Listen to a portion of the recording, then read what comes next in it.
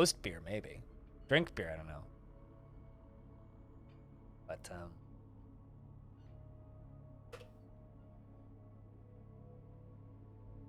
time to dive in. I got the Future of the Fortress video done, which came out this morning. Somebody asked me to do timestamps, and I'm like, it's funny, like, each one of those, like, I'm getting slightly less lazy and putting slightly more time into them. The first two that I did, I was pretty lazy, but, like, I still put a good amount of effort into them, and now people are like, hey, can you timestamp these? And I'm like, yes, that's another 20 minutes. Okay. Guess I can timestamp these. That's kind of where I'm at right now. Eventually, by the end of... In a couple of years, those are going to be a full-blown production by the end of them.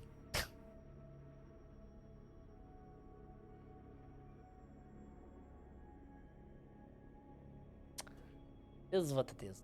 Anyway, so currently, we're in early winter, 22nd of Moonstone 351, meaning the fortress is 346 years old. The living dwarves in the fort are, we had to expel some yesterday, but the living dwarves in the fort are Pilot Vimamel, Quiveneer, Nanochip, Diamond Destruct, Dragon, Sideways, Rory, Axon, Don Caribou, Zindros, Stone, Massive Ghost, Knowles, Jimmy Tibby, Blue Water, Defcom, Zetsuki, Laggy, Team Xeno, Do It, and LaFonda, Volleylol, Bellinaire, Cucumber, Space Weeb, Bastet, Disco, hi Disco, by the way, Arch, Whitcoat, Lumpy. And I would like to shout out that there are some people who have been commenting on the VODs for this series, that me reading out the names is their favorite part, so I have to make sure to not miss that, because I missed it in a couple. But we just had Blue Space Weave make us an artifact. You just Mestos, I think. Yesterday's stream was super weird. We got started 4 hours late. Like, it was... Yesterday's stream was weird, but it turned out. It went well, overall, I'd say. But it's cold. Too cold to brew beer? You need beer to brew beer. The beer to keep you warm and then make you brave enough to brew more beer. It's a self-fulfilling cycle. But currently, we had to expel Chocobo and Seeker just due to them constantly tantruming. It was like, I can't even handle it level of tantruming. The problem is we expelled one of them before they did their prison sentence, so there's just like this disorderly conduct charge here that I can't get rid of. The population of the fortress is 28 right now, and we need to get it up to 30 again. We do have a problem, though. And the problem is I built this tavern fountain device. Issue is the tavern fountain device decided to freeze, so I've got all of this like hanging ice here. I have no idea what the fuck's gonna happen when it starts to thaw, so we're gonna have to vacate the tavern when it starts to thaw, because there is a chance it could just like punch a bunch of holes in the floor, kill a bunch of people. So when we get to springtime, we need to move people out of the tavern, and actually maybe use the emergency bunker in case of hidden bunker. Maybe we'll just use that for all it melts. I don't know. That, or I could like try and dig it all out, which could also be fine. I hadn't really thought of that. Are these walls? Yeah.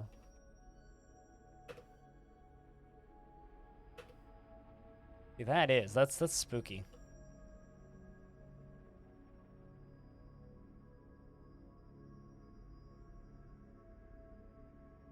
Yeah, that's what concerns me. The fact that they can dig through it. But anyway, that shit's spooky. I don't like it. We're gonna have to get out from underneath that.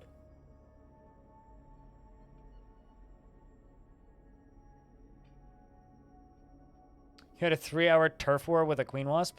You know queen wasps can't sting, right? Also, was it a queen or a mud wasp? Mud wasps are actually terrifying looking, but they can't actually sting. They can only bite. Mud wasps don't have a stinger. And that's the case for most queen wasps as well. Most queen wasps are actually quite harmless. Compared to,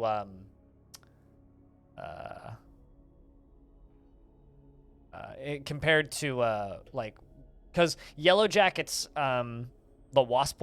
I'm going to show some pictures of wasps for a second here. So if you're scared of bugs, close your eyes until I say, you can look again. Okay, so maybe minimize screen. But mud wasp. A lot of people confuse queen wasps with mud wasps, which are these guys. They are kind of horrific looking. They are huge, but they can't sting. They have no stinger. They're just terrifying looking and super fucking loud. And the reason people confuse them with queen wasps is they're solitary wasps. They make these little tubes out of mud like this, and then they fill them up with dead spiders. They kill spiders, and they fill it up with dead spiders, and then they lay their eggs in the spiders, and the babies eat the spiders. Yeah, dirt daubers, or dirt dabbers. But yeah, they're neat. They're neat critters. They're also pollinators. They pollinate flowers.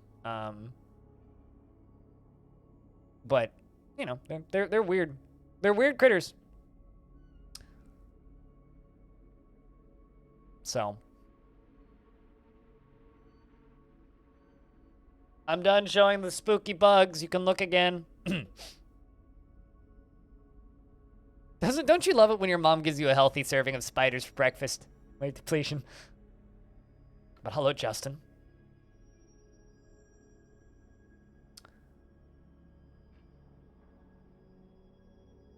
What is the most spooky bug? I'm gonna show a picture of spiders. If you're scared of spiders, look away. All right, you have 5, 4, 3, 2, 1. That's a demon orb weaver. It's just a orb weaver spider, but it's a demon orb weaver.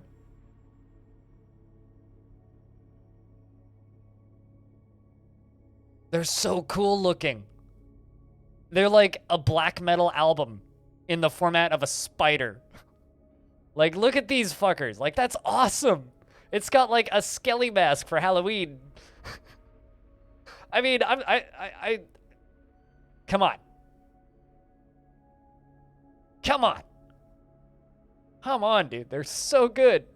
They're awesome. They're just a normal ass orb weaver. Like, they are not poisonous. They are harmless. They just look really scary. It's all posing. All right, spider picture's gone. It's safe, chat. The yellow one looks like a Pokemon. Yeah, they do kind of look like Pikachu. Yeah. But no, I mean, obviously the scariest spiders are like just the really big ones. I mean, like fucking bird spiders. We get black cave spiders here, which are like this big. And I actually had one in here once, and I very carefully got it in a jar and got it outside because they're not super common. And like, if you see one, you probably shouldn't kill them because they are very delicate. They don't bite, but they are massive and they move in a terrifying way. And I'm not squeamish around spiders at all, but I don't like them to touch me. So if I'm like barefoot in a room and a big spider runs into the room, it's like, oh, okay, gotta lift the feet up. You know what I mean? But I don't hate spiders. I actually quite like spiders. I just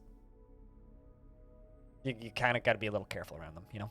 Floor is lava. Basically, floor has spider on it. Basically, his floor is lava. But yeah, I don't know.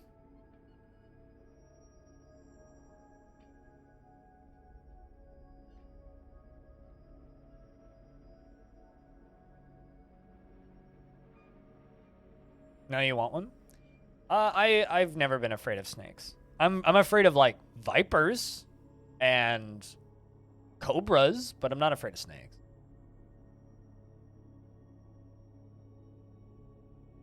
Let's not talk about parasites, Beerman here, because I will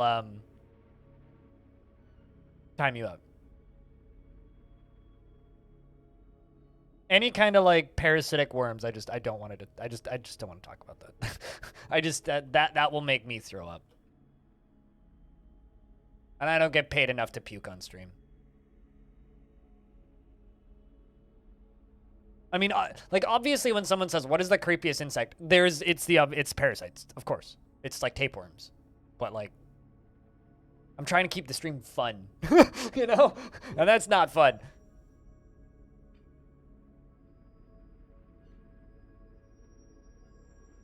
I learned about a fungus that kills fruit flies by making them horny. Can you pay me enough to puke on stream? No. Unless you have like 50 Bitcoin that you want to give me. And I don't mean $50 in Bitcoin, I mean 50 Bitcoins. Then we'll talk. I'll send you a private video. But outside of that, no. That's my price to puke on stream.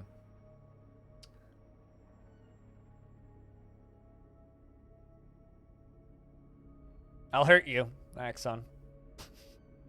I'll hurt you. That's too rich for most people's blood, which is why you can't pay me enough to vomit on stream. Even dangerous spiders are pretty doofy when you get to know them.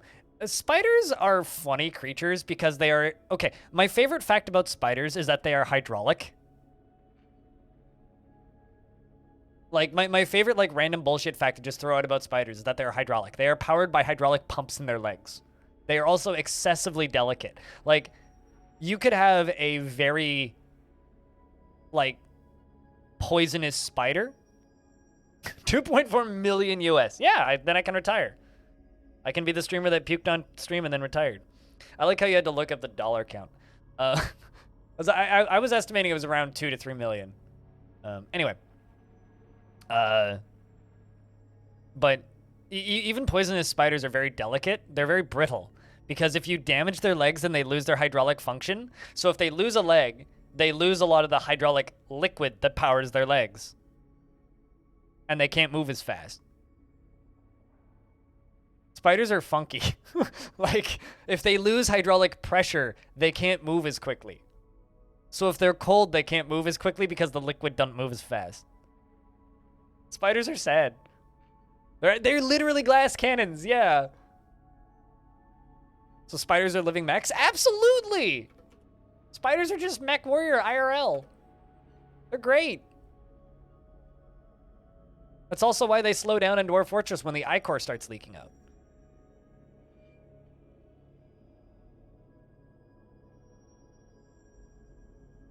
Yeah, because they suck all of the liquid inside of the leg out back into their body, block the thing, and then amputate their own leg. It's crazy.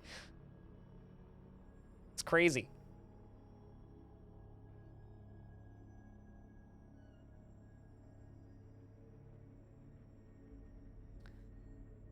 Oh, you kept Black Widows?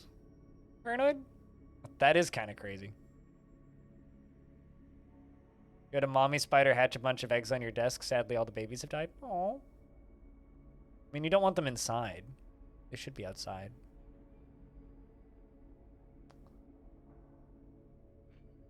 Alright, so we're going to have to get the dwarves out of here first of spring.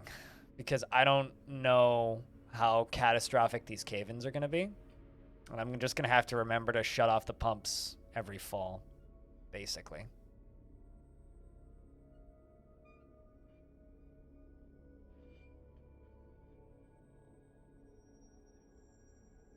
That is kind of crazy. Okay, very. Here, I don't quite have that, Cuglorf, but I do have a bunch of orb weavers who live out on my porch, and every year there's a spider that'll cover the entirety of my sliding glass window on the left side, so not the side that I open to step out, but the right next to it. They cover that with a web. There's usually one in the rose bush right across from my garden, and one across the giant black area. There's usually 3 to 4 of them. They almost always lay eggs, and I always see those eggs hatching in the spring. And it's kind of neat because I've just got like multiple generations of these orb weavers that live on my porch. And whenever they come inside, I very carefully pick them up and put them outside because they're harmless and just big, scary looking spiders that catch flies.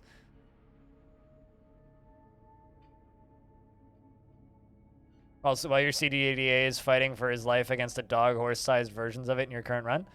I mean, could be worse, right? At least it's not a moose.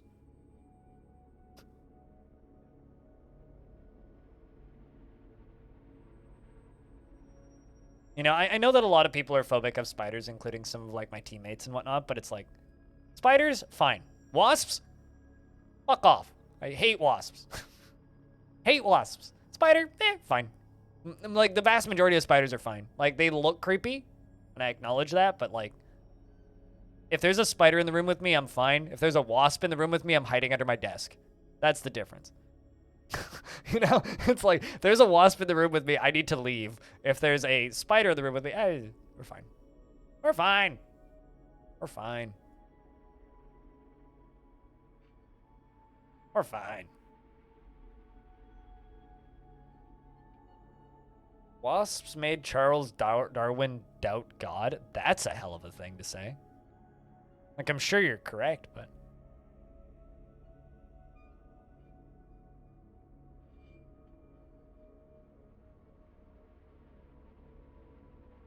Well, they don't need to... Look up how often spiders need to eat. Dwarf. Look up how often spiders need to eat. It's not... Spoilers, it's not very often. I have an eyelash in my eye and it's driving me nuts.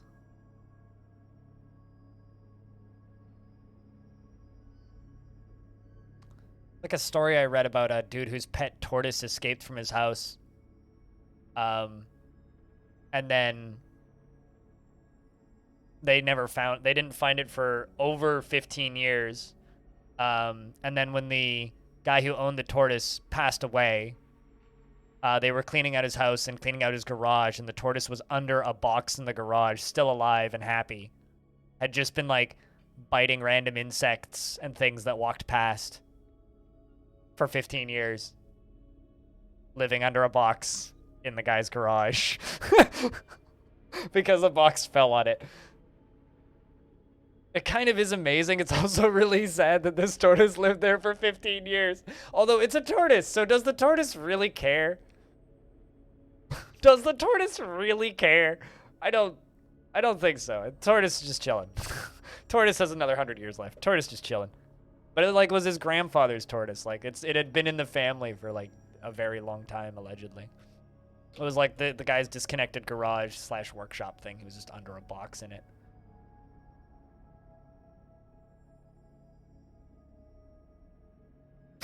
Tortoise is like, ah, fuck, they found me, damn it. It's midwinter. Yeah, it's an old Reader's Digest story that gets recirculated every so often. It was also on the news when they found it.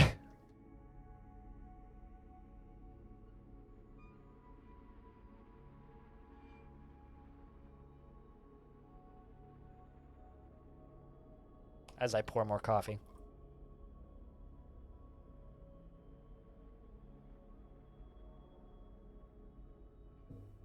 Oh, also, I should set something up real quick so I don't forget. Chat room, next after hours, Jess is going to be hosting, and it's going to be on Friday. We're going to be playing some holiday-themed Gartic Phone.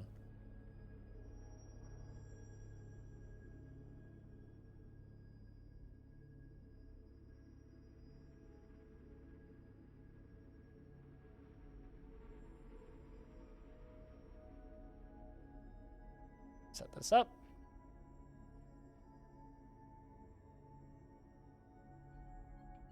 And done. It'll pop up every so often. Wait.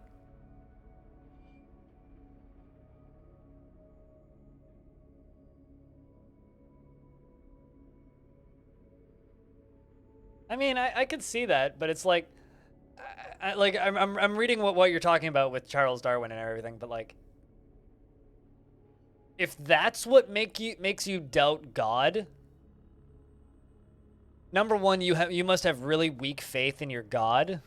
Number two, you're giving people way too much credit for how horrible they can be. The thing that makes me doubt the existence of a God isn't like wasps existing. It's like far darker than that. Like, if that's your biggest problem, your life's pretty good. I'll put it that way. Of course God is an asshole. Christ, he made us. Allegedly. It made us. They made us. She made us? Z made us? I don't even. Fucking creationists.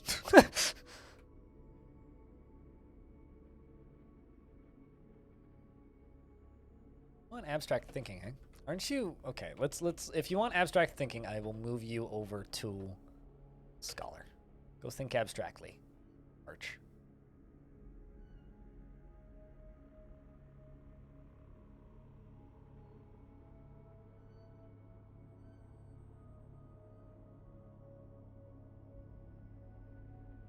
My favorite dwarf in this fort? I don't really have a favorite. And I don't really have a favorite currently. Maybe Lumpy. Because Lumpy has no function of their legs. Walks around on crutches. With spine damage. And hold on a second. Lumpy, are you in the chat right now? I was about to say, and this dwarf is constantly depressed.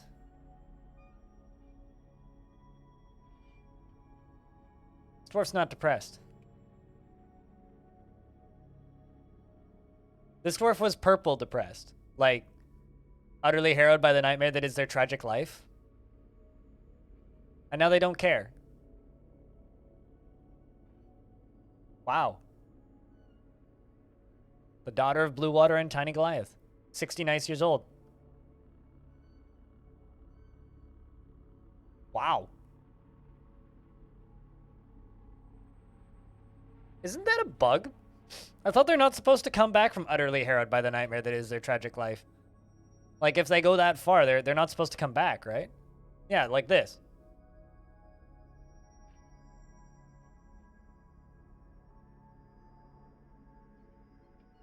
That's incredible.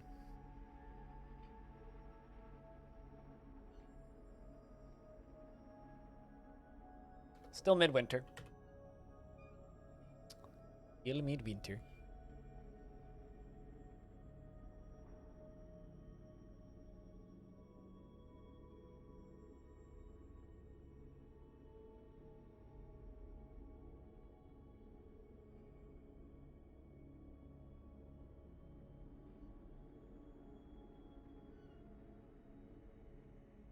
Chat, do you have a favorite dwarf? Either in this fort or any fort that you've ever done? Because for me, it's always like some random vampire that just showed up and wreaked some havoc for a couple of days and then fucked off. Always loved those. Or the first time I had a vampire lasher show up at my fort. Just like glare at everybody. Stones because you're biased? I mean, that's fair. What's your favorite dwarf? Me! Or Mason is always your favorite? You only ever have one Mason.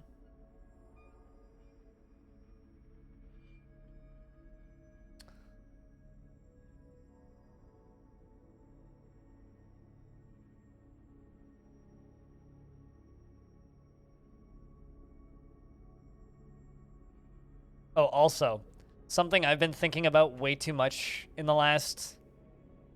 How long have I been awake? 4 hours? Is this? So I read this right when I woke up today. And it's been screwing with my brain since. Because it's relatable on every count. Late winter, third obsidian.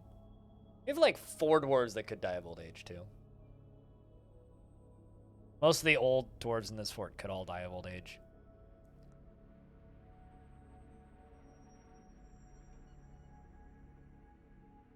Also don't know exactly when this snow is going to melt. So we have to be careful.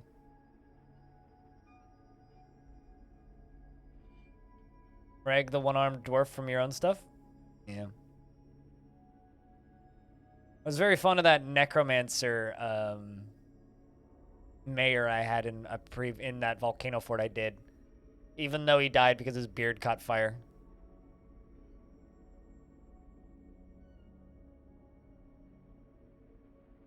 Who dropped 20 Z levels down into the cistern and clawed his way out of it. I can't remember the name of this dwarf, but I had a dwarf that was a hammerer. Who took out an entire goblin raid basically single-handedly. And there was about 200 goblins. Well, it was goblins, beak dogs, and trolls. But there was 200 of them in total. And he basically made them rout by himself and then tripped the trap and got crushed by a drawbridge on the way back. Very memorable.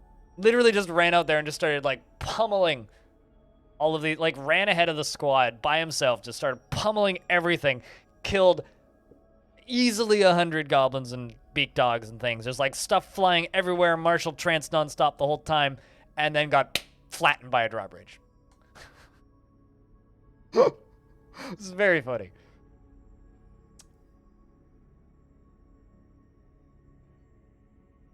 That one will always be memorable.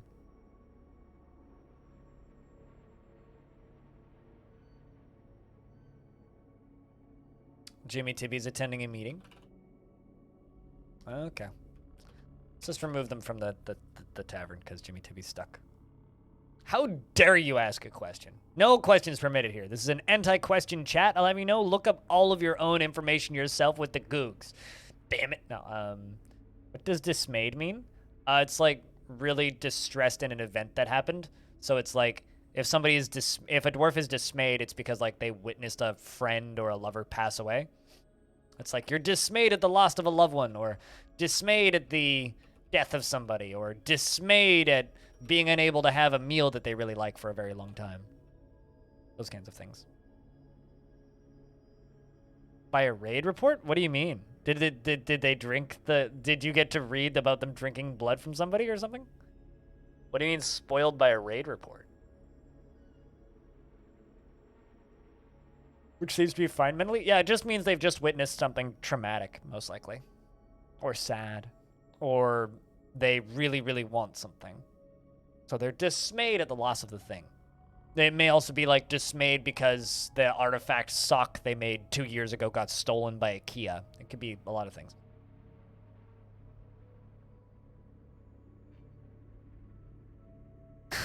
You always have a sweet spot for the dwarves in your forts killing themselves with the help of the automatic garbage compactor? Yeah.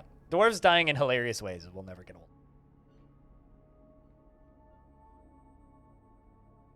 It's like my Halloween fort that I did where I had that one dwarf that was fighting, threw himself into lava. It's like alongside of 2 goblins, like grabbed onto 2 goblins and then fell off the edge and they all 3 of them fell. It's like, well, 2 for 1, but come on, man. Now your adamantine sword is in the lava and I'm not getting that anytime soon.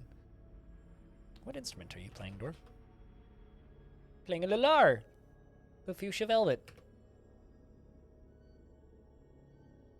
The obsidian lular, a handheld metal stringed instrument, the metal yoke. So it's like a metal guitar, basically. 6 strings, ceramic plectrum, like a harsh metal guitar.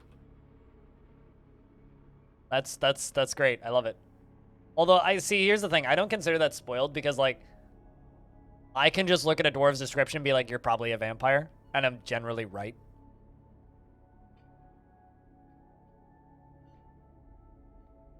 Yeah, I mean, if you look at this part of their thought, it'll literally tell you what they need down at the bottom, in the green and red text. She's badly distracted after being unable to acquire something. She is badly distracted to being unable to have decent meals. She's badly distracted to being unable to have the practice of a martial art man. So this dwarf really wants to practice a martial art. Diamond Destruct, you are in the Eternal Guard. I guess we should just get them to go train for a bit. Because the Eternal Guard wants to train, so thus they must train.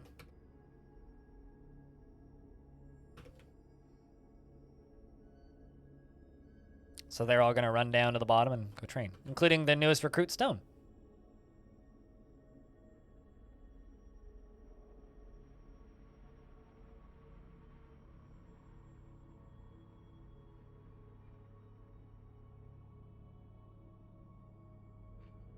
Remember some dwarves, members of the Halcyon team, and they gave orders to engrave some things, and Bellinaire had a brilliant idea to commemorate when he was cursed by some god and turned into a vampire. Really? Oh, that's kind of great. You're just like, yo, dwarves, make a bunch of engravings on the wall. And then one's just like, how about that time I turned into a vampire? And you're like, hold on a second. That's kind of great.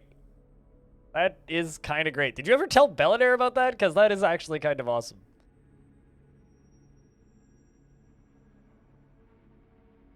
That is actually kind of awesome.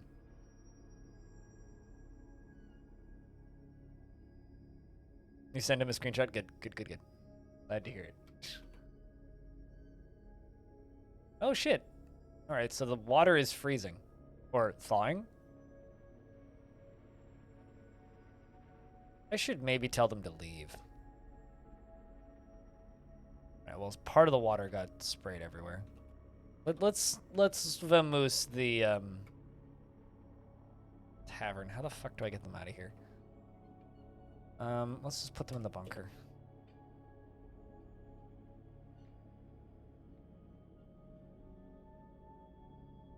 Because I don't know what this water is going to do. We need to spend a few days in the bunker.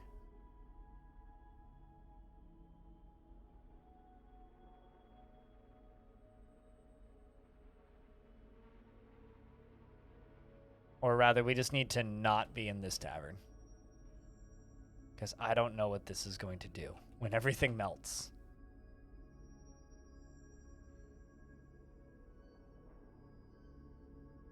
Because it could all crash and burn all at once.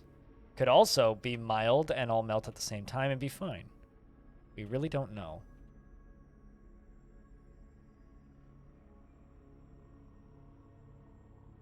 Let's just temporarily make this part of the tavern and temporarily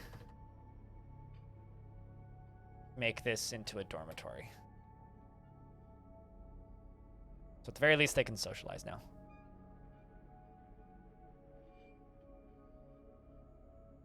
You realize that the magic update isn't for like 4 or 5 years, right? I mean, I can't wait for it either, but like there's no reason to really like get yourself excited for something like that is that far off.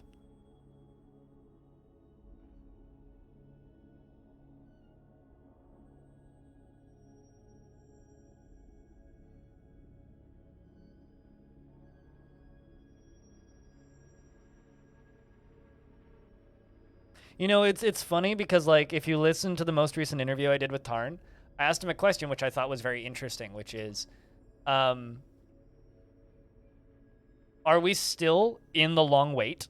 Or is the magic update still the long wait? Because they were talking about the long wait for a while. They were like, we'll finish villains and then there will be a long wait. Or is the Steam version now the long wait? Like, have we waited for the Steam version longer than we are going to wait for the magic update when that comes out? And he estimates that based on how much he's done in the background, we won't have to wait as long for the magic update after the Steam version comes out than we've had to wait for the Steam version. So hopefully the longest portion of the waits are over, which is kind of neat, actually, if you think about it.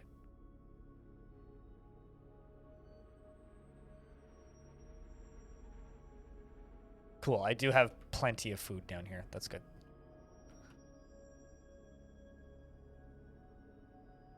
I need to know how bad. Only 2 more years instead of 5. I mean, that's not too bad. I mean, considering like a lot of the myths and magic stuff is like back end stuff that we won't really see. I'm not actually that worried about it.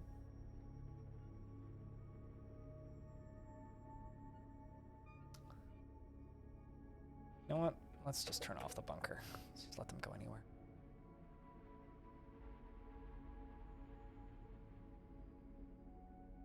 We'll turn it on the 21st of Obsidian.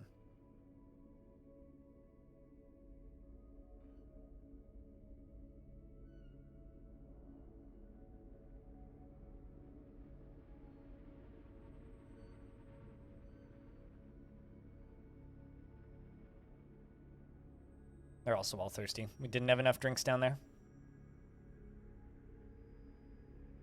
But yeah, I don't know. When people ask me how excited I am for the Magic update, I just, all I say these days is like, I don't get excited for video games.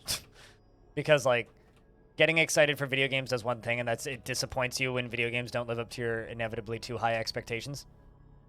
So, that's my take now, is I don't get excited for video games.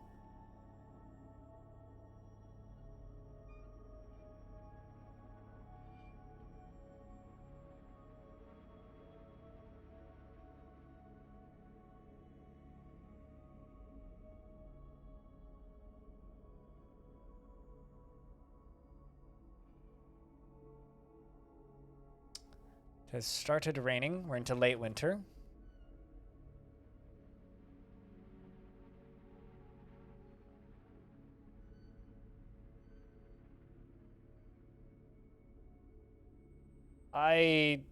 Oh, looks like it's melting. bunch more of it melted. That's a lot of water. I'm gonna have to redo a ton of this flooring. Which kind of sucks, but...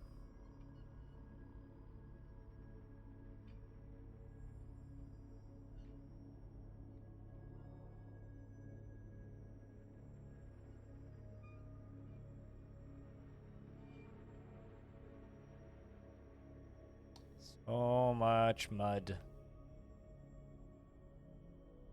Very dirty tavern now.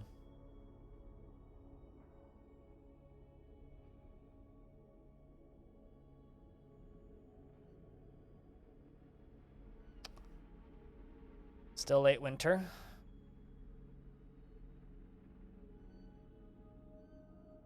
What, not getting excited about things? Erwinlich? It's part of growing up. Is realizing that everything is bad and that nothing will ever actually come out.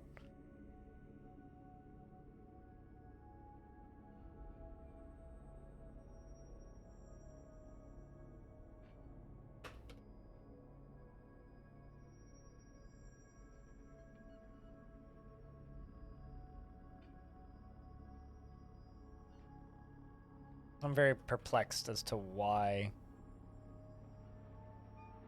to what actually is happening right now.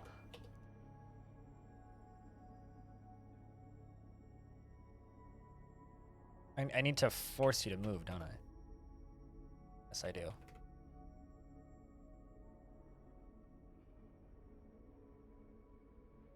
Oh, I see the problem. They can't actually get down. Huh. Well, that's a problem.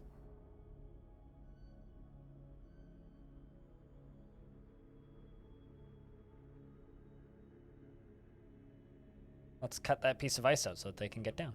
There they go. It's like, why is there a bunch of dwarves up here that are refusing to leave? It's because literally, like, their exit is frozen shut. Okay, then. God, I'm so nervous about this.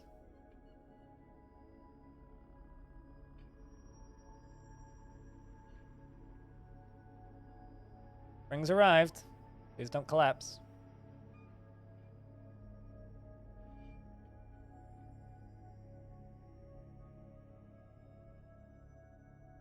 What game, Sebastian? Seems like poorly designed achievements. That or like you got the achievements in the demo and it credits you and moved your save file over, which is neat. Can I heads up chat, investments are open. You want to invest your tickets?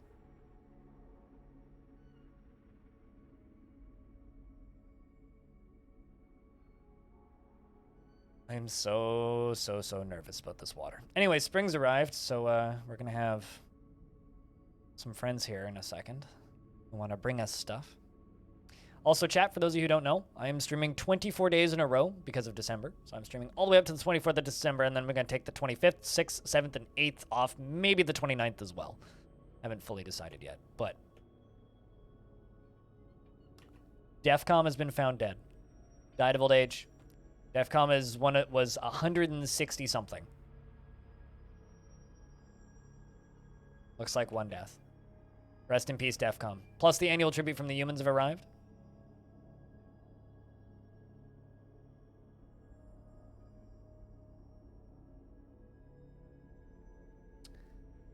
The annual tribute and Defcom. That is an interesting route to take to the lower floors, Dwarf.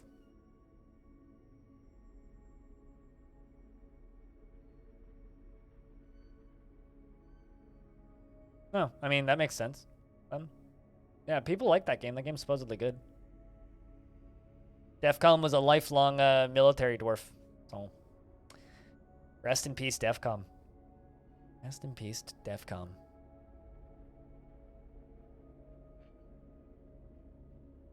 Also, tribute is being unloaded. Well, that's an easy one. Go get him.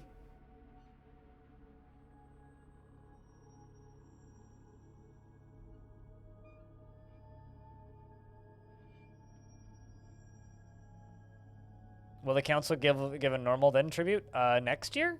I mean, that's not until fall, right? But we'll see. I'm assuming you got it, Stone, so...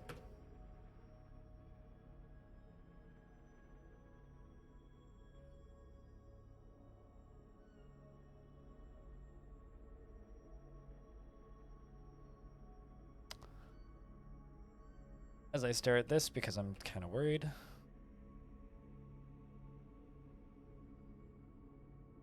You're just thinking? I mean, fair enough. I'm going to have to remember to turn off the pumps next year. Before winter happens. So that the water doesn't freeze inside of this thing.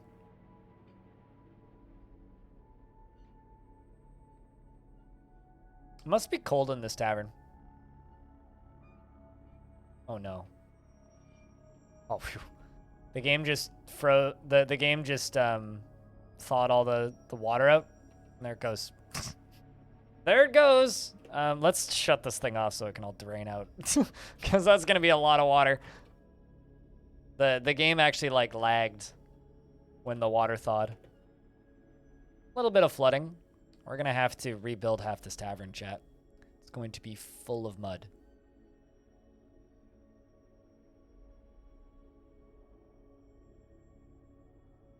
Fortunately, I don't see anybody who's drowned yet, so that's good. And if they do, we can unlock a door. Let them get out. Well, at the very least, it didn't collapse. It just went sploosh and flooded my tavern. All right, well, that's pretty good. That's a lot of tavern flooding, chat. Glug, glug, glug, glug, glug. Which means we get to redo all of this flooring. One tile at a time.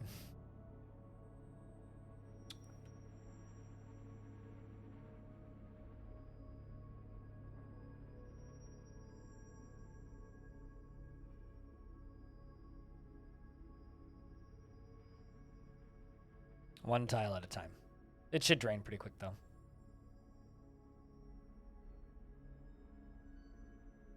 This year may be the 3-page tribute year. I hope not, for your sake, Stone. A disaster like that is always an awesome excuse to remodel. You can't tell how much water that is. It's already evaporating. It was barely a single level. I don't like the number display for water. Find it kind of silly. But it's not that much. Very little. It's only a matter of time. Like I said, I hope not. Getting another phone call. Here be.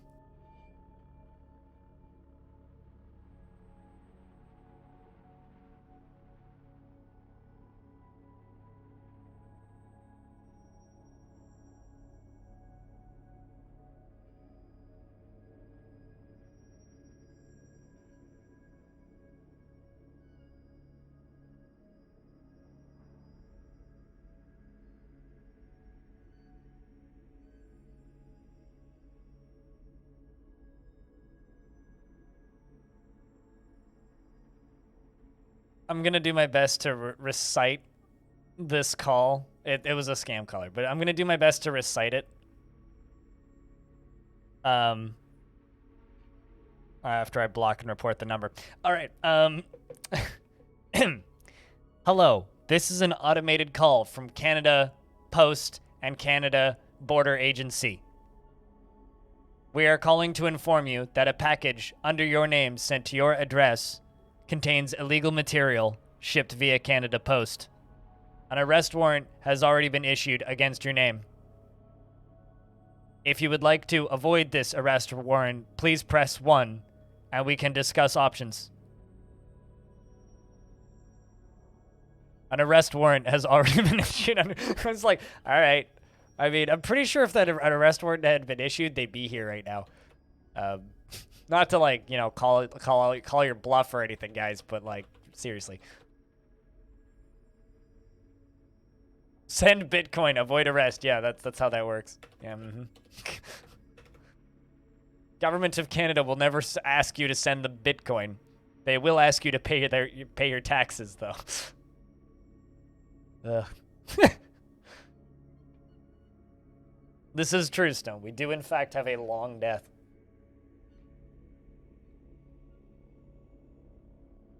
We do, in fact, have a long, long death. Anyway, so that was amusing. Whenever those happen, I'm always tempted to, like, unmute them. And just, like, put them on blast, but I almost never do. I do sometimes, but I should do that more. Because it is very entertaining.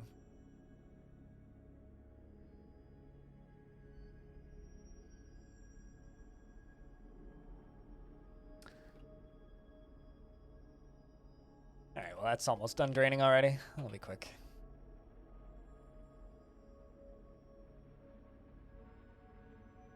Are they trading cards for billionaires? They're very expensive virtual deeds. If you know what a deed is, then you'll understand what it is. I think it was Wave Depletion who described them that way. That's a good way to describe them. It's basically a very expensive virtual receipt proving that you purchased something.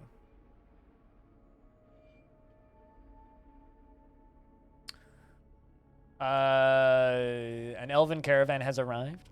I mean, I actually thought about minting NFTs and selling them as merch for my stream. Kind of as a joke, but I eventually decided against it.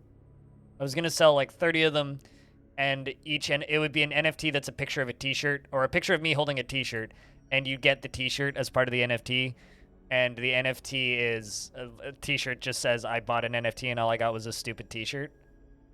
That was my game plan, but I decided to not. I was like, you know what? I shouldn't take part in things I vehemently disagree with. It does have, like, verification usefulness and is very interesting, useful technology, but the way it's currently implemented is silly. That's all it is. It's silly. It's, like, the worst possible use case for an interesting piece of technology. And it is interesting technology.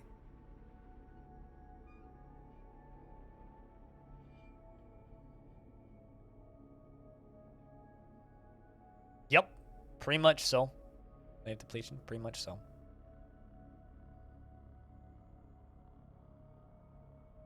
Also, Arch is throwing a tantrum.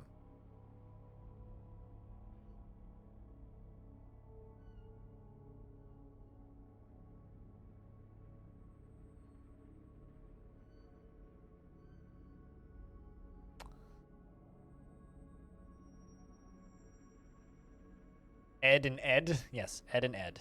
Ooh, you knocked a tooth out. Of Don Caribou. Who's this?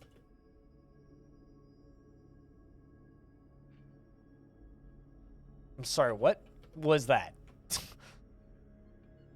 That's a spattering of dwarf blood and Don Caribou's tooth.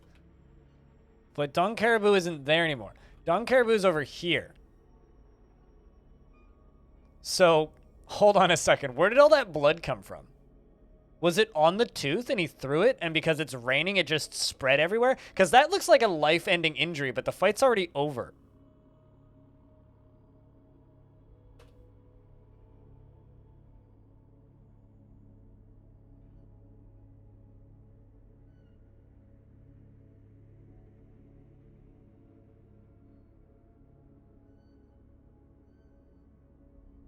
He's not there, though.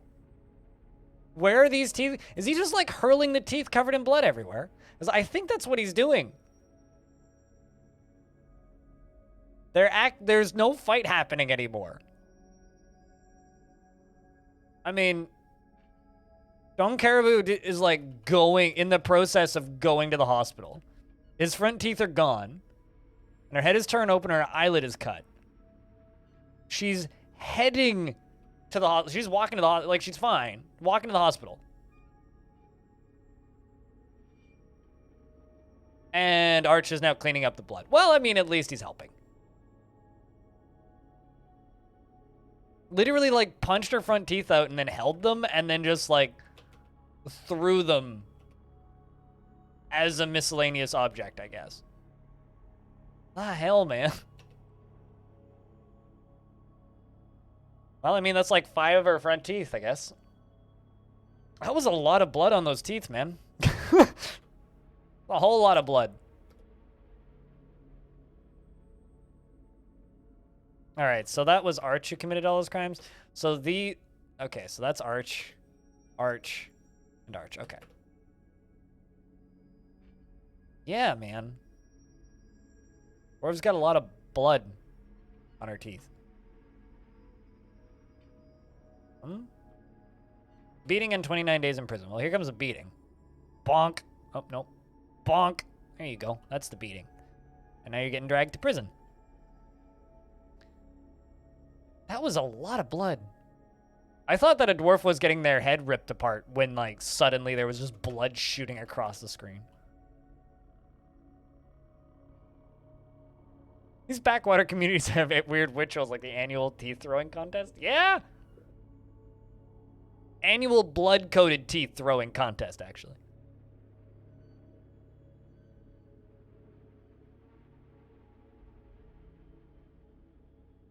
All right, let's see how you enjoy being in prison. Repentant! Hopefully it's helpful. Hopefully it's helpful. It only cost one dwarf's teeth. All right, well,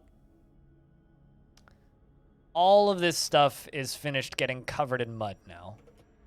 Meaning I can deconstruct one at a time all of this crap.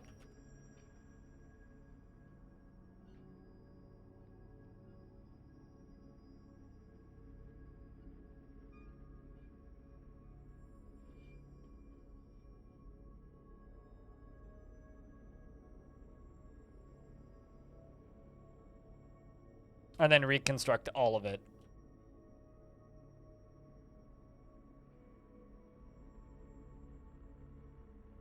Yes, that can delete later. I literally put delete later on that lever and then never deleted it. Just kind of left it there. I was like, Obsidian crash, delete later. I was like, all right, well, I guess I'll delete that later. And then I didn't delete it later.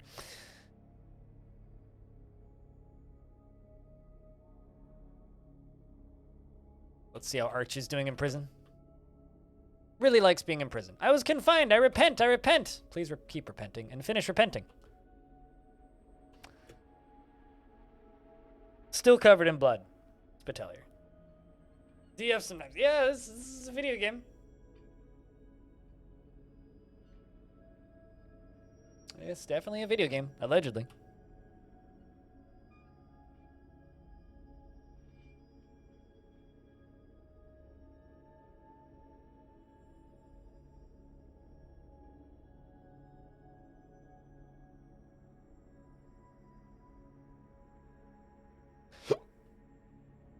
Hey, Anton. What are some of your favorite work in progress storytelling feature? What do you mean by work in progress? Everything in Dwarf Fortress is work in progress.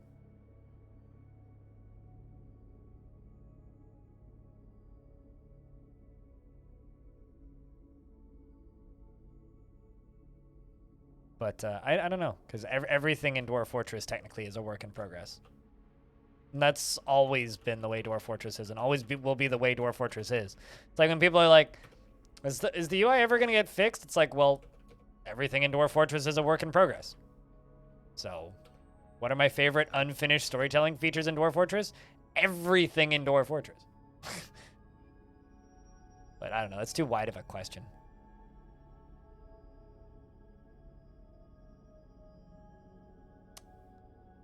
I don't know if I could actually give you an honest answer in regards to that.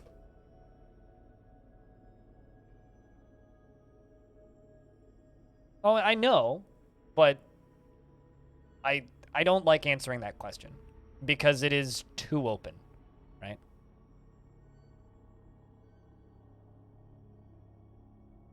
It's like an unanswerable question. And I don't like answering those sort of pie in the sky unknowns because, like I said, they're too open.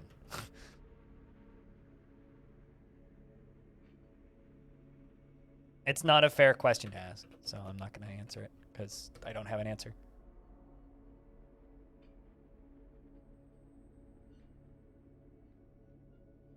Because the answer to that question is just everything in Dwarf Fortress. Because everything in Dwarf Fortress is unfinished. And I was also just talking about earlier how I try not to get excited for anything in Dwarf Fortress because it is all so pie in the sky and it is all so unfinished and it is all so unknown that, like, I can't realistically get excited for anything. for Dwarf Fortress, because I'll just be constantly sad that features that I want are not finished.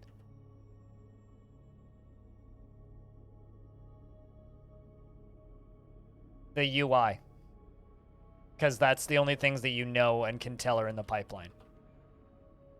Like, I tell people this sometimes and it makes them mad, but Dwarf Fortress has a lot in common with No Man's Sky. The creator of it says things and eventually makes them happen. The difference is No Man's Sky had a big marketing budget behind it, and then when it disappointed everybody, it was obvious. Right? With Dwarf Fortress, if Dwarf Fortress had as much marketing behind it as No Man's Sky, it would be the exact same thing. If they turned around and like sold Dwarf Fortress for the first time with all the promises that there currently are for Dwarf Fortress, with the same expectations as something like No Man's Sky, it would be the exact same situation. The only reason people give Dwarf Fortress a free pass is because it's free. Right? So, I don't think that's something that we as a community should gloat over, because it just makes the game look bad. Enjoy the game for what it is and what it's currently capable of creating, not what it might become. Because if you look forward to what it might become, you're going to be really fucking bored, because it's going to be a long time. So if I just sit here and gloat over features that are 6 months, 2 years, 4 years, 8 years down the line, I'm just going to be an eternal hype channel instead of showing what a cool game the game is right now. And I don't like that. Yeah, no interest. This is probably a much more roundabout answer to that question instead of just being like, magic, blah! But, you know, here we are.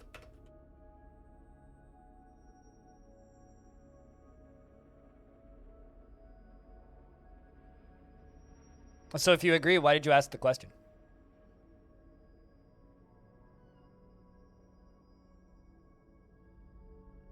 Because you still asked the question in the first place. Or do you agree because you'd never thought about it that way?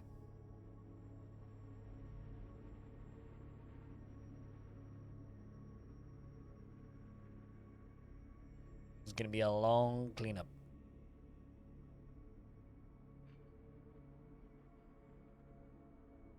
I kind of wish there was like a remove mud command.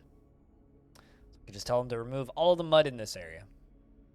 Clean it up, but unfortunately it no exist. So don't update DF, make a new install. I have like this is what my Dwarf Fortress folder looks like.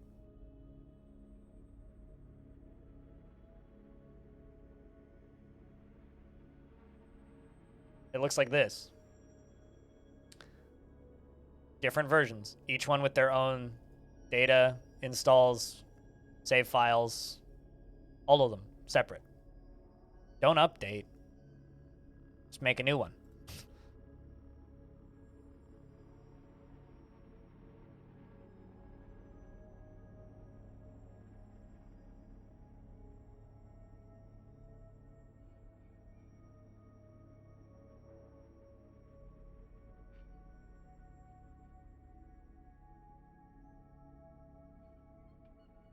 Because it's just plain silly to, you know, do it any other way.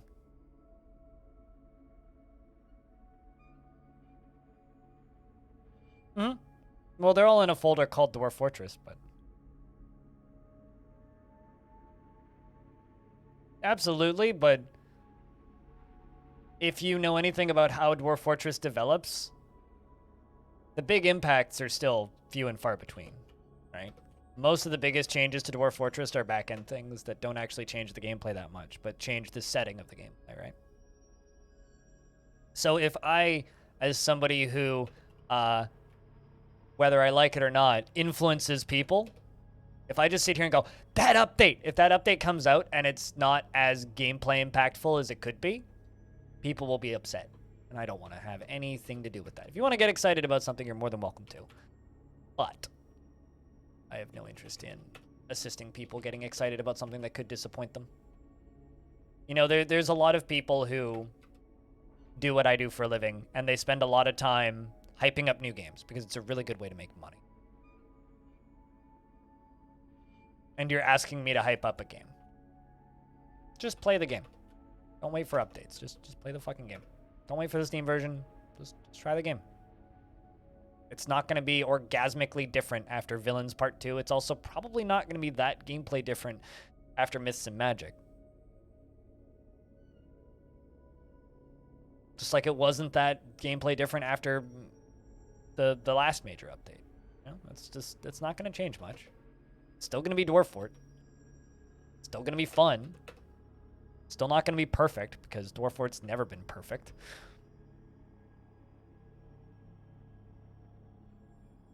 If you're waiting for some game-altering update for DF, you should be playing a different game. Hey, listen!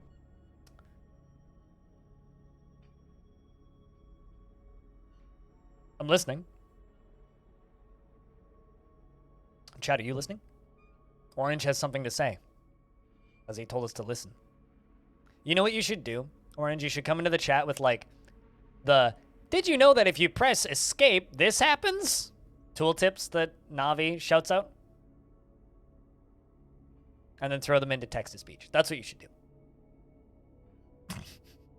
Just make chat really mad at you. It's good to see you, Orange. How you been? Happy fucking Monday. Hope your Monday's been swell.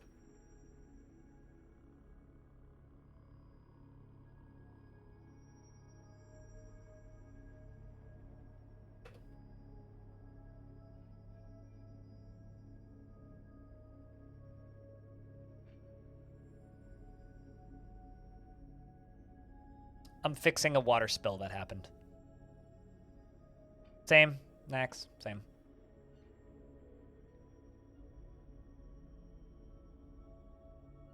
You just love thinking about mechanics and programs in this game is nice to discuss. I guess maybe then it's about wording, right? Because, like...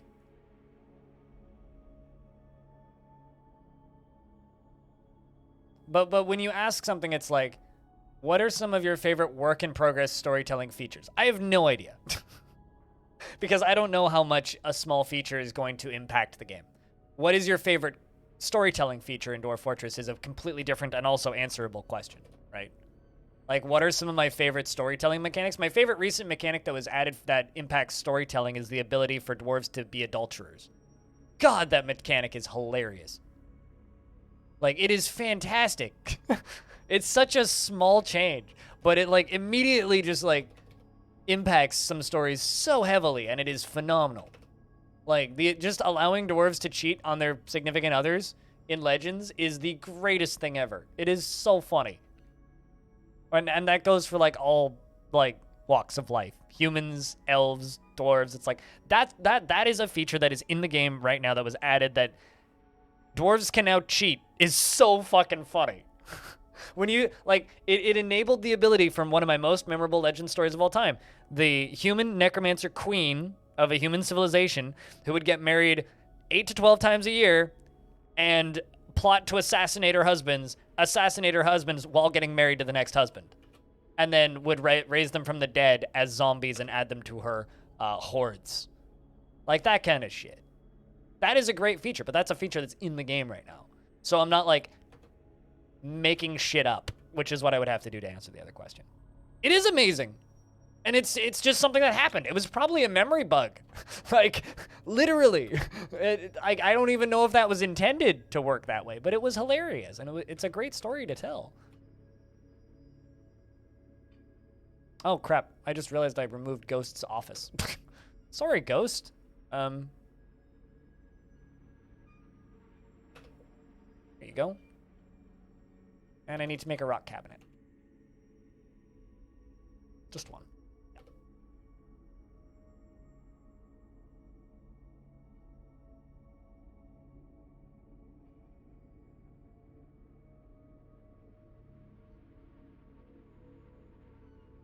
We have to remove all of these tiles one at a time.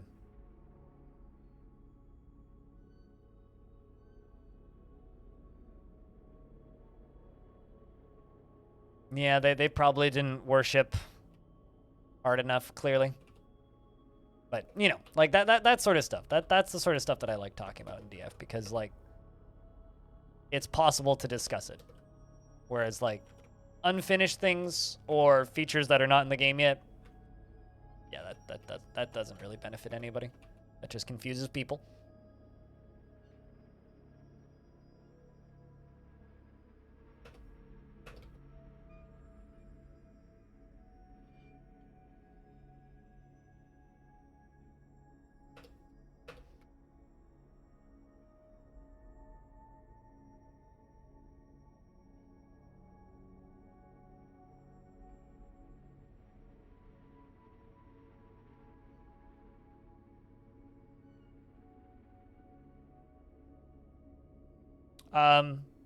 Well, I mean, I don't use DF hack and I don't use lazy noob pack.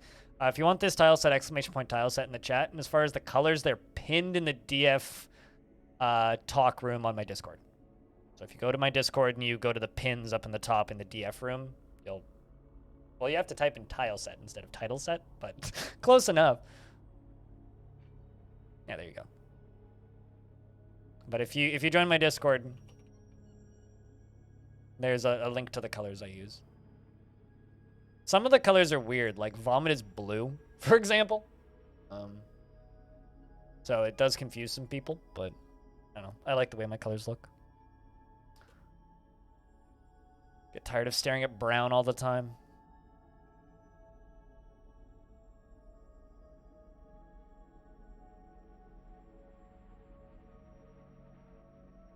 Yes, but asking me about features that aren't in the game yet is the biggest unknown, Anton, because features that aren't in the game yet, I have no idea how they're going to interact with the storytelling in the game. I have no idea. So that's just me speculating, and Tarn does enough speculating by himself. I don't need to do that for him. But Tarn's speculations are probably more accurate than mine, too.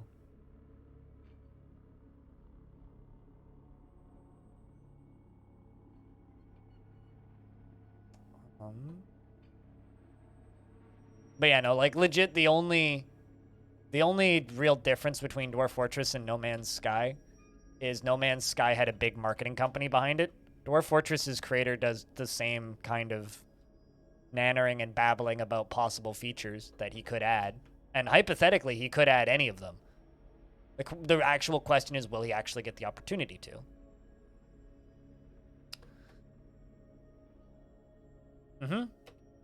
And he said that he was expecting you to pop out of the wild and take first place earlier. And I said he wasn't online. And he goes, phew, I have 20 minutes. I don't know if Rory is even here right now. Rory, are you here? Your nemesis arrived.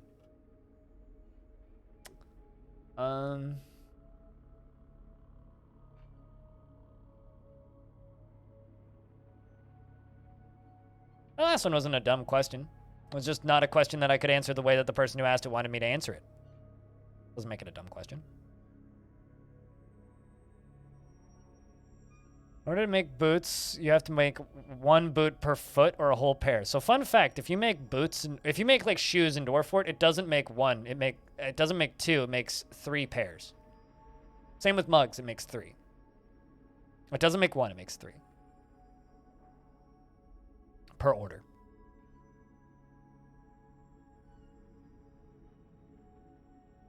The hotel work? Why are you in a hotel? What? Are you like working right now, or are you talking about like to come to Vancouver to see a show? Because I'll be honest, if you're coming to Vancouver specifically just to see a show, you've come to Vancouver for the wrong reasons. Like, don't come all the way out to Vancouver just to hang out with me and see a show. Like, that's a waste of your money. Flat. It's a waste of your money. I am way more boring than you give me credit.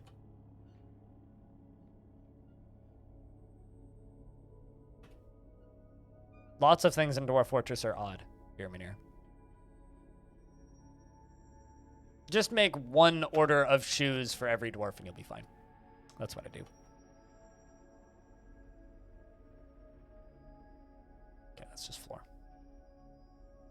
You want to sue Vancouver? Well, that requires lawyers. And I can't help you with that. But seriously, like, just don't bother. Wait until you're here for some other reason.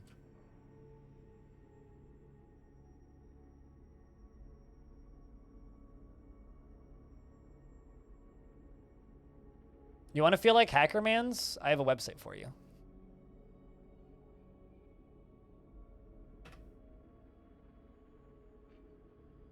I need to make this screen full screen. F11, and boom.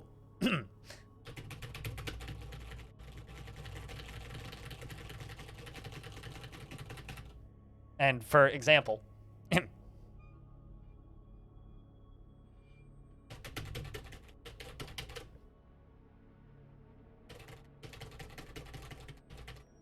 the best website. Eventually it turns into an Amazon referral link. If you type long enough. It's, here, I'll give you a link. Hackertyper.com. You just smack the keyboard and stuff happens. It's a great website. Literally, yeah, you just play the keyboard like Mongo Cat and things happen. It's a wonderful website. I know two different game developers that have used it as their, as part of their trailer. It's a great website.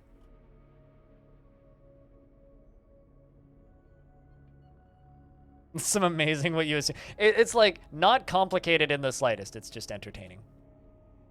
And things don't always need to be complicated to be entertaining. Repent. Hey, Arch is no longer depressed. Excellent. So knocking a bunch of people's teeth out and getting thrown in prison was a good thing for you.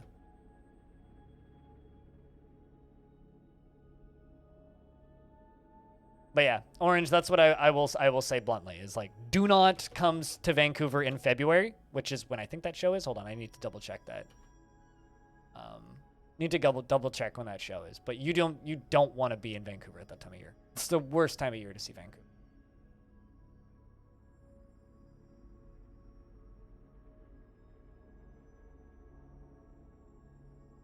March. Yeah, you don't want to be in Vancouver in March. That is the worst time of year to, like, January, February, March is the worst time of year to see Vancouver. Late April at the earliest. It'll be gray, rainy, and cold, and unpleasant. You're not going to want to go outside. Half the shit's going to be closed. Like, it's not the time to see Vancouver. Like, I'm being completely honest with you right now. Like, I know that, like, you mentioned a couple times that you'd come to Vancouver for work. If you have the opportunity to drive out here for work, do it.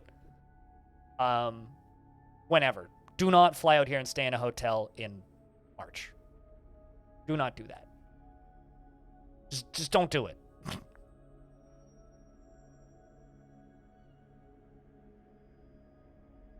Just don't do it.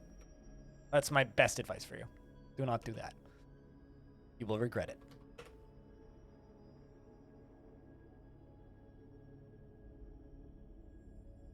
Why is there a memory leak here? I believe it, Aqua. Believe it. Most of C++ programming is staring at code going, why is there a memory leak? What have I broken? Why am I an idiot? Is how I feel whenever I look at any kind of computer code. Why am I an idiot, and why does this make sense to smart people? But yeah, that's why I like Hacker Typer, is because it's getting the cool parts of programming out without having to actually know how to program. I get to just smack my keyboard and things happen, and I feel smart.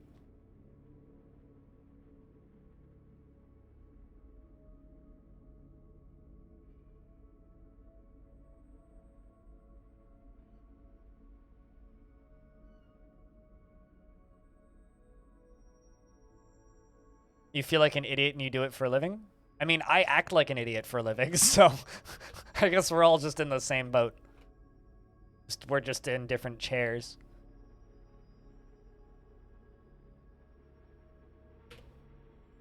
Well, actually, I act like an idiot who tries really hard to pretend to be smart for a living. That's what I do.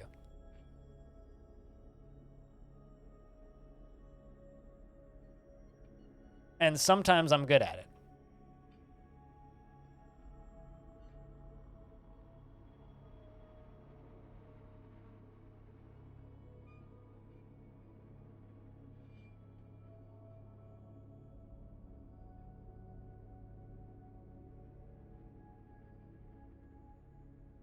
But yeah, if you want to visit Vancouver, I would recommend spring to early summer. Otherwise, it's just going to be unpleasant. Vancouver, unless you go skiing, is a really shitty place to visit in the early spring and winter. And I can't afford to go skiing, so if you want to hang out with me, I'm not going to go skiing with you. I just knocked on a door up the hallway from me, and I just swear to God someone knocked on my door, but it was definitely up the hallway from me.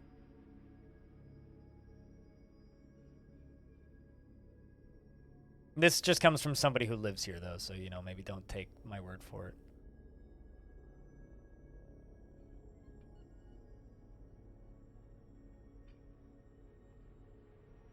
Especially because, like, at the end of the day, remember, we're still in a pandemic, and shit's not normal here yet.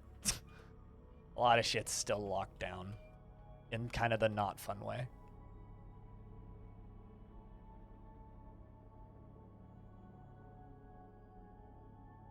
Because, like, when you were talking about shows, I was under the assumption that you were coming out here because of work.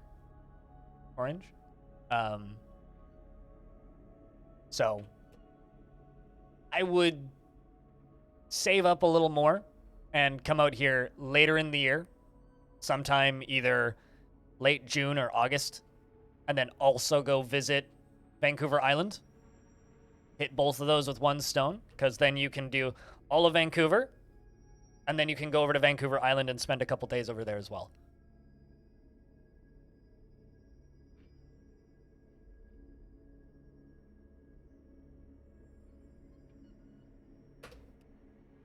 Vancouver Island is wonderful. If you get real fancy, you can take a plane over there. Or you could, like, get on a boat and see some whales. Because usually you'll see some sort of oceanic life on the BC ferries on the way over. Which is a trip that I actively do twice a year during normal times. Go out to Victoria. That's where Northern Quarter lives. And a bunch of people from this chat, apparently. Like, just some old guy. Allegedly is from Victoria. Although I've never seen Just Some Old Guy, because I met Just Some Old Guy after the pandemic happened, and I don't want to go visit people during a pandemic. What year is the fort? I can double check, but I want to say 347. 347, yes. 347 years old. Is this fort currently? Which means we'll probably be halfway done by summer.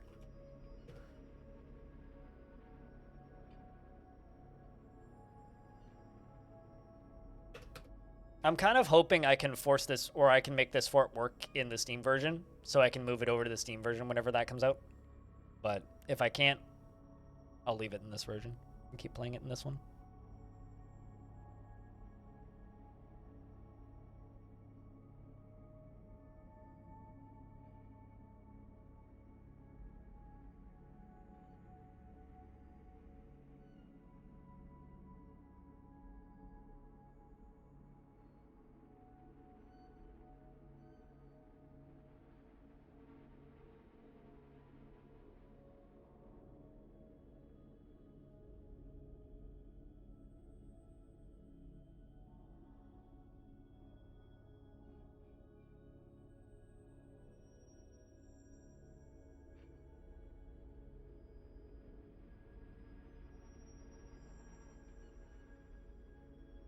Limestone, mudstone, no. Why do I have such a hard time finding nice? Where are all my nice people at?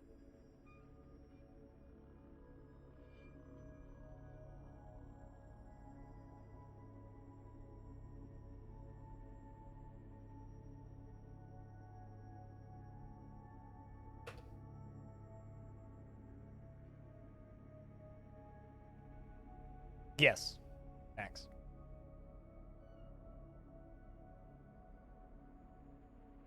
Most people cheat with that sort of stuff. But I know one person, not people, one person, one specific person who had a fort that was old enough to raise cave dragons to almost maturity. And that fort was 500 years. And I don't think that there's people who've done that. I know one person who's done that. If there's people who've done that, please do introduce me to them. But I don't believe that there is multiples. There's one person I know who's done that.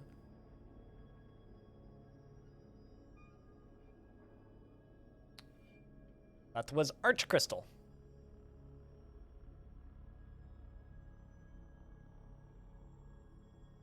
Also, from that same person, I learned that hydras are apparently born as fully grown adults, which makes them a great food source if you can domesticate them. They don't get born as kids. They get born as fully grown, matured adults, which is interesting.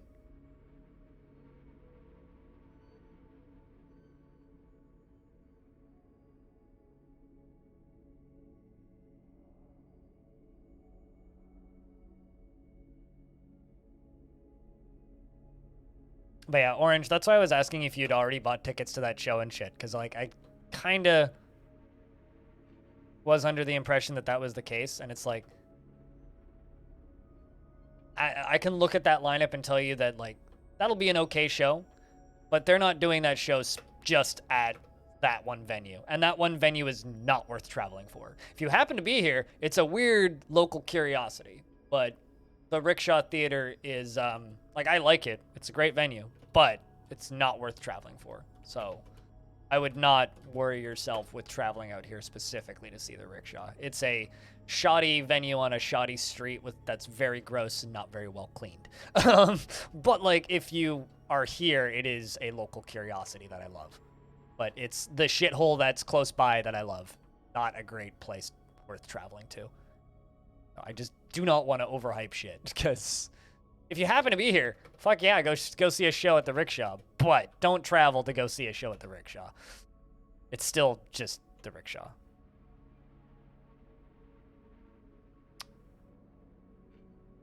What do you mean, and it's still in this version? Max? Like, this fort is still in the same version? Yeah, I haven't updated to the more recent one. The more recent one just simplifies how meals work. Admittedly, the more recent one would probably make my life easier. Oh, that they become an instant adult? Yeah, no. Hydras still become an instant adult. Hydra, there is no such thing as a baby Hydra. There is just Hydra. So, hail Hydra, I guess.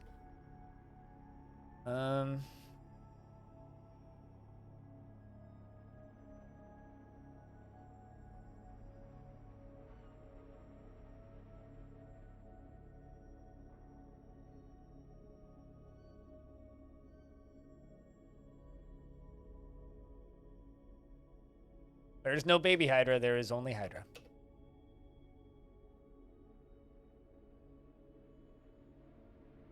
I feel like I probably shouldn't say Hail Hydra, even ironically. Just way too close to not great things. What I do?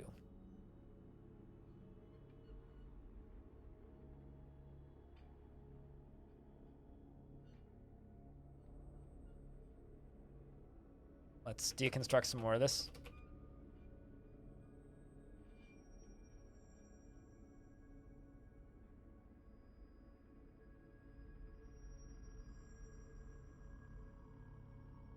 But anyway, how's your weekend been, Orange?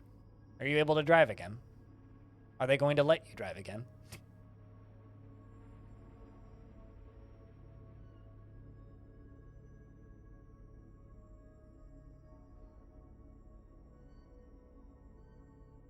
I just saw a Steam page for a game called Never Return. Since it told me to never return, I guess I will never return.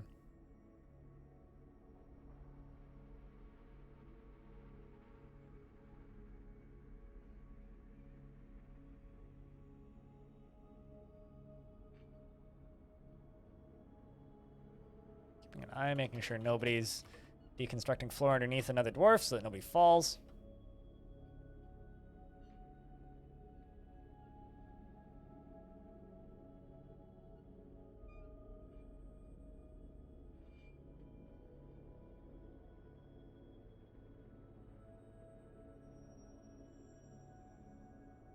$1,900 miles into a run? Hell yeah. Glad to hear that you're working again. How's the thumb? Is it still in a cast? Or is it, like, functional-ish again? And you better not be driving while typing. No typing and driving. Come on.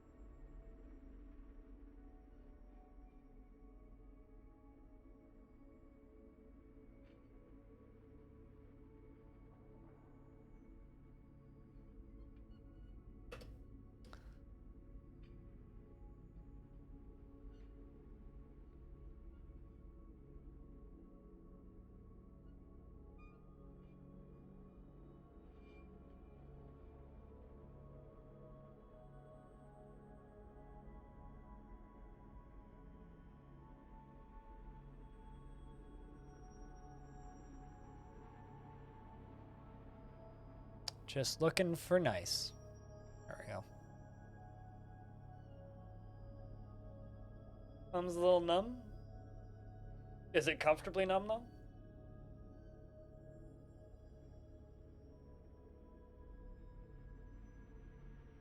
Because I should hope so. If it's not, I'll be disappointed.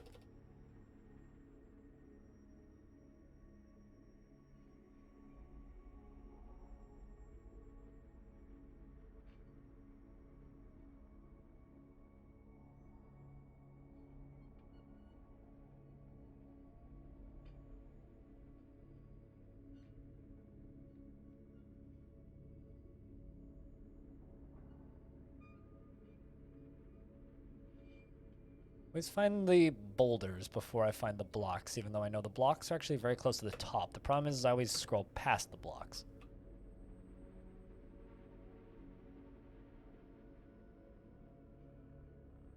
Into late spring. Working our way through this crap. You're only comfortably numb when you're on the dark side of the moon. These references are too deep. I don't get them.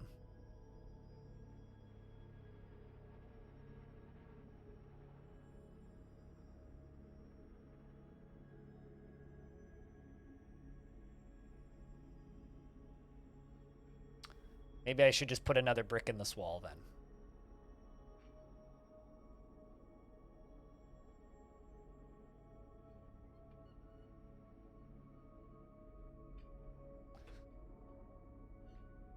Had to remove that because the dwarf was standing right where Ask was getting done.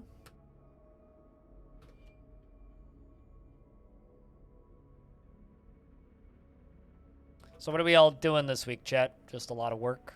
It's weird for me to stream on Mondays. I had to remind myself a couple times today that it's Monday and I'm streaming on a Monday. I had to remind myself a couple of times of this. I was like, Monday, it's Monday, it's Monday, it's Monday, it's Monday, Monday, it's Monday, it's Monday, it's Monday, it's Monday, Monday, Monday. Retired Navy vet. How are we? It's good to see you. You get the rest of the year off? Oh my god. That sounds so much longer than 3 weeks. Like, you could just be like, yeah, I'm getting like the 2 or 2.5, 3 week vacation. Or you could be like, I get the rest of the year off. I'm looking forward to my stream on the 31st. I always like streaming on the 31st. 31st is like, New Year's is like my favorite day of the year to stream. I'm just going to do like a 12-hour stream of getting over it and it'll be great. We can get over 2021 together. Oh no. Well, I mean, glad that your grandfather's no longer sick, I gather? But, hell yeah. It's good shit. I try to visit my Oma as much as possible.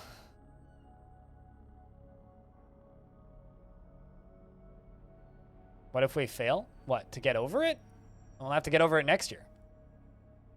Naturally.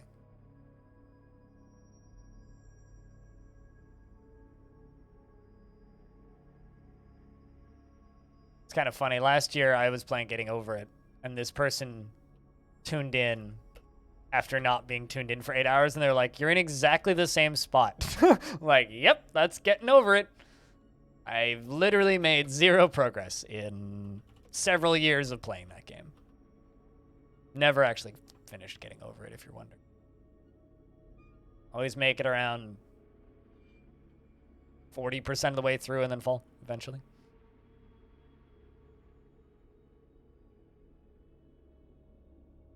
And then right when I'm starting to feel like I'm getting good, I fall. Okay. That your deadline tomorrow got canceled, so I guess you won't have to explain to your teacher that you're not actually that I am be late and actually look like a good student. What's your deadline? What do you have to have done? So here's the actual question. Are you going to be ready for the new deadline? Or nah? Because if you're going to be ready for the new deadline, then you could be like, yeah, I'm a good student. But if you're not ready for the new deadline, then you're still back at square one. Well, I'm over it, but I'm not going to get over it, if that makes sense. I've been over it for a while, and I'm not going to get over it.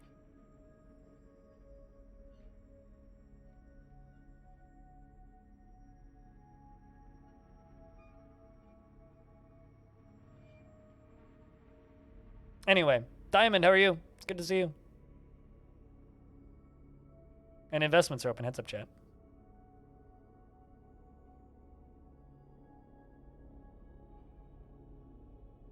Ow?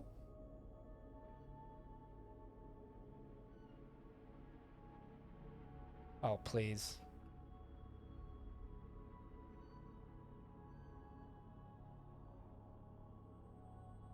I don't think we lost anybody, though.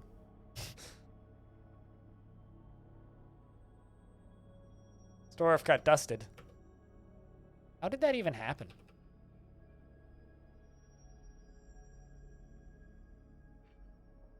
I'm not sure. All right, well, let's fill in this hole and forget that that happened.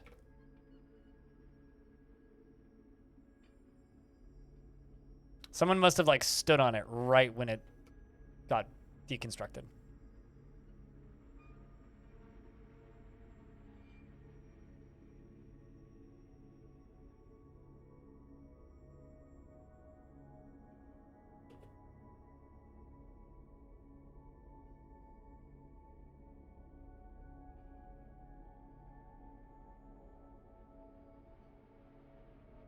Please keep it out of my chat, because that stuff makes me very uncomfortable. It's awkwardly sexual in a way that I do not like and I don't find attractive.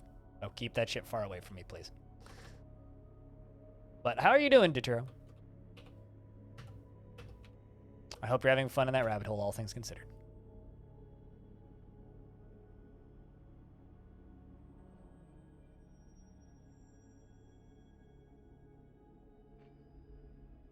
I tend to just fall into the synthesizer rabbit hole and then realize my wallet is a lot lighter. But hopefully I get to then, you know, stream some synthesizers somehow on the channel.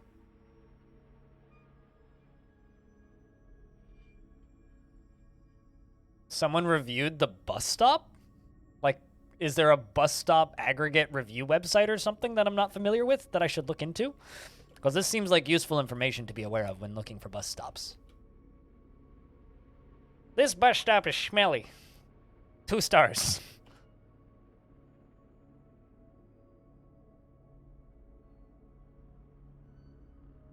For you, not for me. For me, it's scary and distressing. But I don't find the same things that people think are cute, apparently. A lot of cuteness to me is just weirdly creepy, and not in a good way. Also, rabbit hole, I see what you did there.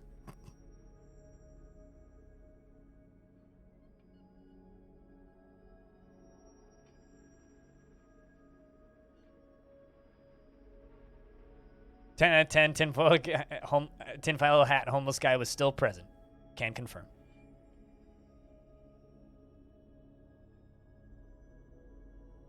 People have reviewed oceans? I just learned so much about Google Maps. Well, it was an incidental pun.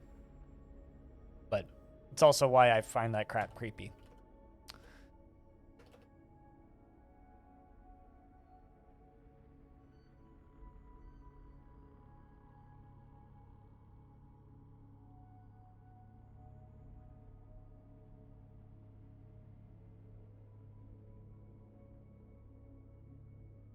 The reason the floor is all red is because I built a fountain and then it froze and then it thawed. And it dumped water everywhere. So I'm replacing all of the floor tiles to fix the floor. Quit making it weird, chat. Quit making it weird.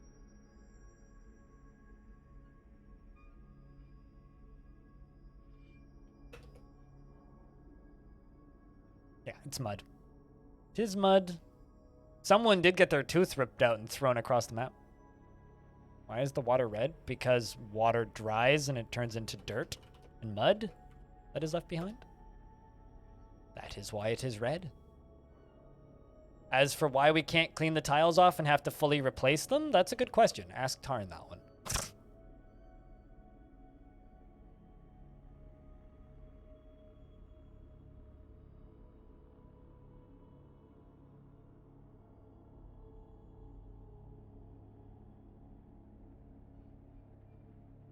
It's like if you take dirty water and you dump it into a room, once it's done evaporating, there will be a bunch of crap left over. This is the crap that's left over.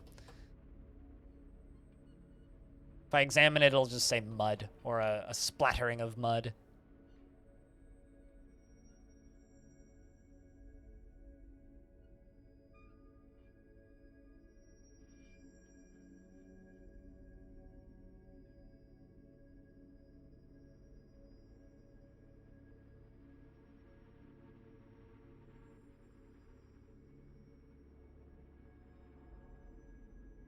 Nope, it'll just make it worse. Because even purified Dwarven water isn't clean water. It removes the salt from it, but...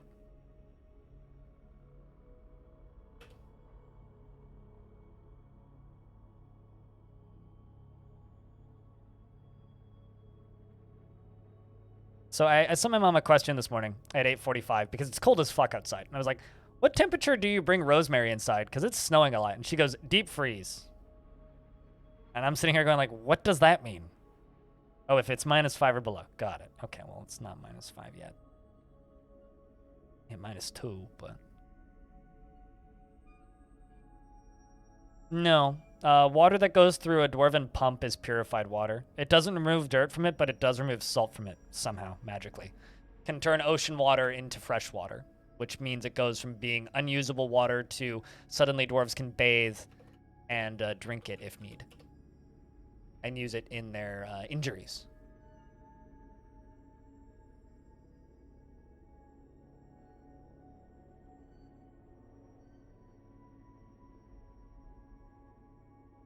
So purified Dwarven water is water that has gone through a Dwarven pump, which is water that has had the salt removed. And Lumpy's distressed again. Well, that didn't take long. Lumpy wasn't depressed for like a week. Now depressed again.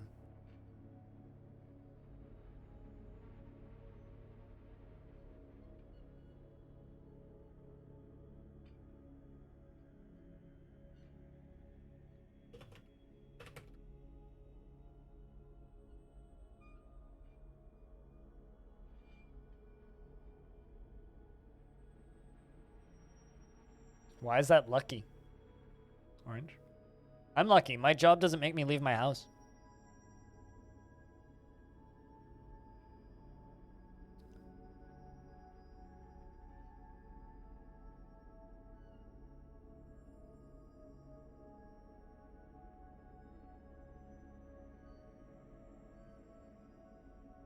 Now I'm curious. I'm wondering if there's a review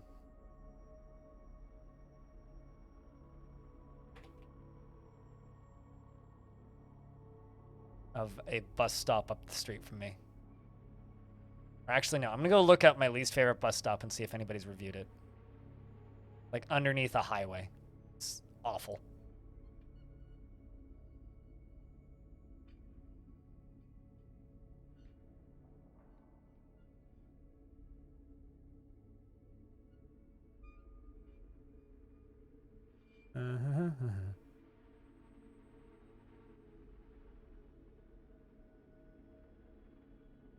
Where the fuck is that bus stop? I know exactly where it is.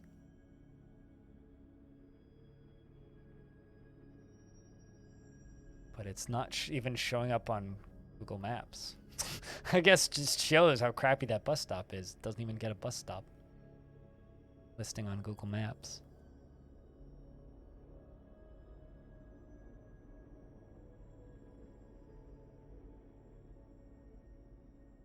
You know, I'm just looking at, like, locally to me on Google Maps right now, and I just found a business called Super Hands Massage. And I clicked on it, and it's literally just a picture of somebody's house.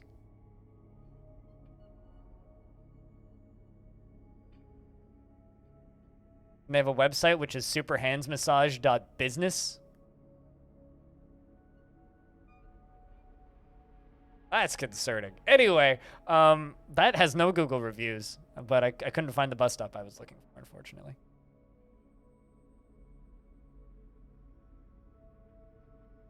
People are reviewing oceans. Oh boy.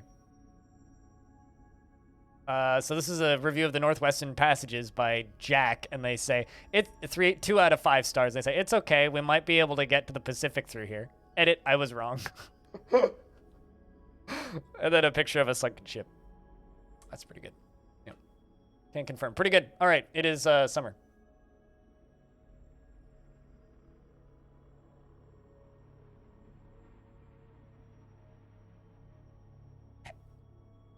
No, super hand massage, actually. Super hands. Not like... It's not like the super... It's not like hand massage 64. It's super hands massage.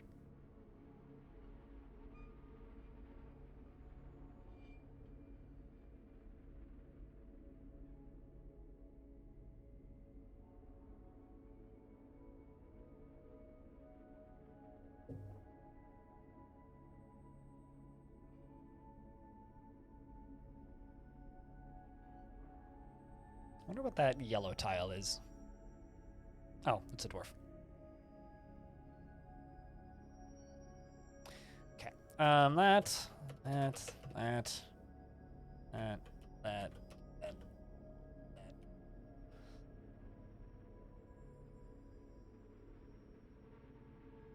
Do the hands wear a cape? I don't know. I mean, I don't want to know too much about super hands massage, to be completely honest with you.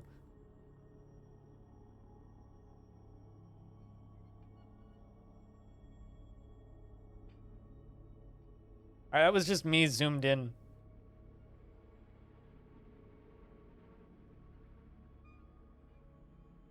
You found a random review on a random bus stop in Vancouver and it reads, translated by Google, bus stop?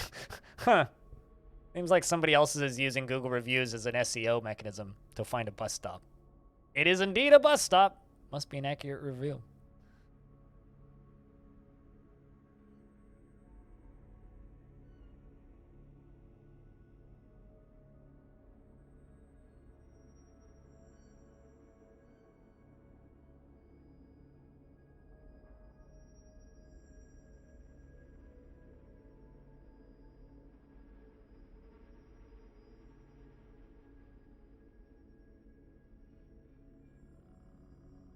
It's like a review out of practicality instead of actually a necessary review or like a product review. So Lump, your dwarf stopped being depressed for a minute and then started being depressed again. You ceased being utterly harrowed by the nightmare that is your tragic life and then went back to being depressed again. So you had like 10 days of happiness. Maybe like a season of happiness even. Which I think is worth celebrating, damn it. Speaking of worth celebrating, I'm getting close to 8,600 subs on YouTube. Hopefully I can hit 10K. I kind of had this goal of hitting 10,000 subs by the end of the year, at the beginning of this year. And at the beginning of this year, how many subs did I have? Hold on, let me check actually. How many subscribers did I have at the beginning of this year?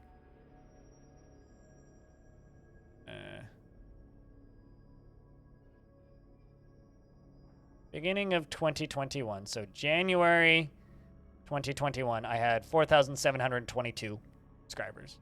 I now have 8,577, and I kind of had the goal of hitting 10K by the end of this year. Haven't hit 10K. Basically, I need 1,500 YouTube subs by the end of the month, which I've never done. The most subs I ever did in a month on YouTube was 700. And that was right after the first time I spoke with Tarn, so I don't really expect to top that anytime soon.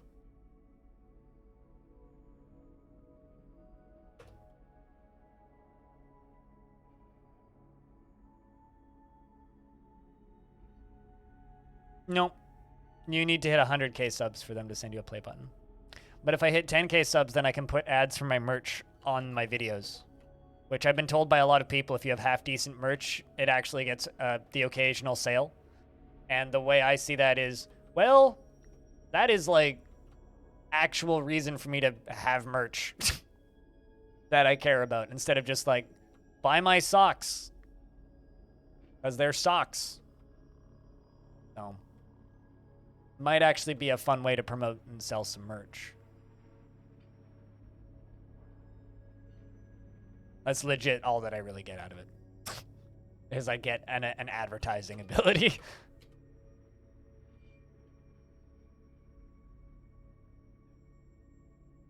Or you should leave a review for that bus stop if you really hate that bus stop.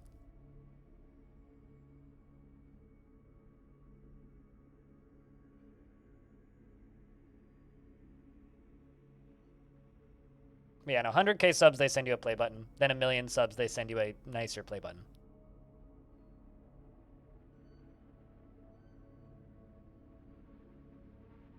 You need to counteract that review with a worse review, Stone. You need to put that review in its place, clearly.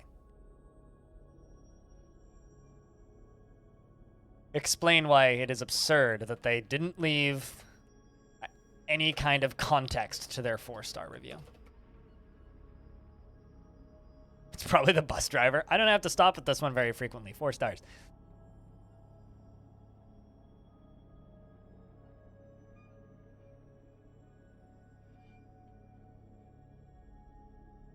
My least favorite bus stop was a bus stop that I used to take on the way to work in the winter. And it was underneath a highway overpass. So, like, the highway would go down, under through this bus stop, and back up. There was no stoplight or anything there. It was 4-lane traffic, and the drain at the bottom of it would get plugged. So in the winter, it would get, like, a foot-deep puddle in it. And so you'd be standing there waiting for your bus, and then a car would go by, and you'd get sprayed with water. And this would happen every 10 seconds. And I had to wait there for 20 minutes for my bus. So I had the option of waiting there in shade from the rain, but getting sprayed by traffic water. Or I could walk up onto the main highway and be in the rain and not get sprayed by traffic. Those are my options. And I stood there in snow, freezing rain, slush, thunderstorms, rain. 2 years. Fuck that bus stop. And according to Google Maps, it doesn't even have a listing. So according to Google Maps, it doesn't exist. So must be a great bus stop then.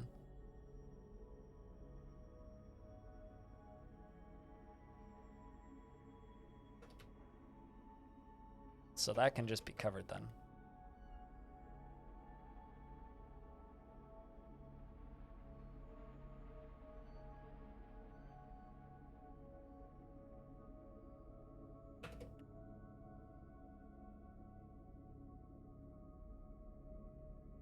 That sounds like a 1-star bus stop. That's being too generous.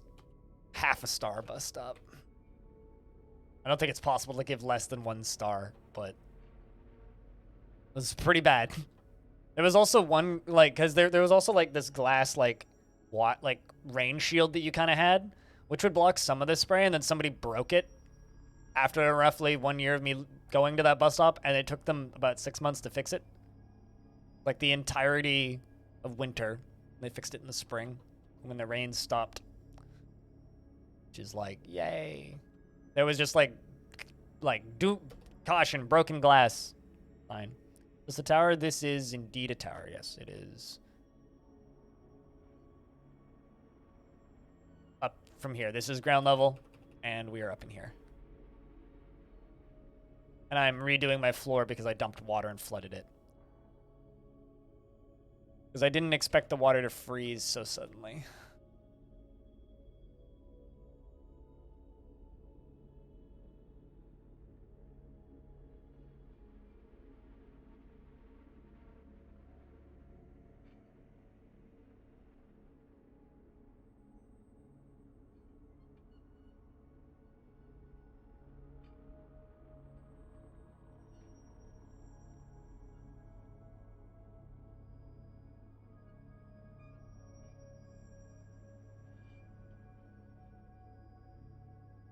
Developed country is a place where where the poor have cars and the rich use public transportation.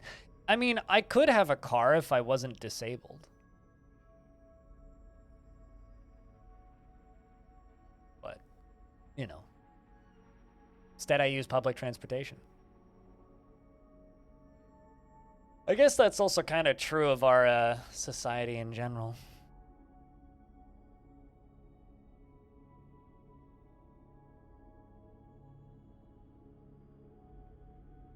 Considering the rich just own their own planes.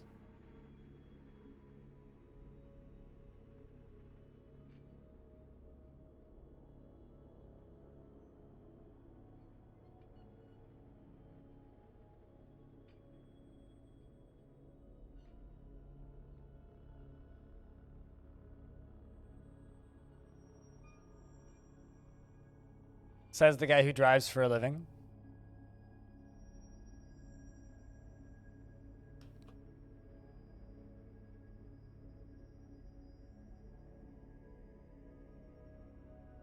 Yeah, no, I know what you mean. I mean, the American misconception of public transit is that their cities are designed for people to use public transit. There's a lot of people out there who seem to think that, like, oh yeah, no, cities are designed with public transit in mind. It's like, no, cities are designed with gentrification and pushing out of public transit in mind. Cities are designed so that you don't want to use public transit because it's less convenient, because public transit drops you at the far end of a parking lot instead of actually close to the building you're going to. Public transit is designed to make it less efficient for you to use public transit.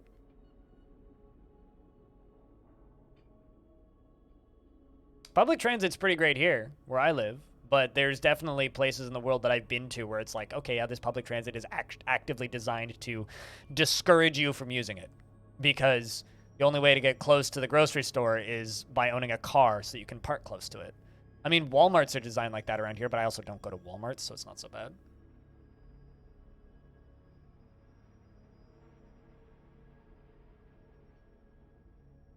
I was gonna say, where you live, things are designed for horse and buggy, not cars, so that's a different set of problems.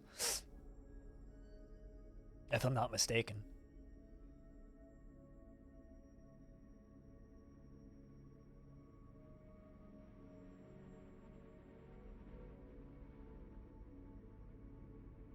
You're in Denver, you would take public transit to work, except it's a 30-minute walk to your workplace from the nearest stop, and the workplace is just 3 miles from central downtown. See, that's fucked up. That is fucked up. But this is why you need to be one of those assholes, paranoid Metroid, that just rides a unicycle scooter.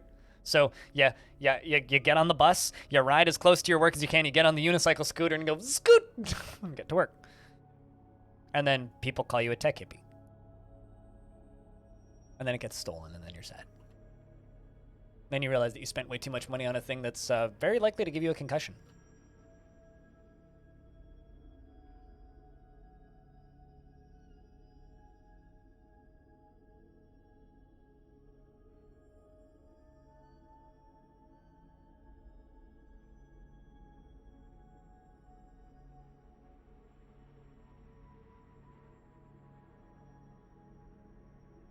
You want to know what's hilarious?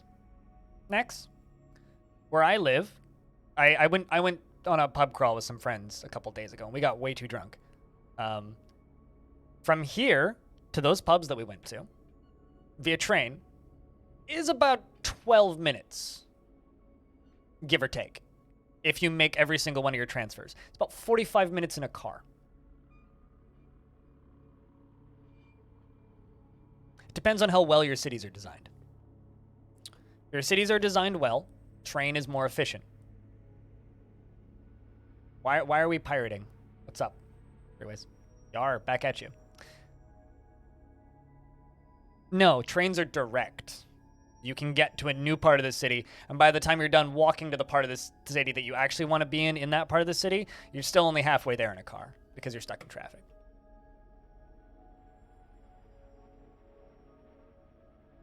But the 1 star has affected the overall rating of that stop from the unchallenged 4 stars. Did you give them a scathing review, Stone?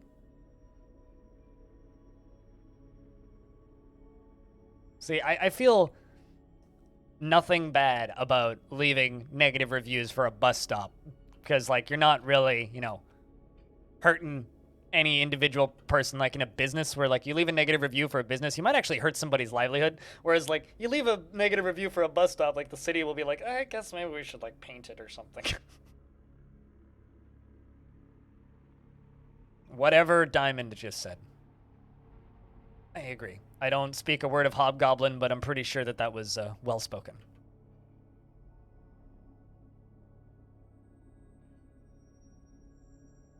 Or was that Klingon? I don't know. It kind of looks like Klingon. I know it's not Klingon. Don't totally treat me like an idiot. I'm trying to be funny. No, probably not. No.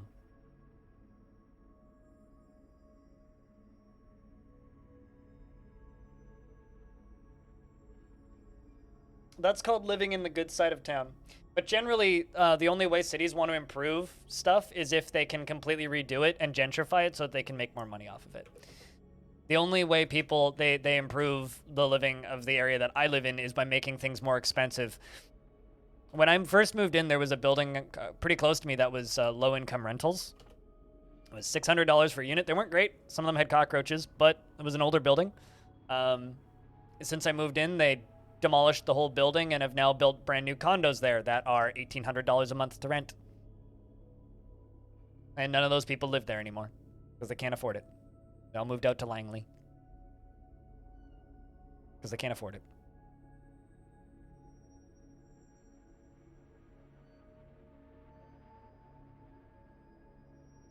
Well, see, you just have to have a train station literally every 4 blocks, which is how SkyTrain works. We literally have so many stations. You can be anywhere in the greater Vancouver area, and you're a 5-minute bus ride, tops, away from the nearest train station. And you get on the train, and you can be anywhere in Vancouver in 45 minutes. So, it doesn't matter where you are in the greater Vancouver area. As long as you're in the greater Vancouver area, you can get on a train or on a bus to take you to a train from any street.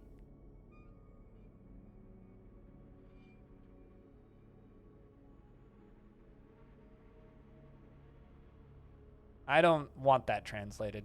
Here, Minir.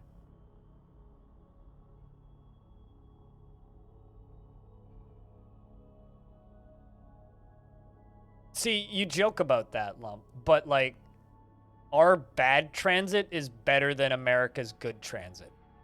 Like, the areas that we have that are shitty transit-wise,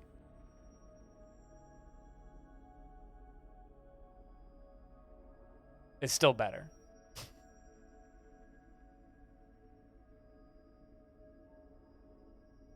SkyTrain was never free. They just didn't enforce tickets, yeah. SkyTrain has never been free.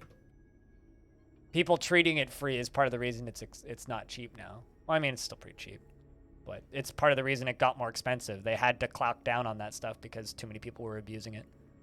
SkyTrain has never been free. There's Greater Vancouver, which is actually 5 cities. It's Greater Vancouver is Surrey, Richmond, North Vancouver, which are 2 different cities. North Vancouver and Vancouver are 2 different cities, and Burnaby, and then also technically New Westminster, Port Moody, and Pitt Meadows, which are technically 8 cities. That's Greater Vancouver. Then you have the Fraser Valley, which is Abbotsford, Chilliwack, Maple Ridge, Mission, Hope, and all the way up that direction. And then there's the other direction, which takes you up to Sea to Sky, which is past North Van and up towards, you have Squamish, Penticton, Whistler, and that area. We're too polite to ask? No, they just don't care. There's a difference between being too polite to ask and actually just not caring. You pay people to care and then they care, right? They pay their transit police a lot better. Transit police is like kind of amazing right now, actually, because you go to get on a train and they're just like, you're not wearing a mask. Well, we have 2 options for you. And they go, fuck you, masks. And then they're like, well, we have 2 options for you. I saw them do this to a guy the other day. This guy who got onto the train who wasn't wearing a mask. And they're just like, well, we have 2 options for you. We can give you a mask. And he literally like puts on a glove, pulls out a mask, or you can get off of this train. And the guy took the mask and put on the mask. That's what transit security does right now. But now you have to, but it's a tap card function. So in order to get on the trains, you have to walk through a gate, and you have to pay to walk through the gate, unless you want to jump over a gate. But yeah. Trains have literally never been free here. And it's always been a $200 fine if you're on a train without a ticket. It's always been that way.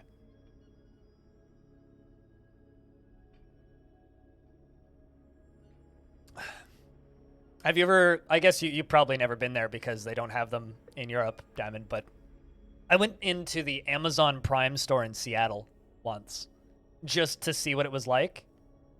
You walk in and you tap your phone with the app open to the Amazon storefront app. Tap your phone on the thing at the entrance. You walk in, pick up what you want, and you just leave.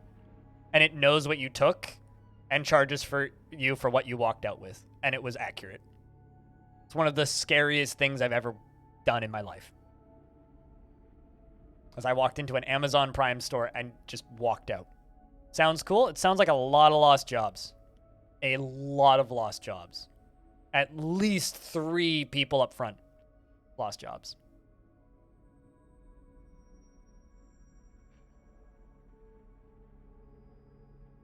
It's even worse than automated checkouts. It's literally going to remove the entirety of our workforce if it becomes the norm.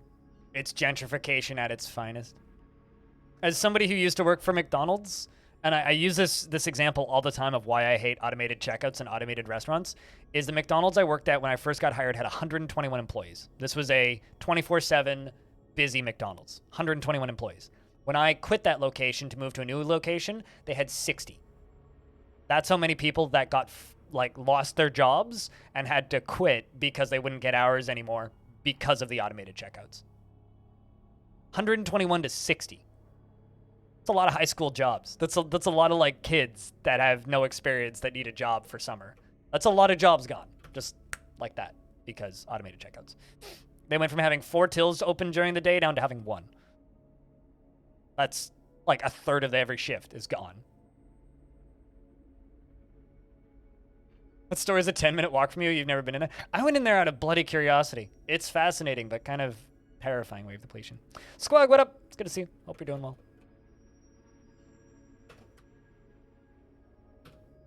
Okay. I think that's more or less it. So a few more things.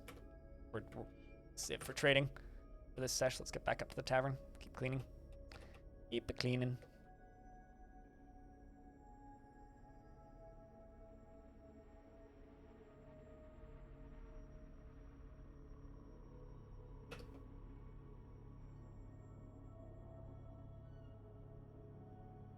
Then we gotta do topside.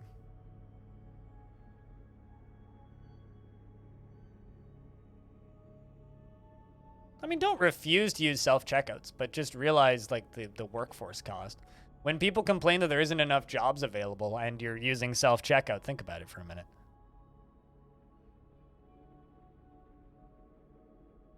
Like, that's all I ask. Just think about it.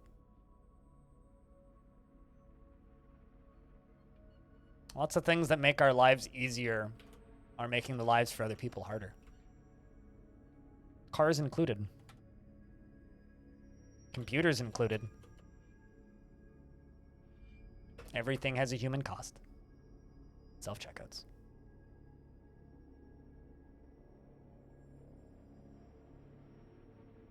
That is already dead. I mean, that's actually like I can't remember who told me this when I was younger, but there are 3 professions that will always exist. Artisan professions, so professions that are not required, not necessary, but people want them. Entertainment professions, so once again, professions that are not required, not needed, but desired. And basic living and healthcare. Those professions will always exist to some degree. And that's kind of it. Everything else is a ticking clock that will be replaced by automation eventually.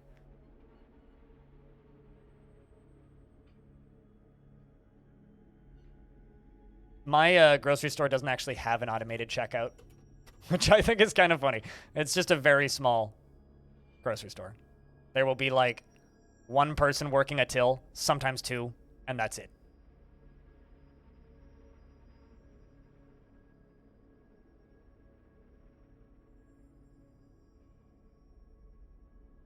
I also believe in universal base income. I don't believe in my country's ability to make universal basic income a thing.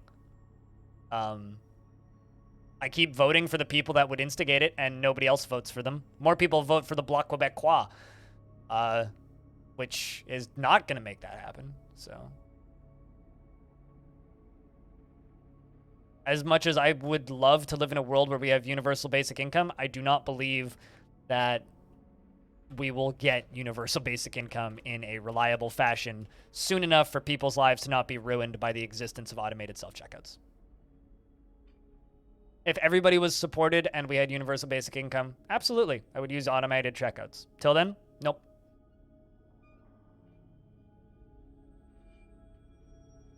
Yeah, which is the future that I've accepted. We're all just going to starve to death or die in a ball of fire because humanity is too stupid to fix its own problems, right? It's like, as much as I believe that something like universal basic income would be an incredible way to potentially save our species, people are too stupid to actually let that happen.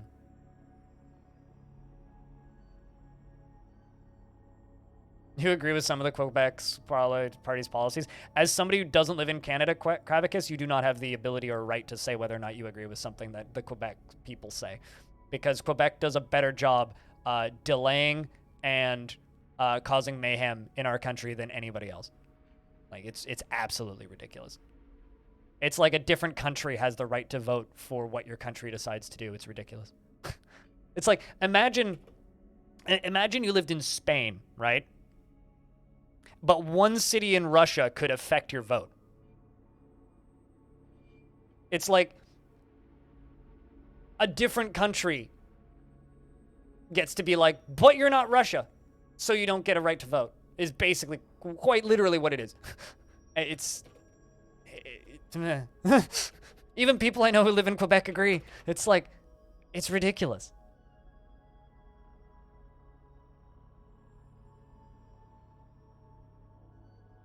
And Cutest is like, well, but you should be Russian, right? It's the U.S. and West Virginia. You guys all speak the same fucking language, though. It'd be like if, like, those Chinese political communist parties billboards actually became a local party here. Because if you go to Chinatown here, there's almost always a Communist Party of China billboard, which is very funny because the last time I saw it, it had a giant Winnie the Pooh spray painted on it, which makes me very happy. But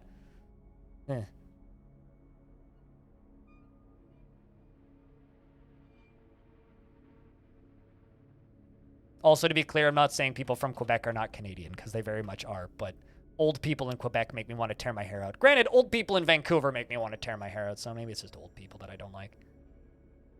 Maximum poo trolling. Oh, you fucking know it. Also, wait, what? I saw you pop in. Hi, what's up, dude? It's good to see you. Hope you've been well. I wonder if it's still snowing outside.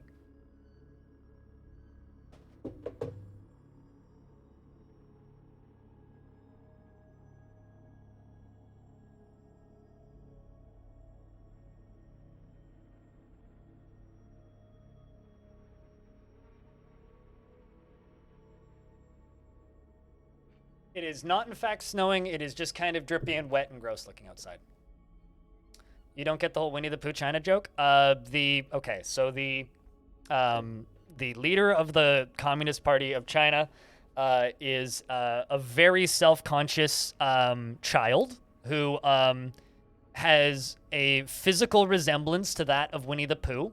And so as an easy way to mock him, people draw his face on Winnie the Pooh.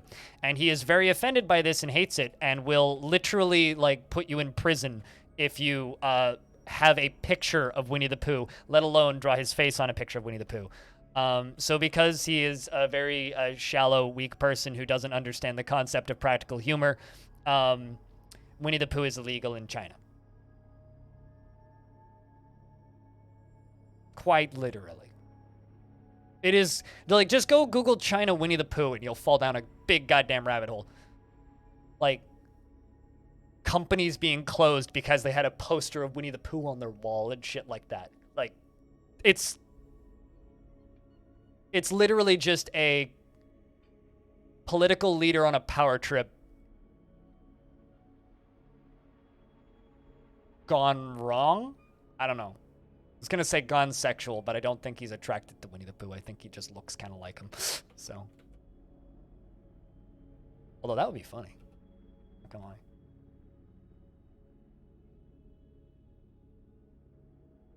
I don't think so, no. Generally, when people disappear in China, they disappear.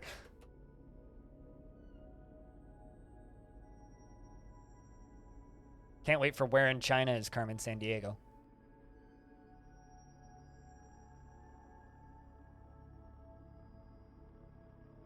You're looking it up and it's amazing. It kind of is, yeah.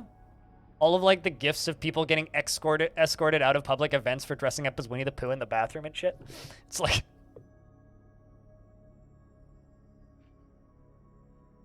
It would be like if Trump started arresting people for saying that he looked like an orange.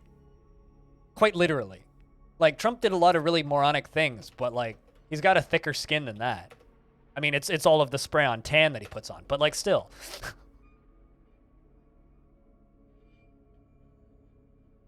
Carmen Sandiego was promoting a counter-revolutionary thought and is not appearing in the public at this time. Yes, this is true. I mean, you'd have to. He would if he could. He probably would. He probably would. Actually, you know, he's probably just too dense to realize that there was actually people making fun of him and his secretary never told him, so he probably just didn't realize. To be honest, like that's actually my actual thought, is like, he probably would. He probably was just too stupid to realize that people were making fun of him.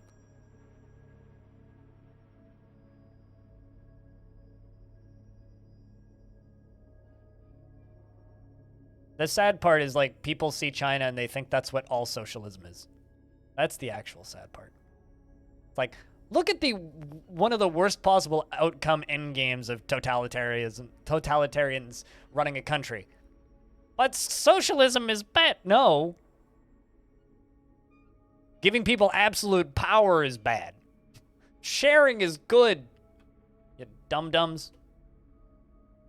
Anyway. How did we get here, chat? It's streams where I don't like talk about politics. It's still 0.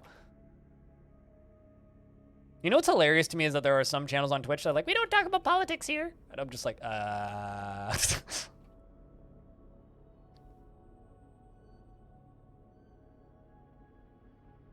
Capital F.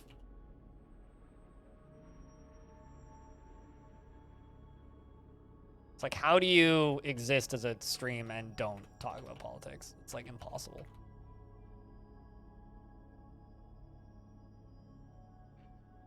Oh, I'm aware of what the USSR was and what they claimed to be as well.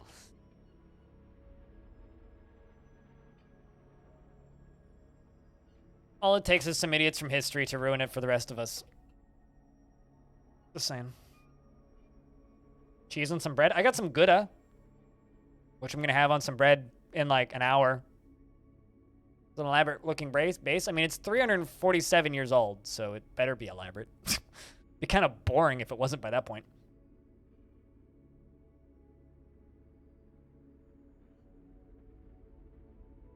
Zero days since political discussion. Yep.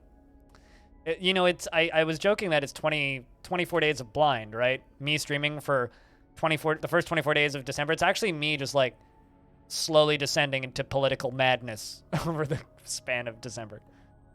It has nice curves. Thanks, man. Like my fort's curvy. It's good when forts have a good, healthy diet.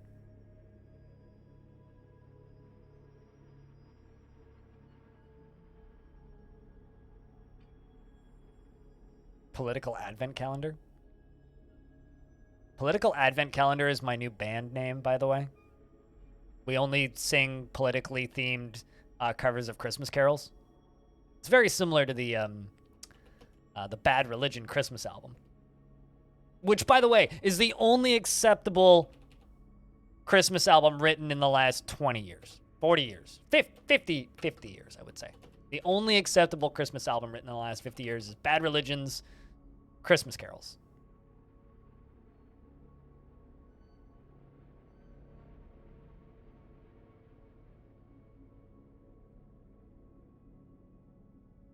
Blind for world president?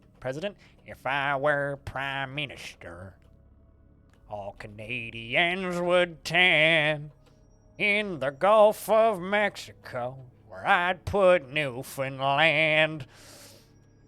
If I were prime minister. I would be very overweight if that was the case. Or my blood sugar would be really high. One of the two. If we got a piece of chocolate every time we had a political discussion.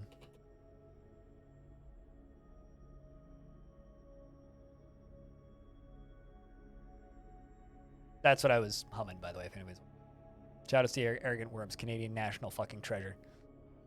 Speaking of, Nick Cage, can I get a sequel to National Treasure 2 so we can have National Treasure 3 and actually finish the trilogy, please? Thanks, bye. I would back that Kickstarter to get another National Treasure. Here's like a more like an easier subject to talk about. Chat, what if you could have a sequel to a movie that hasn't gotten a sequel that you think deserves a sequel but will never get a sequel, and you know in your heart it will never get a sequel? Hold on a second. Why would I start a war on drugs? We should legalize all drugs. What? Legalize all drugs. Don't start a war on drugs. That's not the politics I follow. What the fuck?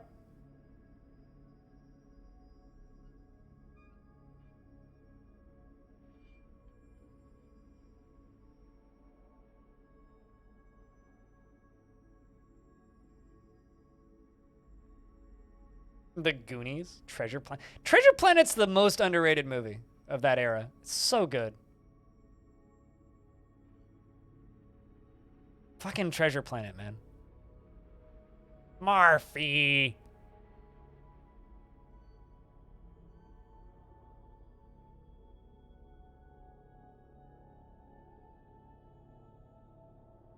I said the that's my new Christmas punk band.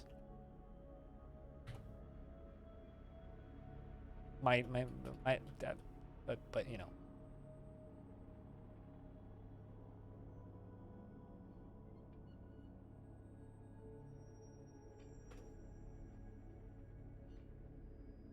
James Cameron, Avatar. And I have bad news for you, Orange. I have bad news for you, dude. No, it shouldn't. Firefly wasn't that good. I say that as somebody who watched Firefly last year. Firefly was not that good.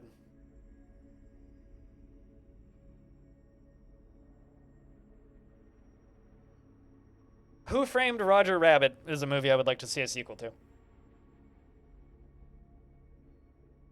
Blasphemy? Why I gotta hurt you like this? I'm just telling you facts, man.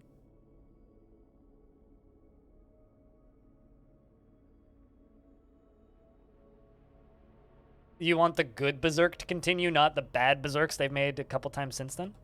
Oh yeah, I've got lots of wrong opinions, don't worry. But like, the thing about Firefly is it got canceled for a reason.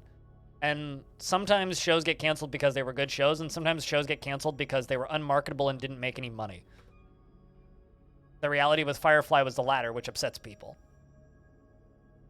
But there's always a reason behind why it didn't make a lot of money. In the case of Firefly, it's because it wasn't as good as some people remember. It was pretty good. It was an alright show, but it like... you killed 2 dwarves. Chocobo. Murder gets expelled. I mean, you still exist. You still live in the world. You're just not here anymore. It's taken me like almost a whole year to renovate this. Fix the water damage. Oh, it definitely did. And like for its time, it was a good show. It didn't age that well. I guess like we're spoiled for choice right now for sci-fi. And it's incredible to me that there's still so many people asking for more Firefly, because compared to a lot of sci-fi that we've had since Firefly, Firefly's not that good. In a vacuum, Firefly's pretty great. Like by itself, Firefly's pretty good.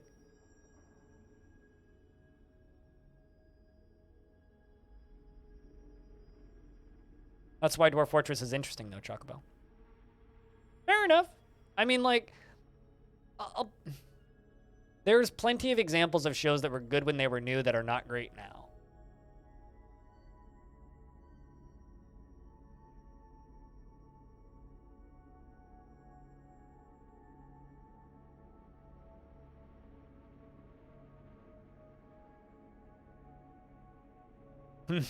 Maybe. I mean, you may have also, like, moved elsewhere, gotten married, and became a farmer or something. In 90, they chose a nice dude and was happy re-electing him for 20 years, and then he started. Let it cover repercussions, and he's still a nice dude, and then after 10 years or so, he's suddenly... I mean, I know how the history went. But that's how countries fall into turmoil, right? You just keep electing the same person and give one person too much power. Which is why you need term limits. Even in Canada, we need term limits. Says the guy who's like sitting here kind of going, oh boy, we just re-elected the same guy. Okay. Let's keep it going, I guess. Tale as old as time, Anton. Long as old as rhyme. Beauty and the Beast.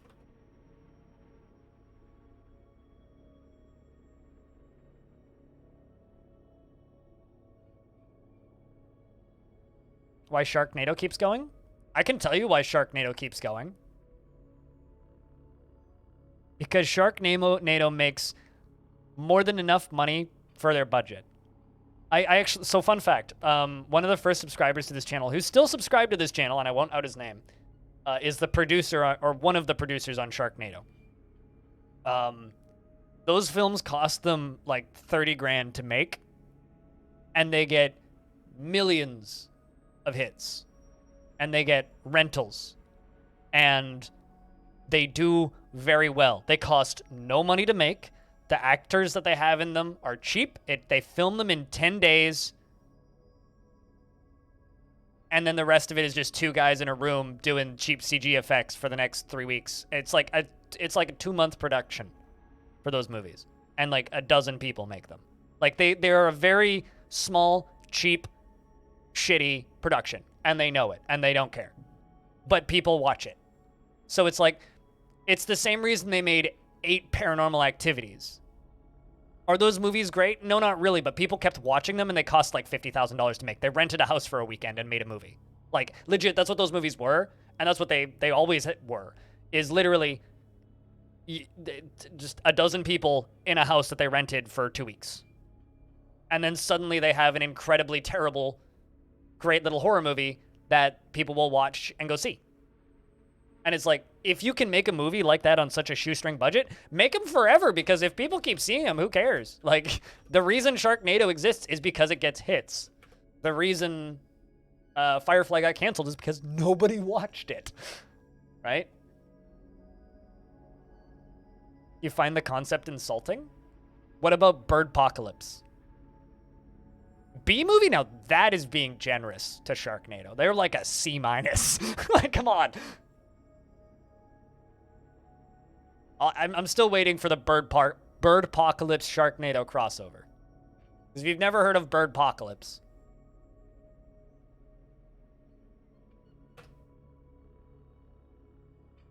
actually, sorry, Birdemic, which, by the way, has a 1 out of 5. Birdemic. I knew them as Birdpocalypse. That's the official movie poster, by the way, for Birdemic. That's the official movie poster for Birdemic.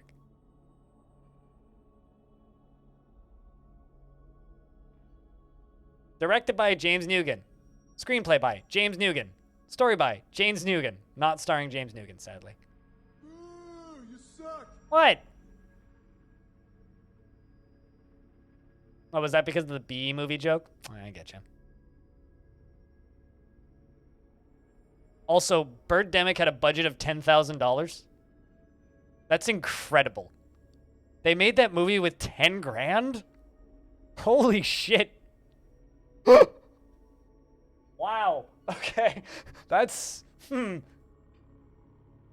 just having $10,000. Like, we're going to make a movie about birds taking over the world.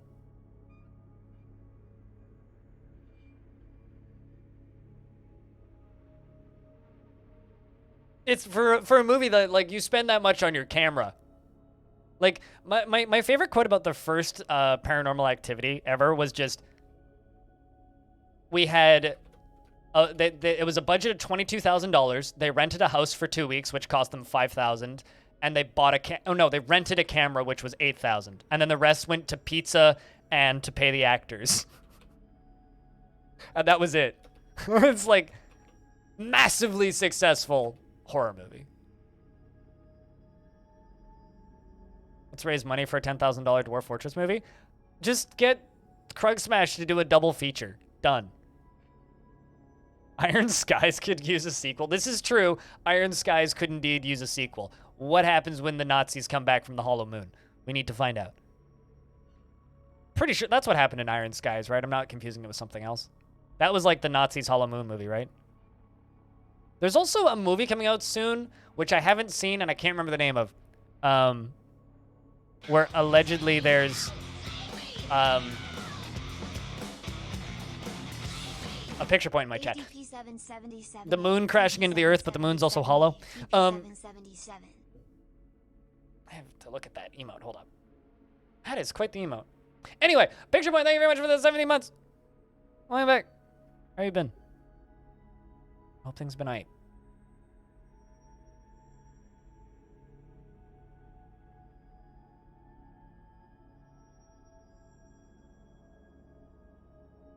I love that statement out of context, Spitalier. Nazis from the dark side of the moon was the selling point. Let's just leave it at that. Nazis from the dark side of the moon was the selling point. Any questions?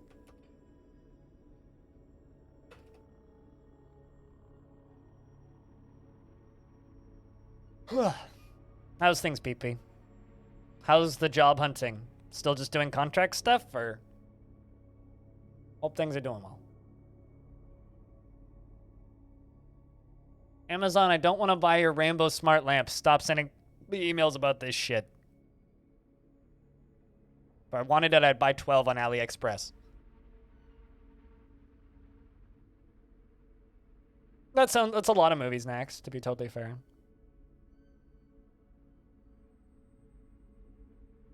I flew you to Miami, oddly enough. Really? Huh. You can't leave, I guess.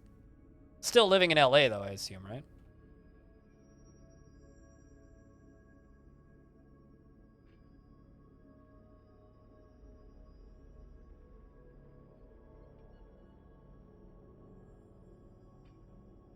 I am rebuilding a large portion of my tavern because I built this water structure up here, which then flooded my tavern due to freezing. So now I'm fixing it.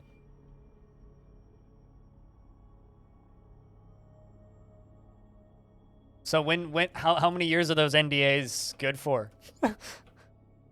Because you know that's how many years I get to pester you about it. Don't tell me that you've signed NDAs.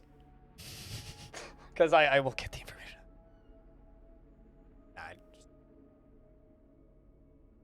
It's not quite a threat, but it's almost a threat.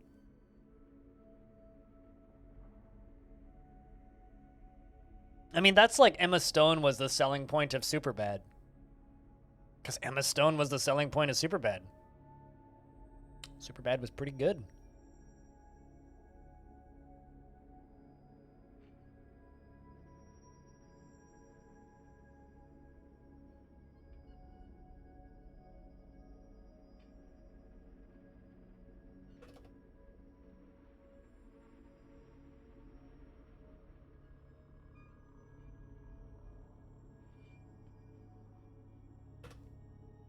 That was like the fastest break of an NDA I've ever seen. I won't say what he said to me, but I will state out loud that that was the fastest break of an NDA I've ever seen. Right?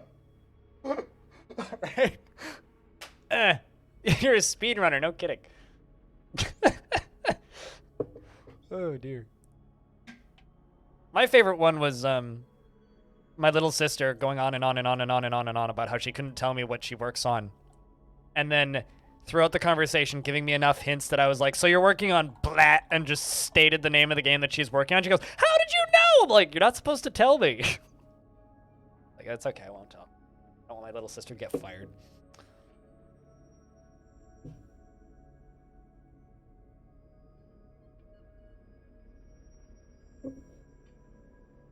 It's like I'm a I don't really consider myself this personally, but sometimes people call me a journalist.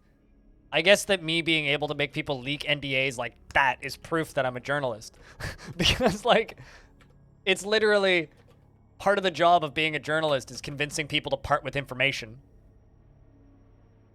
My little sister works in QA, which is public knowledge, but she works for a contract QA company. That's all I'll say.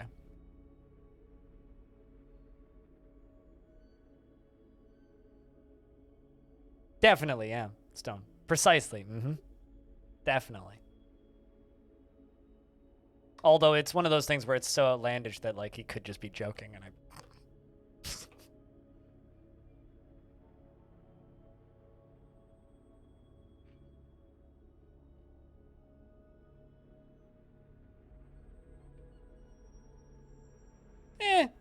less directly, but sure. Thanks.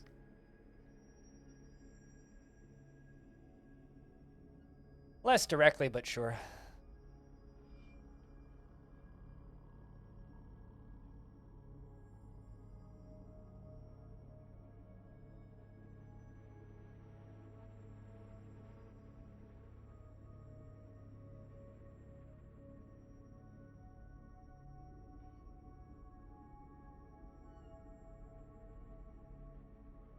Although the last NDA that I had to sign, I can already tell you what it was because the contract is up. It was not a very long NDA. It was 30 days. The NDA that I had to sign was for this game.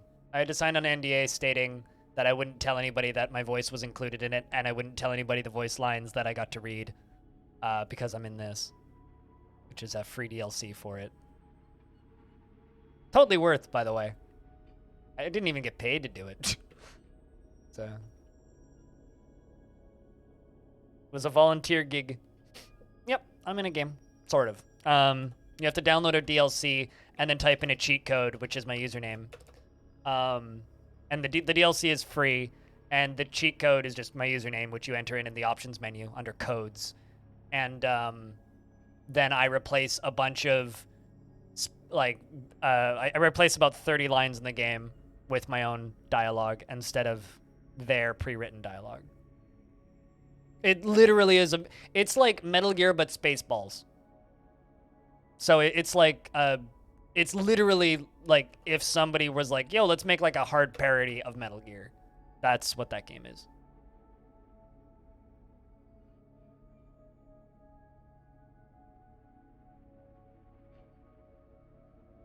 Then you don't have any real NDAs if you don't care.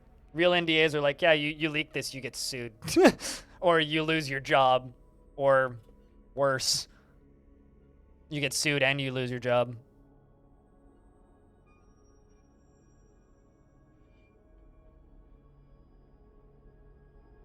So wait, you were supposed to sign an NDA but didn't? That seems very unprofessional. That's my reaction to that. That seems extremely unprofessional.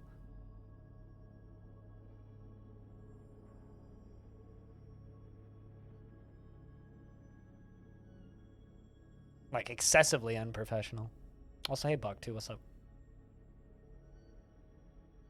Every time I've ever had to sign something, they get me the contract before I do the thing. And, like, I had to sign... We had to sign things for, like, when we did the 25th anniversary of Worms. To sign a thing to not tell anybody how much we got paid. Stuff like that. I mean, and not say that we were going to do the event until the actual event itself. Keeping things like that a surprise. I've got to do stuff like that a couple of times. Which is always fun.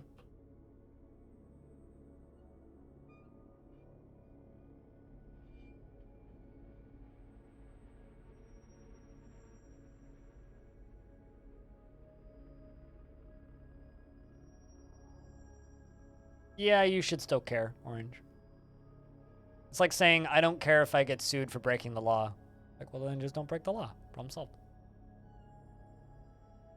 Exactly. It's still a legally binding contract. It's like, it doesn't matter if you don't work the job anymore. If you signed a 10-year NDA, you shouldn't say anything for 10 years. Always check the date when those things are up and note them down.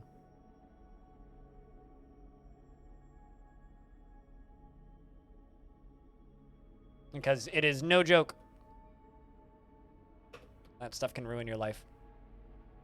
Nothing is worth having your life ruined.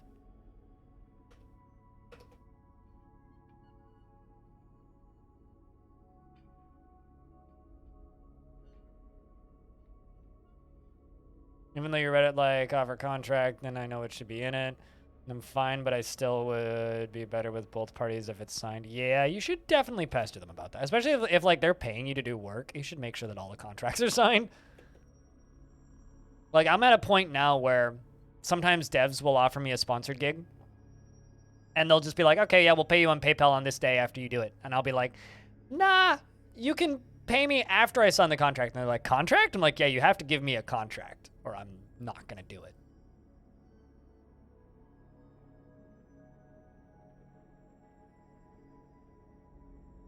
Or it has to go through a third party who has a contract. Someone needs to sign something in order for me to do a thing for you.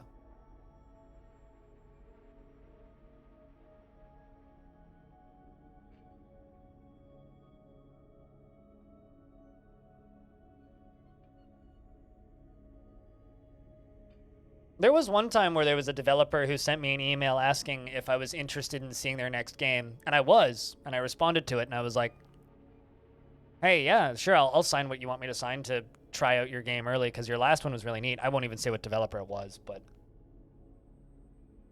I read the pitch. I was like, that's a fascinating pitch. I'd love to see what you have.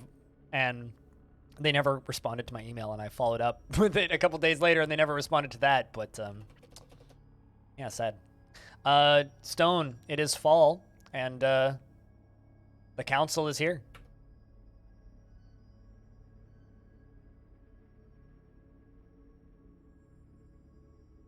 Yeah, exactly. Picture point. Exactly. Exactly. It's like if they forgot to make you sign your fucking work contracts, I would be concerned about whether or not they paid their taxes.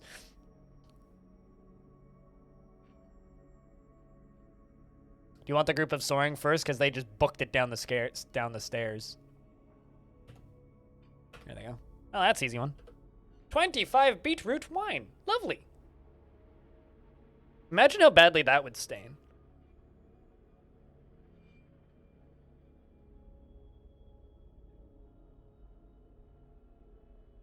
It's like they brought us a bottle, a nice barrel of wine, and an appetizer. 5 prepared cow eyes. Lovely. Absolutely lovely. What kind of them?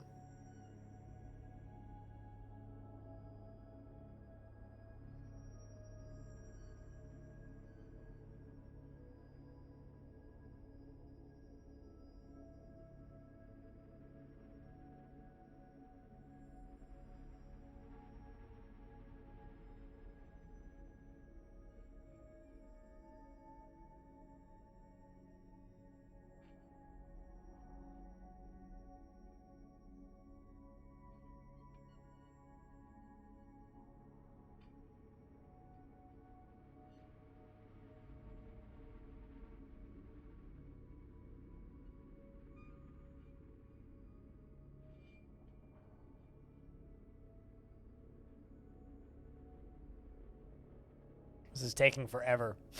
Walk faster! You slow human. You slow human.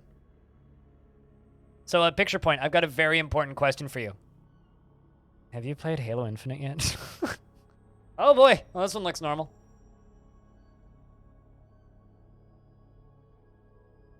Pickled with some spicy peppers? I'd be willing to bet that eyeballs could be tasty. Have you played Halo Infinite?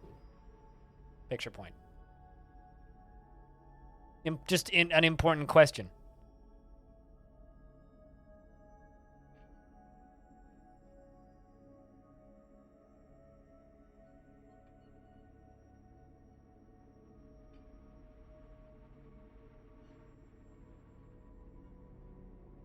Okay. Not small, but not 3 pages. Your PC crashes when you try to run it. Oh no! I would look that up because, or verify your install, because there's a issue that happens on the Steam downloader where there's a chance that it tries to run 4K textures for everybody, which overloads and crashes your computer. But That sucks. That sucks. But I do recall hearing an issue about that. Rhubarb prickleberry pie. God, it's 1 p.m. and I'm hungry. Lately, though, so it might just be your computer. Well, I recommend trying to get back into it because it's really fun. I've literally been playing Halo every night. It's the first time in a very long time that I've been gaming outside of work, for lack of a better term. Like outside of streaming, this is the first time I've played games in a very long time, which is weird for me. I don't normally just play games.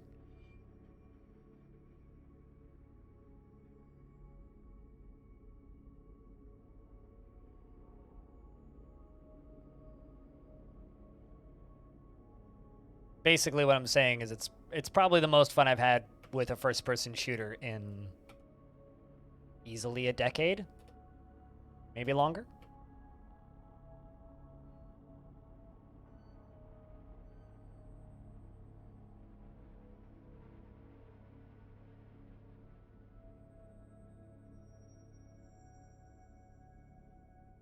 Add that to the list of tongue, ears, tripe, and liver.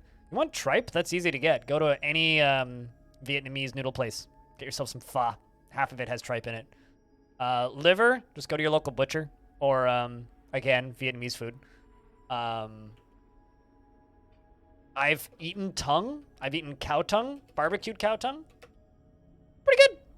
It's pretty good. Kind of a chewy meat. I've also had tongue in soup. At which point it's impossible to decipher it from other meats. It's just meat in soup. Oh, those are all things you've eaten. Oh, I get it. I thought that was like on the list of things to try. I've probably eaten heart and sausage. Let's be honest. Really good in tacos. What, tongue? I hate to say that I could see that. You know, it's funny because talking to me, you wouldn't believe that I'm a weekday vegan. I haven't had meat in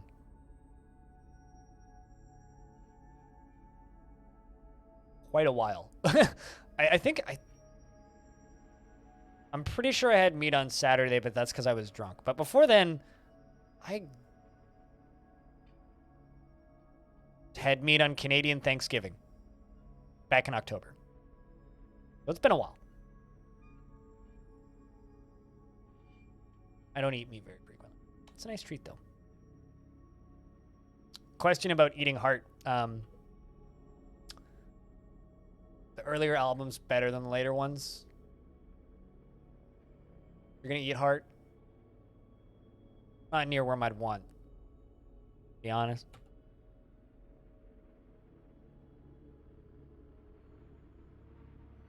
Much more of a Meatloaf fan. Just trying to think of other bands named after foodstuffs. It's actually proving more difficult than I expected. Because people generally shouldn't eat eagles. Jokes where I think I'm funny and everybody else is like, shut up, line.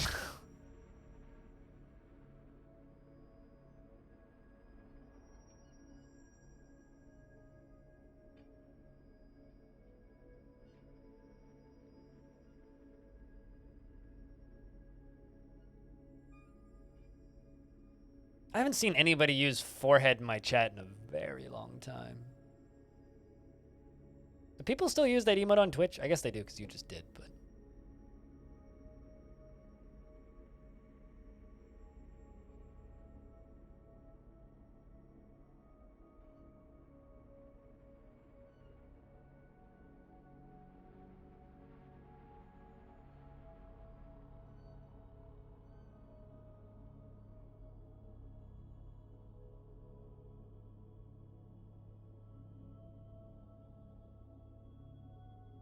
I realize this isn't the most engaging gameplay. I'm literally just like deconstructing and reconstructing a floor, but fortunately it has to be done.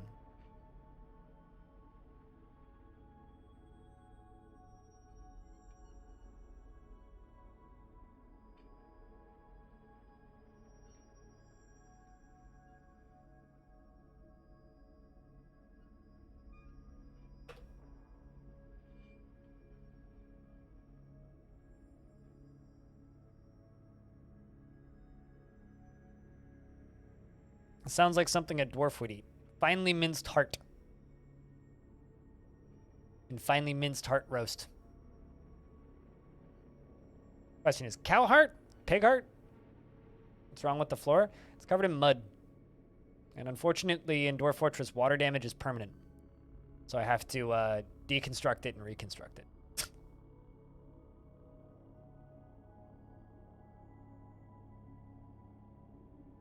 Dwarves have arrived to trade. Because I built this fountain structure, which froze in the winter, which I wasn't expecting. Which is fine, but the problem was when it thawed, it then spread water everywhere.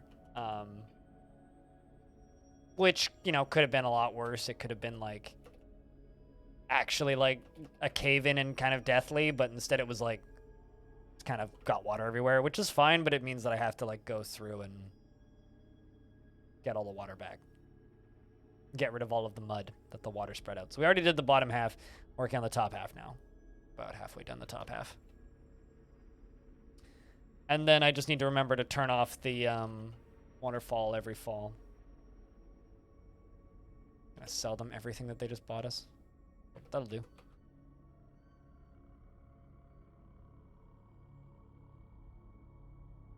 You know, I'm just going to ask you to like, I'm trying to like make like just joke around, but I'm going to ask you politely to change the subject, Paranoid, because I know for a fact there's quite a few vegans who watch this stream who are probably very uncomfortable at this discussion. So let's just like move on. Something else. Hello, son. What's up? It's good to see you.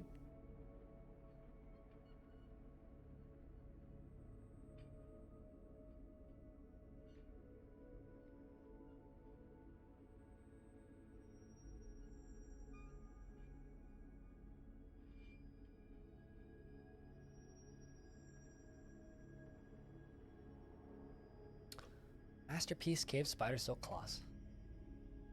I mean, like, here's the thing. I'm not squeamish at all about butchering animals. But if you're describing how to dissect a heart and I start feeling squeamish, I think it's time to change the subject. What are the odd topics today? Paranoid Metroid was just discussing how to correctly prepare chicken hearts. And I'm just like, you know what? Like, I've done that, but I don't need to read the description of it.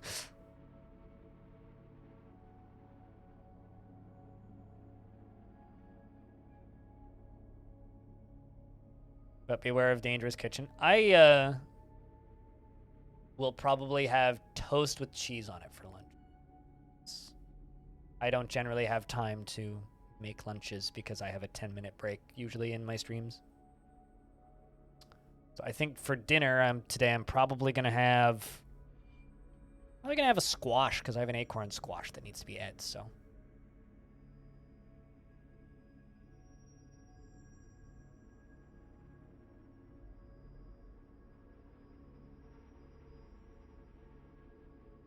Yeah, I accidentally clicked on it and it made noise. So. That's the number of times I've streamed. Picture point. The number of streams I've done. I think you missed this, but last month we celebrated 9 years of streaming. You can figure out approximately how many days a year I've streamed. Although I didn't start the counter until year 2. It was originally a daily counter because I did a 365-day stream challenge where I streamed 365 days in a row. And then after that, I did a I just kept it going and I did a second year. So I did 2 years in a row nonstop. And then I had a mental breakdown and started having panic attacks. So I went down to 5 days. And I was 5 days a week for a good couple of years. I was 6 days a week for a good couple of years. And then I went down to 5, and then my ex left and I went back up to daily. And then I went down to 5 days, and I've been at 5 days for over almost a year now, I would say. But for this month, I'm streaming 24 days in a row as kind of a, hey, it's December and the year's almost over, so let's stream 25 days in a row.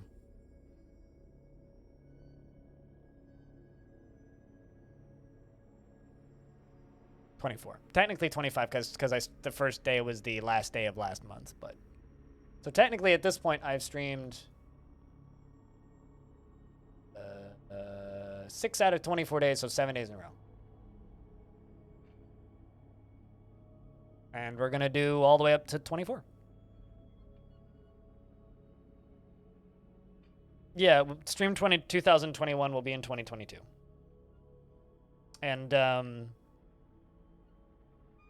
stream 2000 will be on the 20th.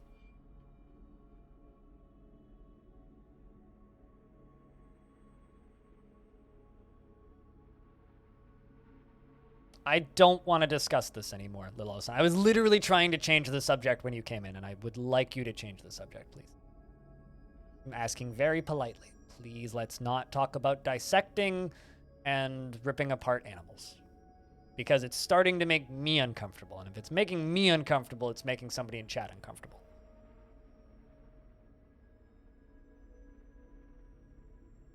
That's the end of the discussions. You're fine. Just asking as politely as I can.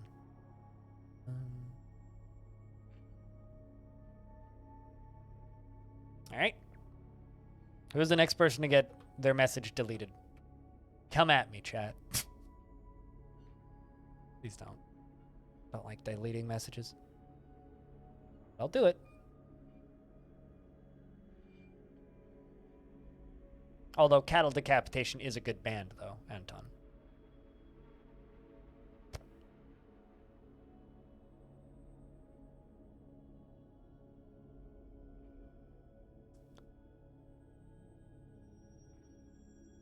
Jack, can I get a round of beers? We need a conversation reset. But yeah, I don't know what to do for stream number 2000.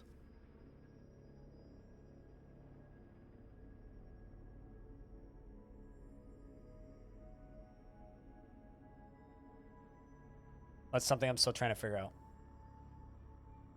Probably just stream. Not very good at doing special things for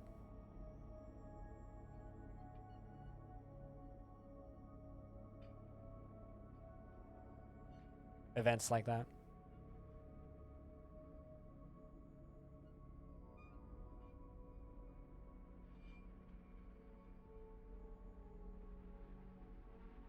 Also, Anton, nothing against you personally. It's just a poorly timed joke.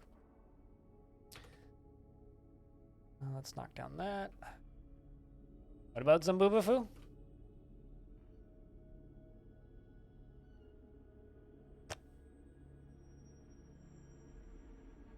No, thanks, I'm good. I prefer straight millennial forts. Well, son, that was a terrible joke. Jesus Christ, why did I do that? It depends on the time of year and who's making it. That's not an answerable question.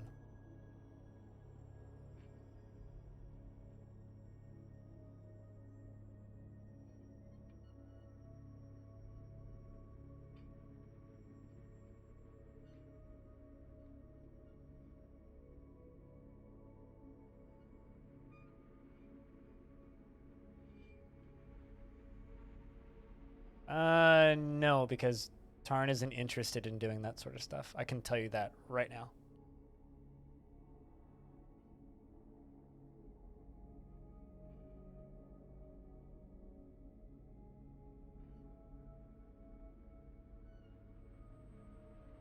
Also, I've asked Zach if he wants to be on the stream, and he's politely said no, so. To answer and shoot down both of your dreams in like 2 sentences, there you go. And a Pilsner kick? I had a Imperial Stout on Saturday in a 2-ounce shot glass, because that's the biggest taster they'd give me. There was 2 of them, so I had 2-ounce tasters of them. They were both 14.4% Imperial Stouts, and one was coconut and the other one was hazelnut. Very tasty.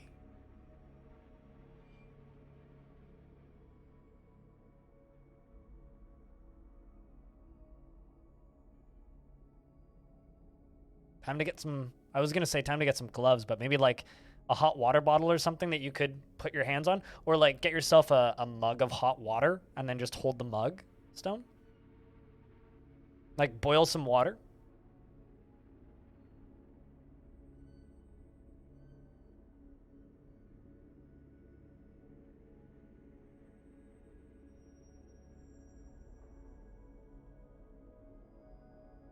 But yeah, that's my favorite tip for that.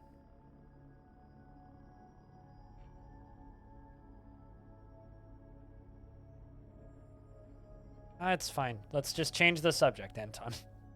Just change the subject and move on.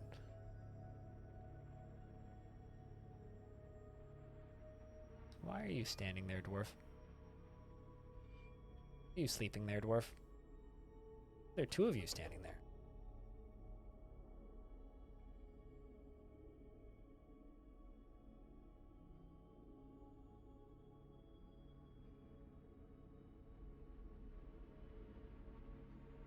I don't like espresso stouts. Espresso stouts taste off to me. I've had several espresso beers in my life. They always taste a little strange. Can't quite wrap my head around it.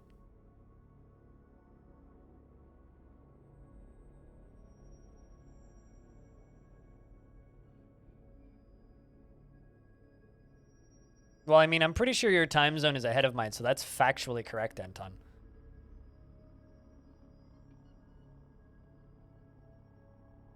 You would get Cuban black coffee and toss a shot of that into an imperial stout. Yeah, I believe it. Yeah, I believe it. It's not my favorite like flavor profile for a stout though. I really like coconut and like salted caramel and those kinds of flavor profiles and stout. I don't really like the coffee bitters in a stout. I like just coffee. It's like I don't want coffee in my beer, and I also don't want beer in my coffee. So, but the brewery that we went to, or one of the breweries that we went to, was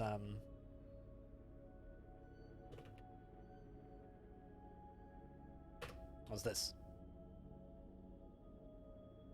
I took Hobo to this place when he was here, but this place. And sales. Wonder if they actually have that their current like menu anywhere on here. Probably here. There we go.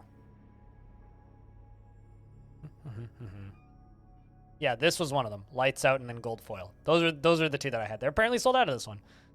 But yeah, 14% alcohol. 14.3% alcohol. So good.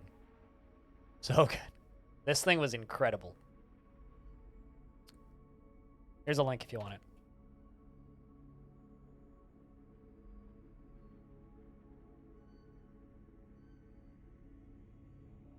It was very, you know the chocolate bar Bounty? Tasted like that. Tasted like Bounty.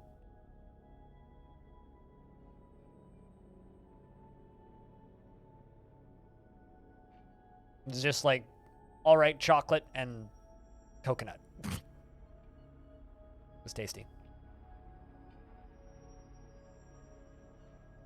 I'm a big fan of bitter. I'm just not a fan of that specific type of bitter when it comes to coffee. We have low life lager. Oh yeah.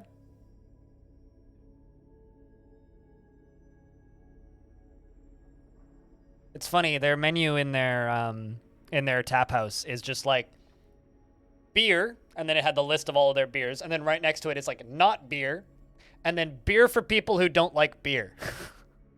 Are the three different categories they have up there. There's beer, not beer, and beer for people who don't like beer, which is where all the sweet stuff goes, basically. All the really high sugar content stuff goes in there.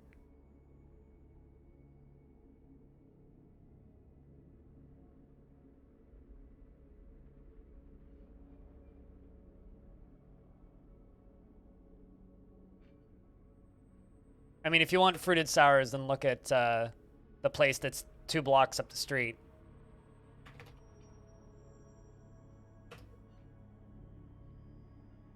This place. That's where you get the fruity sours. They allegedly have a chai latte brown ale, which I think I've had before. Pretty sure I've had that before.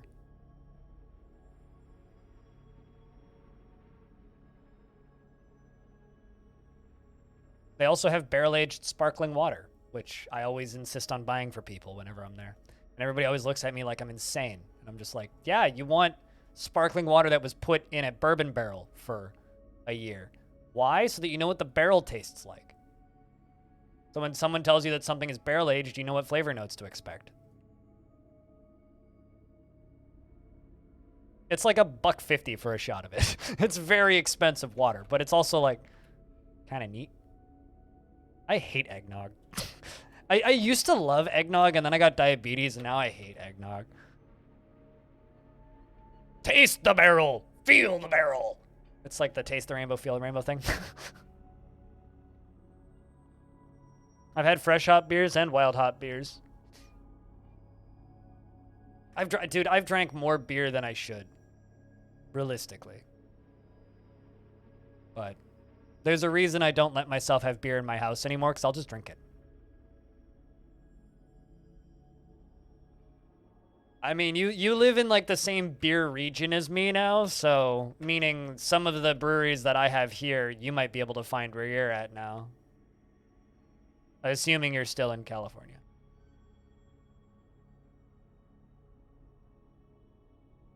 I need to stop that.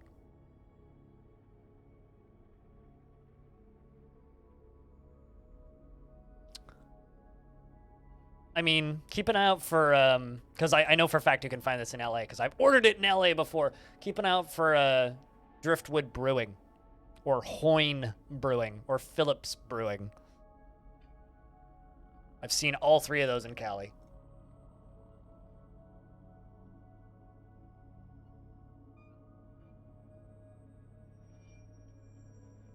I've drank whiskey. Whiskey's nice, in small portions. Brown Belgian beer? I mean, Belgian beer is fine. I don't like imported beers, though. Doesn't matter where it's from. Imported beers are never as good as the locally made stuff. It doesn't matter how good the import is. So, like, when people are just like, Belgian beer is the best, it's like, I guess, but, like, also there's beer that's made here that's better than it because it wasn't shipped and didn't sit on a, like, boat for 6 months, which is always going to end up being better in the long run than whatever the fuck you imported. It doesn't matter how good it is. If it's imported, it's not going to be as good as the stuff that was made where you live. So when people are just like, oh my God, Guinness is amazing in Ireland. I'm like, yeah, I don't live in Ireland. Guinness is shit. Like, actually, Guinness is terrible. I've never had a bottle of Guinness or a pint of Guinness that I've been satisfied with. It's always been horrible. Guinness is disgusting. But that's because I live in Canada, and Guinness is made in the same factory in North America as Bud Light. So, you know. Oh, absolutely, yeah. Buy a fancy bottle of weird beer and cherish it like a bottle of wine.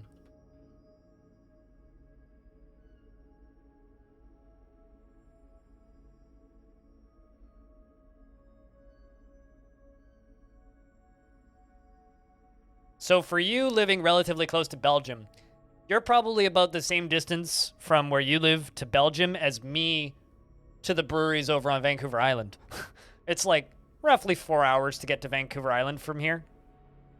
And it's roughly 4 hours to get from anywhere in Europe to anywhere. So Heineken tastes like water. Push-ups. Very boring. Yeah, visit, and this is why I always, when people are like, where does the best beer come from in the world? It's like, the city that you currently live in is probably the best beer in the world. Is the city that you currently live in, or the city that you are closest to, whichever is more convenient for you.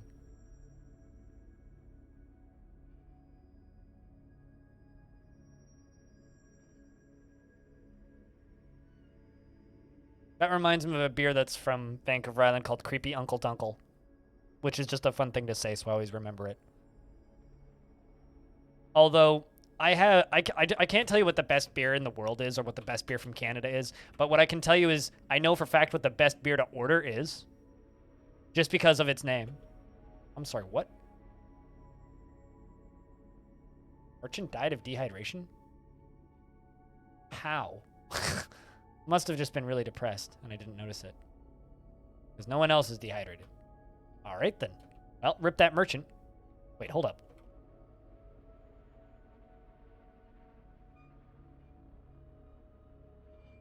When did you die? I apparently never buried Max's corpse. Do I just have, like, coffins that aren't getting filled? I'm suddenly concerned.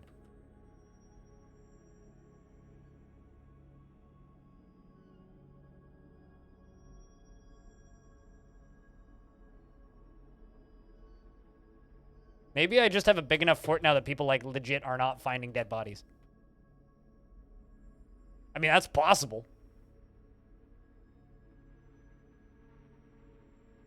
No, they knew it was there. So then... What?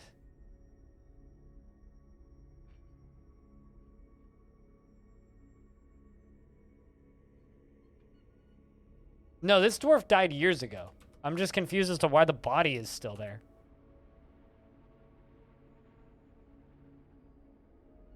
Unreachable location. That's not possible that that's an unreachable location.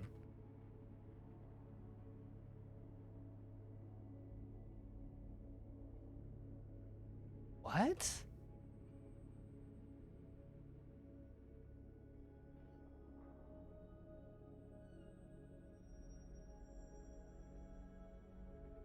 I just realized I have unicorn soap in this fort, and that made me very happy, but, like... I'm so confused right now. How in the world is that an unreachable location?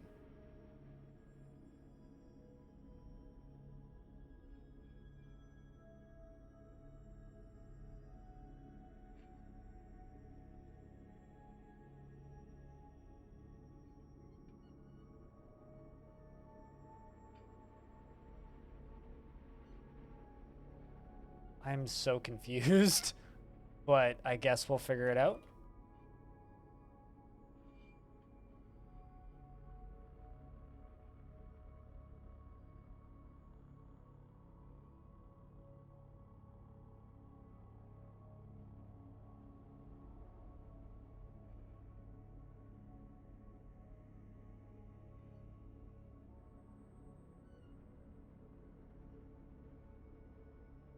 No, it's not a recent death, and I know for a fact it's not. Apparently, they couldn't figure out how to get into this location without stairs being built there. That is bizarre. Now they can. And now they're placing the items in tomb. Weird. Okay. Weird. How the fuck? Okay. It was a reachable location. There was multiple ways they could get in there. Huh. Whatever. Considering there was currently a dwarf in there, I'm super perplexed by that.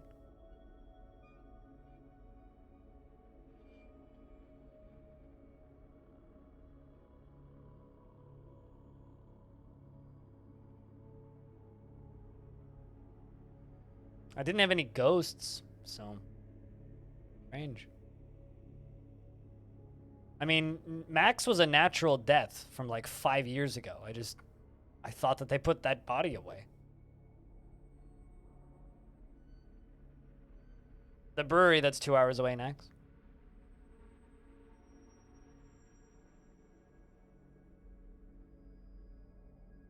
Weird.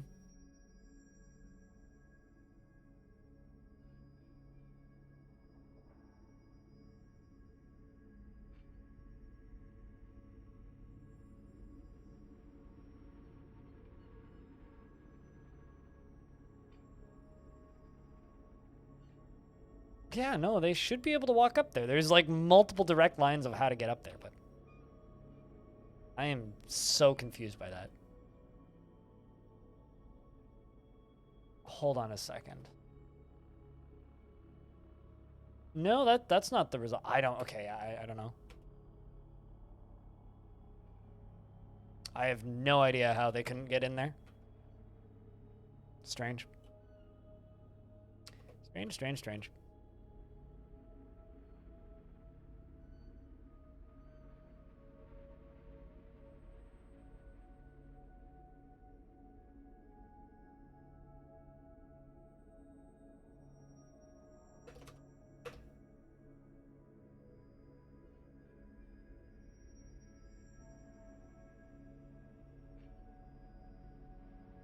Then you should go to the brewery if they have a tasting house anyway. Going to breweries is always worth it in my experience. Always worth it.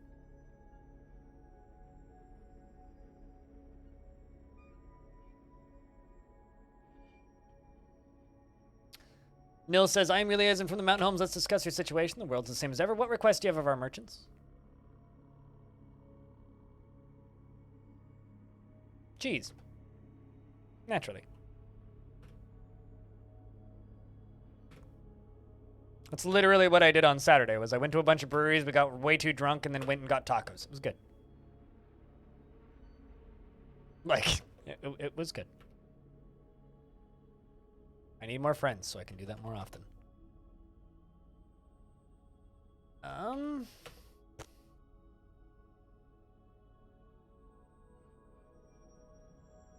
Blocked? By what?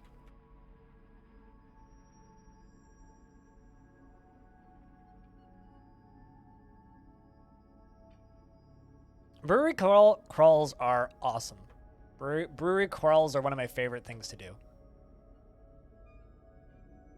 Because it's like the best excuse to binge drink ever, because like you can just crawl from place to place and go to a couple different spots and drink a bunch of beer while feeling productive, and also you can like talk somewhat coherently about the process of drinking that alcohol, and it's just pleasant. Just nice. Guess it's the statue that's blocking it. Statues block construction, apparently. Cannot stand on a statue and construct a thing. Today I learned.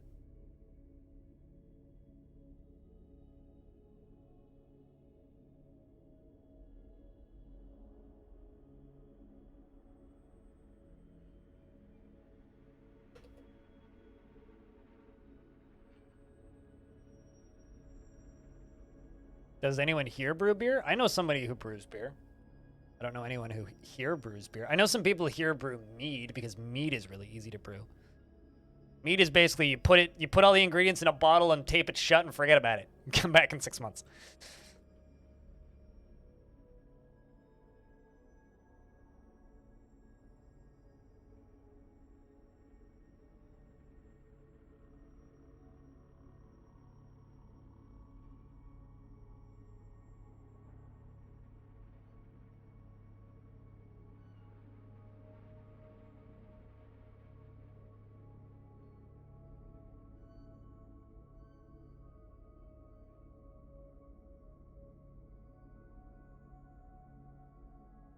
You know what's incredible, chat?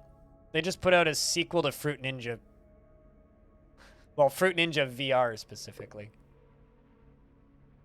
Also, chat, you guys know what Dawn of War is, right? Specifically Fruit Ninja VR, the sequel. Max.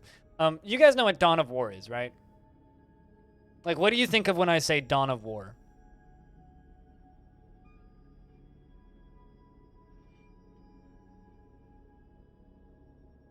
Like, you think of the 40K RTS, right? Dawn of War? Because you'd be wrong. Dawn of War by Dawn of War, published by Dawn of War, is a 3D MMORPG set in a magnificent story. Set in the magnificent story. Enjoy a journey of mission in the Western fantasy world. Enjoy a journey of mission in the Western fantasy world. Interesting. I needed to share that. It was right there in front of me, and I needed to expose somebody else to that bullshit.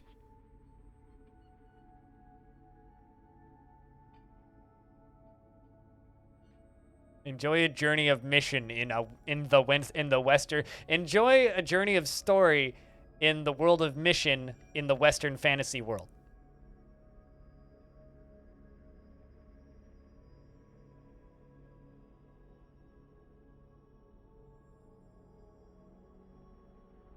I'm just glad I could teach you guys all what Dawn of War actually is. Definitely. It's the story of fantasy.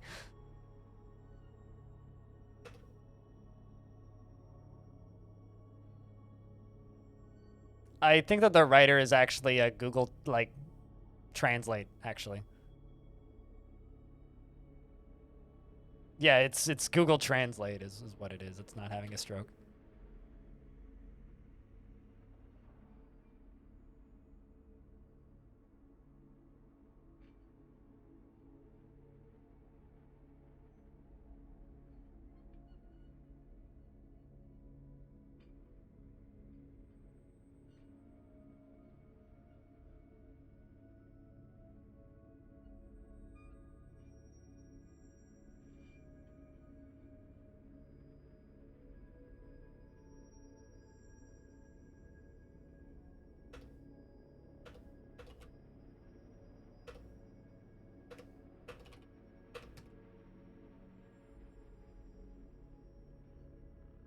Yep, it kind of does. Jayberry, kind of does. I needed to just share that. Because, like, you know, we all know what Dawn of War is, right? But I just think it's funny that it's like Dawn of War made by the Chinese studio Dawn of War, published by the Chinese studio Dawn of War, not related to Dawn of War. It's clearly what Dawn of War actually is. It's not what we all thought it was, a 40k RTS. No. No, it's definitely Dawn of War, all caps. Definitely. Nothing to see here, chat.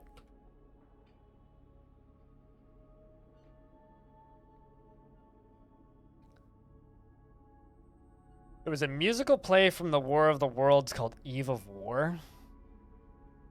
But where's Atom of War? What is this sexism?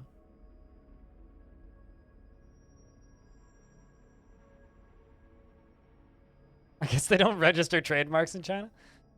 Yeah, or, you know. I was gonna say something inflammatory, but I will refrain. I will abstain. Considering we've already been mocking the Chinese president all day today, I don't think that, like, you know.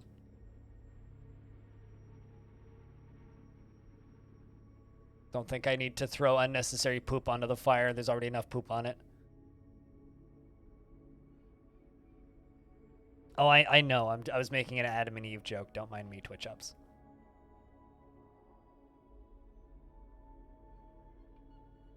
I was commenting that, like, names in the English language are silly, I guess.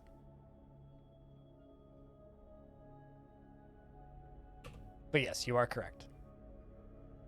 It is Eve as in the night before.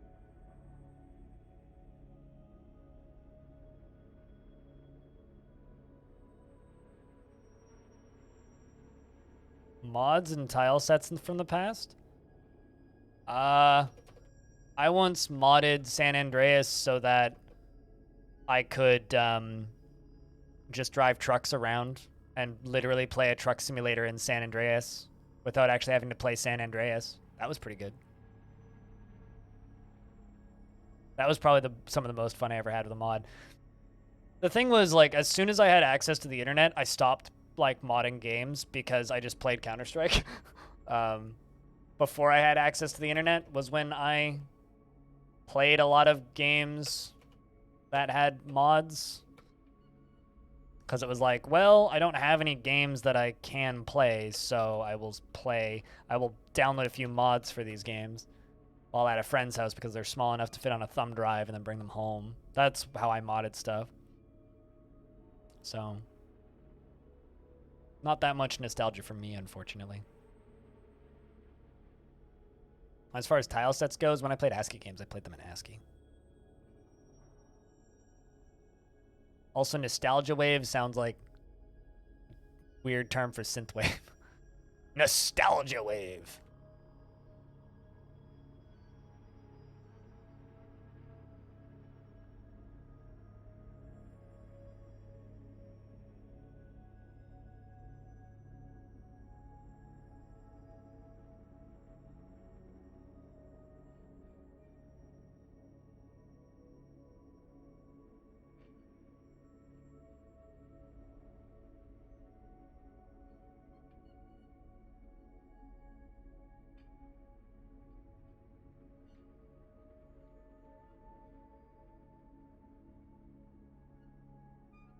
Although, if you want me to talk about nostalgia, Civ 2 is pretty good. Ultima 7, I think. Ultima big number at the end that I can't remember the name of. Was also pretty good. Halo 1's pretty good.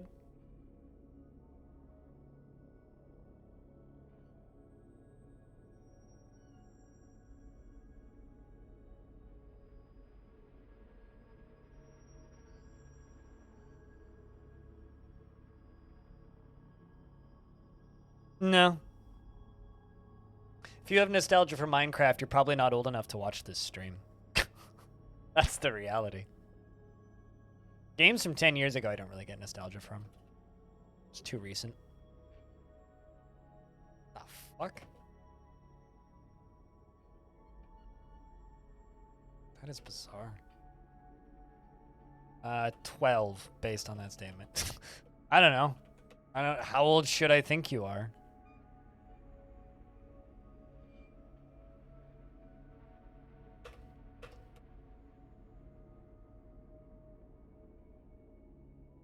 Actually, Nostalgia Wave is probably like just RuneScape remixes and then like Final Fantasy remixes. Movie theme remixes. Stuff that makes you think of stuff.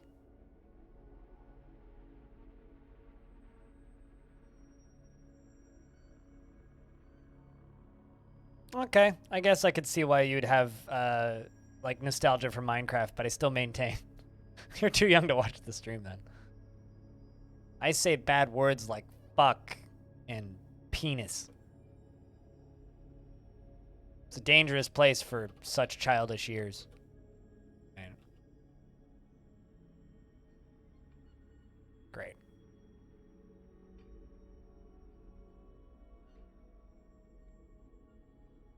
Am offend. I know, right? Me too. Poop? Oh, the other P word. I can't catch him. Like, wait, which one? Which P word? Pineapple. It's definitely a scary P word.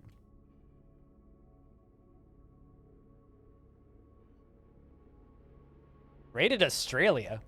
I mean, yeah, then I'd definitely get banned if I had to be rated in Australia. Although, ironically, actually, I feel like they'd be more okay with a lot of the language I use. The problem would be the excessive violence descriptions in DF. I wonder if Dwarf Fortress would get banned in Australia. Have they gotten better about that shit yet? I don't live in Australia, so I don't know what the state of video games being, like, logically rated and whatnot.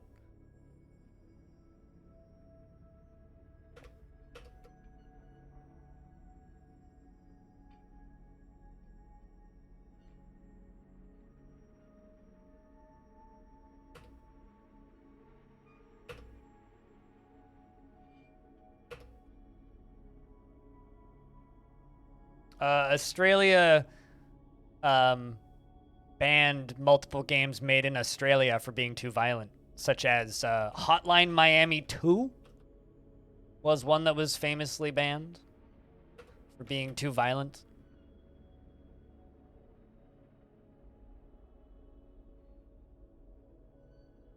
Also, Left 4 Dead famously had no blood in Australia, which I still think is hilarious. Like, Left 4 Dead without blood is, like, no longer Left 4 Dead. Like, if you go look up Left 4 Dead Australian version, it's literally just Left 4 Dead with the blood turned off.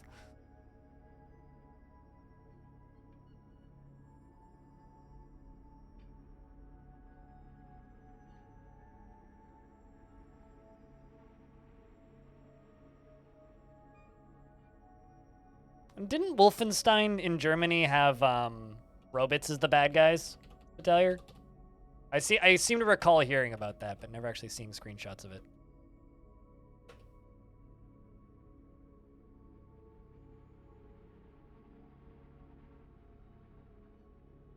Like, considering Nazis are evil, shouldn't killing them be a good thing in video games?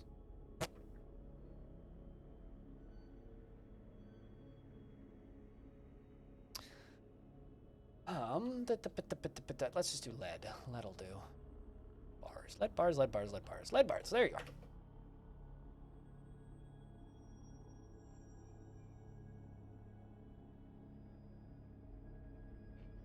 Saints Row 4 is banned in our EU. I mean, nothing of value was lost, Mark. Like, let's be honest for a second here. Nothing of value was lost in that one. Like, Saints Row 4 banned. Well, it's no Saints Row 3.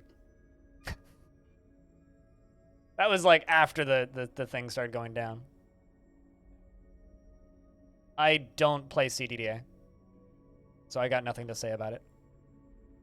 I don't really like open world survival craft games. Games that focus on like, yo, you're in the wilderness. Go craft shit and build a base. I'm done. Nope, don't want to play it. Not for me. Not bad, it's just not for me. I have nothing to say about CDDA. You want to see somebody with lots to say about CDDA, go watch, why am I blanking on his name?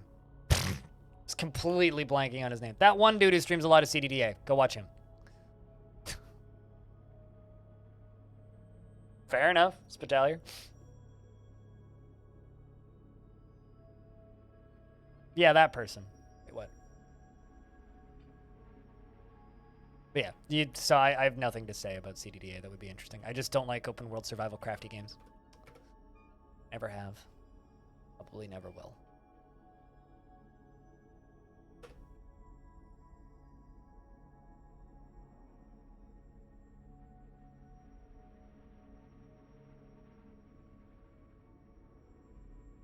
What, are you looking at games that have been banned in Australia? It's an extensive list. It's indeed an extensive list.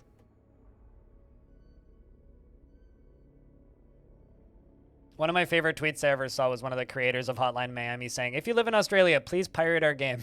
I was like, all right, sure.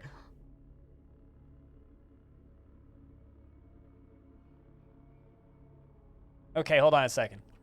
I don't play a game and I'm not interested in it. And you want me to talk about it? Why? Go watch somebody who's interested in it to go talk about it. Don't ask somebody who doesn't like it to do that. That's just mean.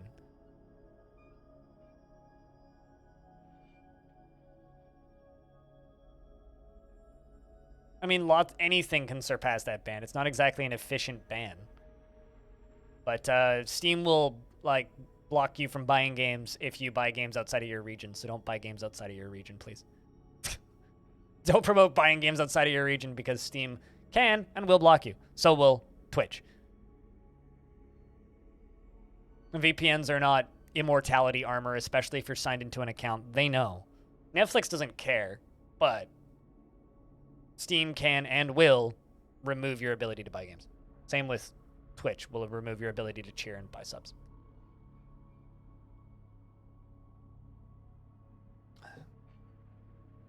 VPNs aren't bulletproof, chups, especially if you're signed into an account. If you're signed into an account, you might as well not be using a VPN. It's like if you use Chrome and you're signed into a VPN, if you're signed into your Gmail account, Chrome knows it's you. If you teleport across the world, suddenly they'll be like, yeah, he's using a VPN. Censorship? Wait, what? Christian governments, prudish governments. It's the same governments that try to ban porn for the same reasons. It's outdated prudishness. It's something that I like to think that we are getting over as a species, but it never ceases to shock me. I mean, if I recall correctly, the reasoning behind Hotline Miami 2 getting banned was suggested rape and assault. Was the reason for that game getting banned. I don't know anything about PSN. I know about Steam. Nothing about PSN. Got a license for that, mate.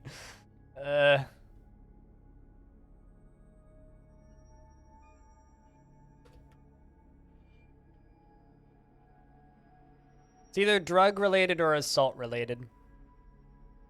Or obscene amounts of violence-related. Mark. I mean, the thing that always gets me is that, like, Grand Theft Auto got banned in so many places, but if you actually play any of the Grand Theft Auto games, they're, like, like, Grand Theft Auto 3 got banned in a bunch of places when it was new, and it's like, that game is literally like 3D slapstick comedy.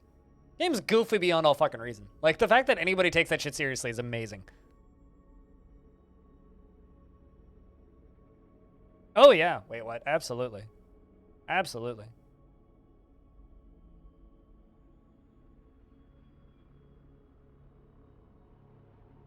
I don't know the name of this scene. I just remember what the reasoning behind it was.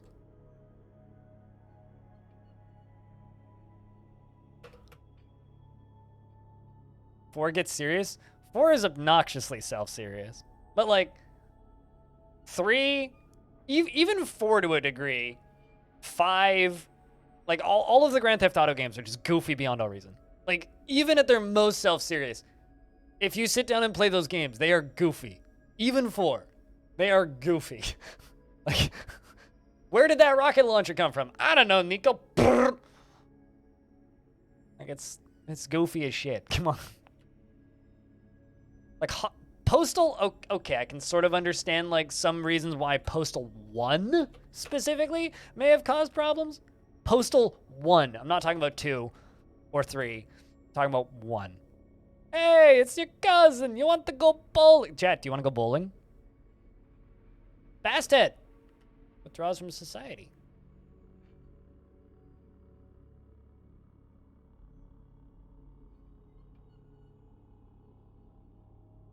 Yes, but being edgy is what offends people, right?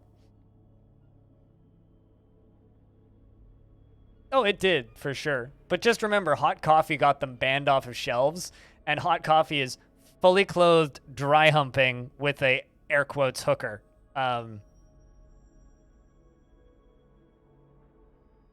Or girlfriend. So it's consensual, fully clothed, dry humping. Got them taken off of shelves. Meanwhile, like, fast forward a decade, you have Mass Effect. Just being Mass Effect. Shit amuses the hell out of me.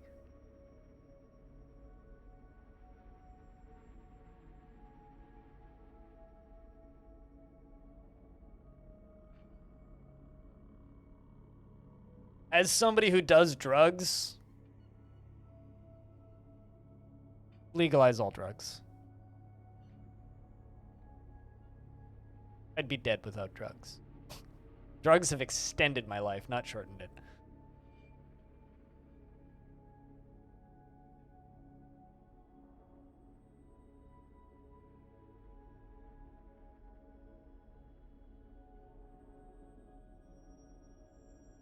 And they've definitely improved my quality of life. Just like alcohol improves your quality of life, even if it shortens your life. I'd rather have a shorter, higher quality life than a longer, lower quality life. It's kind of the same reason I can't feel sad that Apitor passed away. Rest in peace, you stupid fucker. It's like, yeah, the guy drowned in a frozen lake going to film a video, but also he died doing what he loved.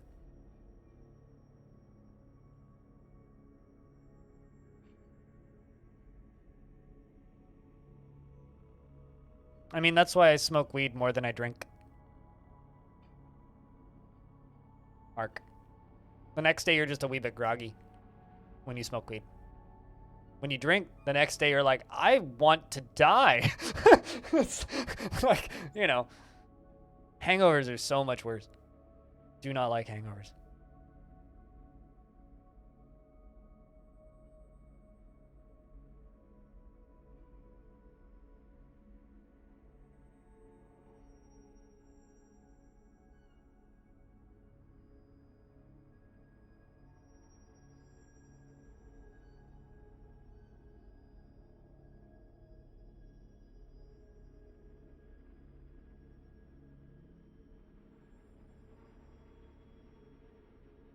That moment when you realize all drugs don't have hangovers.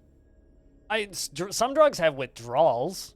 Caffeine has withdrawals, right? Like, if I don't have coffee for like a day, I will have like a debilitating migraine that'll be so bad I won't be able to stand after a bit. I will start getting vertigo if I don't have coffee. I can just not smoke weed for 2 weeks and be fine. You know? Of all of the substances I've ever been on, like I've taken like 6 months long breaks from alcohol a couple of times. Out of all of the substances I've ever decided to get attached to in my life, coffee is the only one that I can't drop because I won't be able to work for 3 weeks. Keep in mind, my rules are generally, if it grows in the ground, you're probably okay. I don't like chemicals made in a lab, thanks. Unless they're prescribed by a doctor, but even then I squint at them.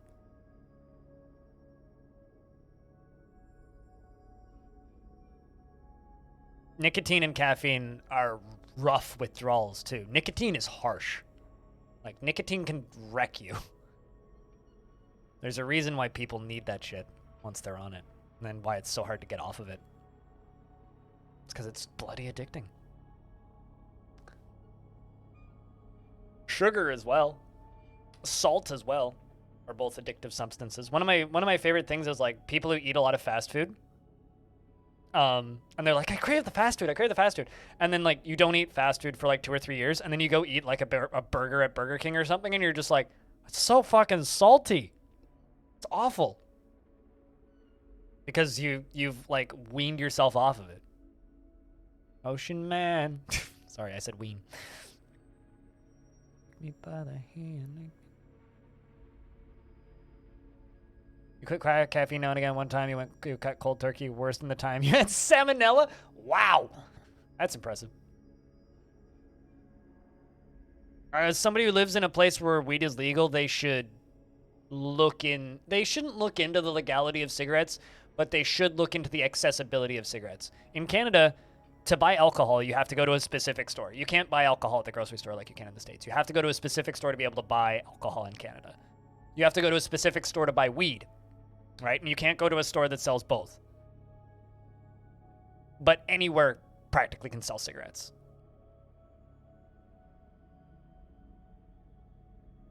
Tobacco's been victimized? Tobacco is less of the issue. The issue is the accessibility of tobacco and nicotine.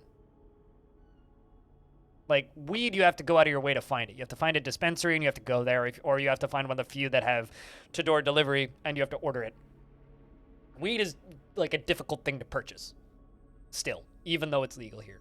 You have to go out of your way to get it. And they need to do that with cigarettes. They need to make it so that you have to go out of your way to get it. They can still keep it accessible. Like, I've got no problems with them keeping nicotine and all that legal. Just, you have to go out of your way to get it. You have weed in a liquor store? I'm not saying that's a good thing. Wait, what? I don't think that's a good thing. You shouldn't mix substance sales. You should make those substances something that you have to go specifically to get. And I'm pro-alcohol and pro-weed. In Canada, nope. Grocery stores do not sell any format of alcohol. The only places you can get alcohol are in private liquor stores and in government-owned liquor stores.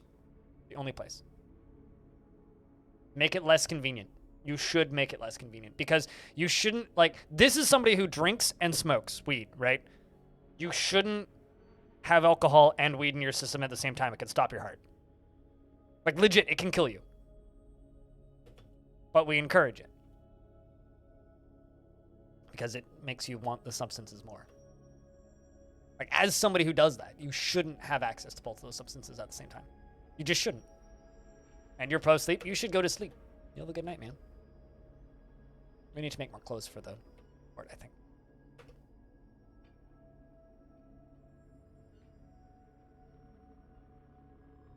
The thing about tobacco, right, is tobacco is a hunger suppressant, which was popularized in World War II.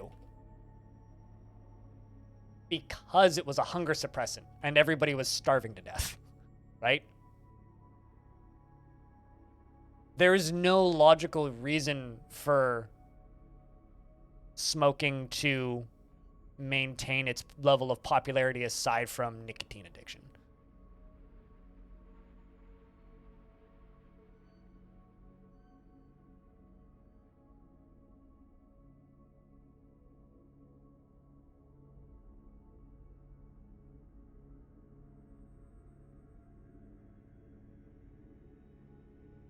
No, I'm good, Anton.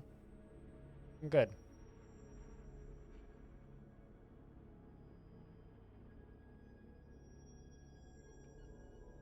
If you can operate machinery on it, why did you spend the money? That is a funny sentence.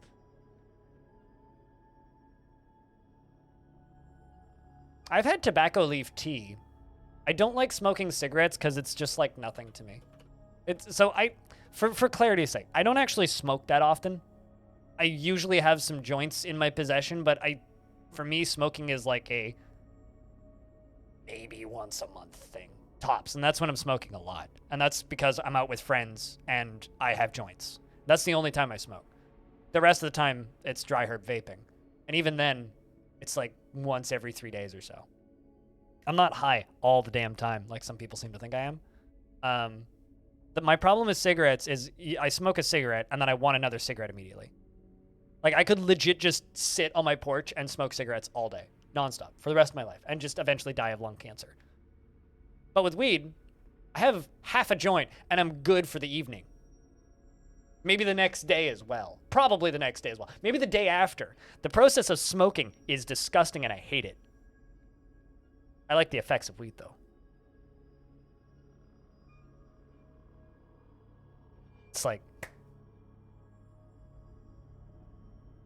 such a different process. Bastet, the dwarven child, has created Sumankast Duzraz, a fungi wood cup. Ooh, and claims it as an heirloom in the name of the family ancestor Kikrost. Oil answers. This is a fungi wood cup.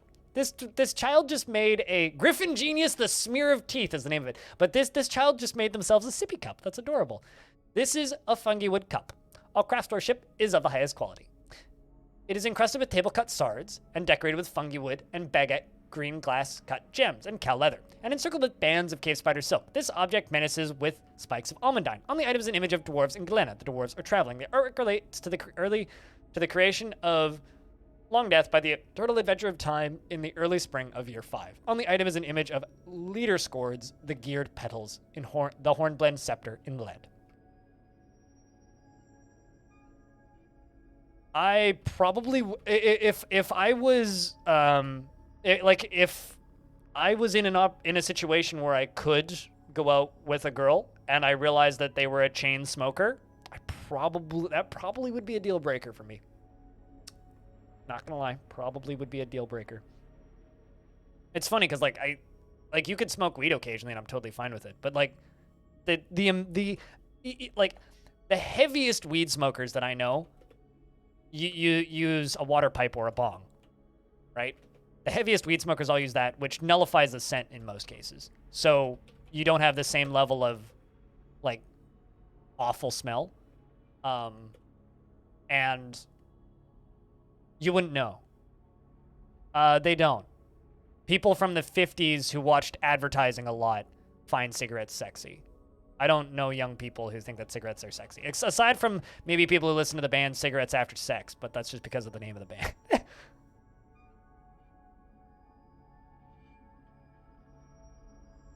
I think that there's like an element of allure sleaze to cigarettes, but...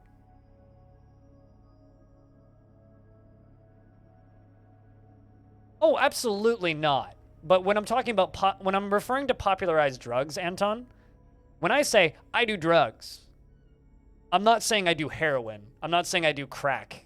I'm saying I smoke weed and will eat a mushroom once a year. That's what I mean when I say if it grows in the ground, it's probably okay. Just because it grows in the ground doesn't mean I'm automatically going to eat it. To be clear, I don't understand why I need to make this distinction to you, but... No, but I do eat animal crackers sometimes, and those are delicious. Mark.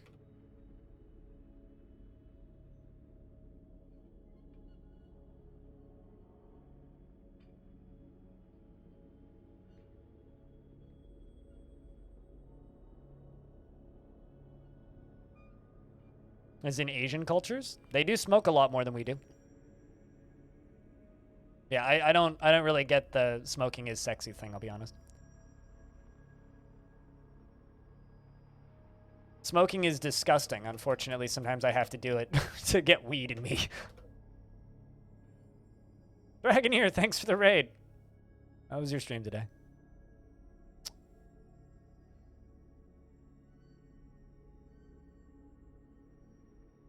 Maybe if more people did sexy cricket eating. Can we put that on the box quote? Okay, can we like use that as a marketing thing for like cricket bars and just be like,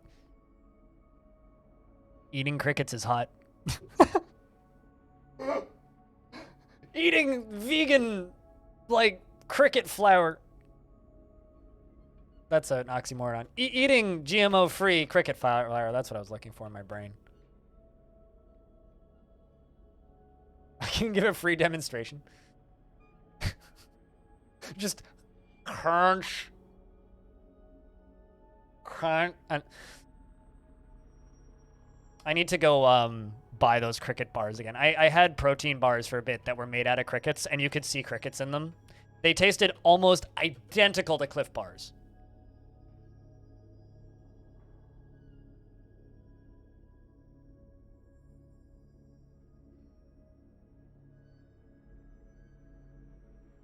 So go sleep, Dragoneer. That's generally what you do when life kicks you. Take a nap. Life can't kick you while you're sleeping.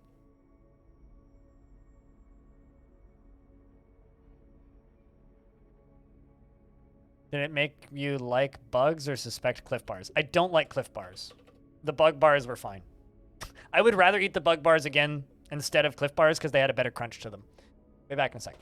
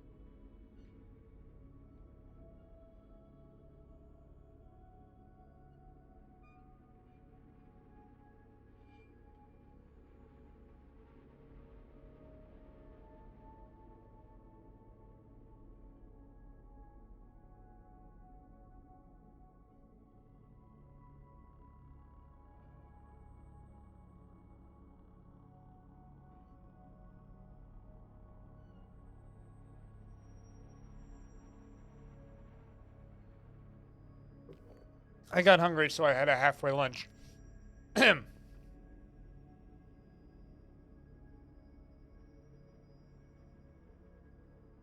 Also, it's cold in here. It's still snowing. The fact that I have to go over to my parents' house tonight makes me sad. It's snowing outside, and I get to get on a bus tonight. Blech.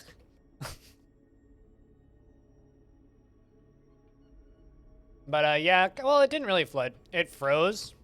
And so all of the mist froze, and then when it thawed, it flooded. Wasn't a major flooding, though. I just have to remember to shut the whole thing down when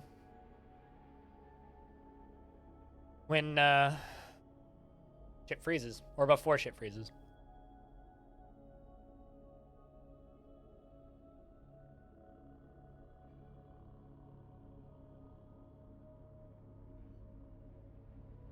There's a company that I got sponsored by once, so I guess I have to disclose that before I say anything nice about them. That is literally $20 a year, and it's just a whole bunch of documentaries called Curiosity Stream. And they have a series on there called The History of Food. Which, on the part that's the history of food, is kind of fascinating. But there, it hits a point where instead of talking about the history of food, the last episode is the future of food. Like, well, how do we have food in the future? And it talks about a bunch of, like, experimental futures of food. One of them was talking about farming mealworms and crickets in cities in shipping containers. And it's like they can produce so much protein to feed so many people in such a small space. The problem is people are scared of eating bugs. It's literally we have this excellent solution to a lot of our problems. I don't want to eat bugs. Well, screw that solution, I guess. Moving on to the next one. It's literally like how the whole thing goes. Sucks. Need a cute mascot? We need, like, the Mr. Peanut of mealworms and crickets. We'll call him Grubby. It can be Grubbies. Grubby's Grubs. Big old bag of grubs. Jiminy Cricket. No one's come up with that one before. Definitely a unique idea, Lump. I love it. Get on this.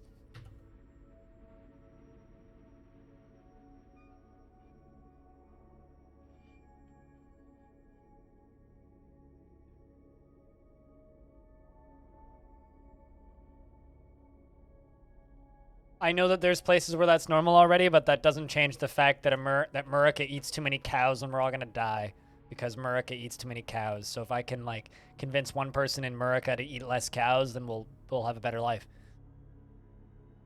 Just like, you know, yesterday I was stating that we all need to work less or the world's gonna burn down. It's like, we also need to eat less cows. Cows are delicious, don't get me wrong, but we need to eat less of them. And it's not like a problem if you eat, like, a steak once a month. It's a problem if you eat a steak 3, 4, 5 times a week. And I know people who live their lives like that. No, you turn crickets into bread. That's actually the best way to do it. You grind them up and you make protein powder, and you mix that with flour, and then you make bread. Make protein bread. It's healthy, it's tasty, it's good for you. It just looks and tastes like normal bread. Protein bread. I bought and ate a loaf of cricket bread. It was more expensive than normal bread, but it tasted like brown bread. It was mixed with good flour, and it was delicious. Probably. I've never tried, but I'll bet you could. I mean, if you can make cricket flour...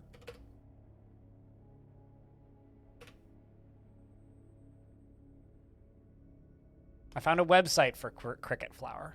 5 reasons to eat cricket flour. Cricketflowers.com. That's definitely, like...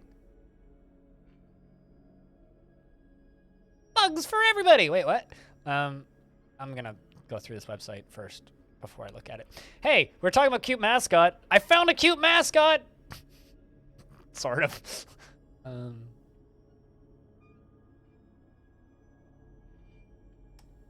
Cricket protein spread on toast, various proteins. There's a recipe on how to make pancakes with them. Yes, you can. Actually, you can in fact make noodles out of crickets. So there you go. I'm not saying that crickets are going to save the world or anything. They're certainly not, but they are. They might help a little bit.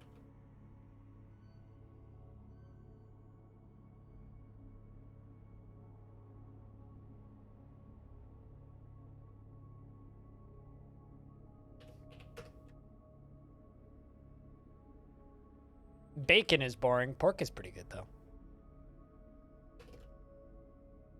Bacon is just salt and fat. We can get salt and fat from other things.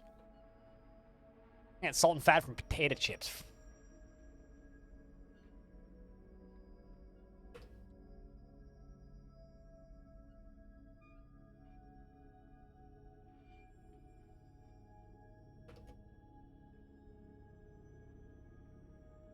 You haven't had good baked meats then. Bacon is like a C- tier meat. Bacon is not very good.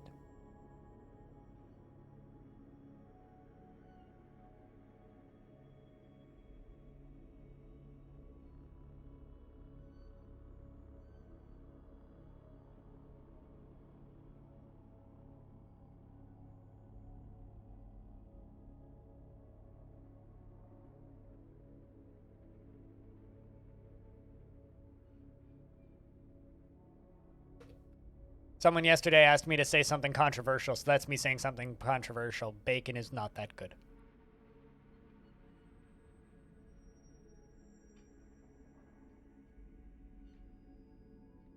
You know, Dragoneer, it's funny that you say that you don't want insect bits, because that's like where a lot of people stand. But I will just state this. I ate a bag of barbecued crickets when I was down in San Diego for TwitchCon the second time I went down to, so 2019. They were delicious. It was like eating peanuts, but crunchier. How's your dwarf? Terrible, man. Jimmy is constantly depressed. And hasn't died, but I can't find him for some reason.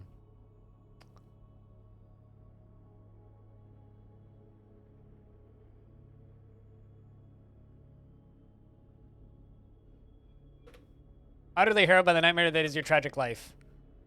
And you're sleeping on the floor right now.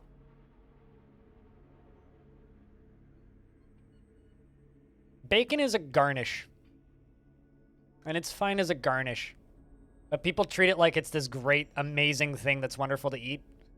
By itself, it's overpowering and doesn't have particularly interesting flavors.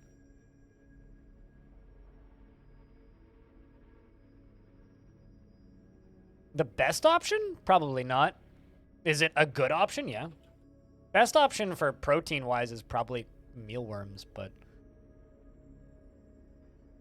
Bacon is the most successful advertising campaign that the American pork lobby ever, like, went out on and pulled off. Wait, what?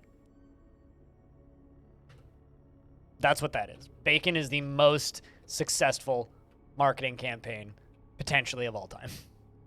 Because that's what it was. It was a campaign by the pork lobby to convince people that breakfast is the most important part of the day, and the three meats that you have with breakfast are ham, bacon, and sausage.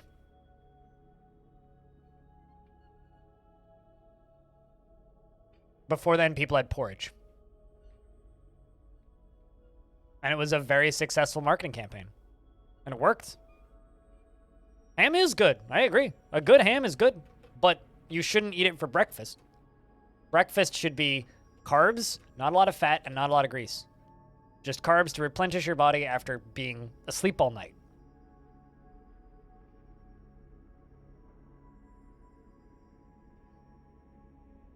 I could see that debate, but in my opinion, it's bacon. Because bacon is pointless. Quite literally. Out of all of the food that we eat, bacon is literally pointless. It has very little health benefits. There's no logical reason for us to eat it.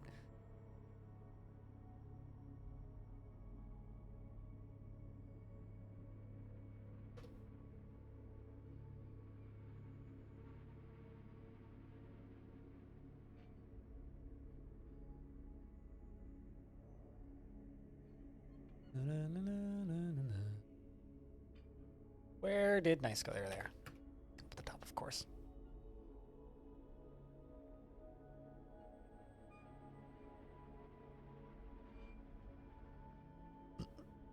Yeah, you should use the whole animal, but it should also be portioned out into smaller amounts. The amount of bacon people eat is distressing. Eggs are great. I'm not going to talk smack about eggs. I literally just ate 2 boiled eggs. Not going to talk smack about eggs. Bacon is pointless. Talking about bacon here. Unsmoked pork belly is significantly better than bacon. Pork belly is very good. So is pork butt. Very flavorful. A lot going on there. Bacon is just fat. Like, it's great to grease a pan, I guess.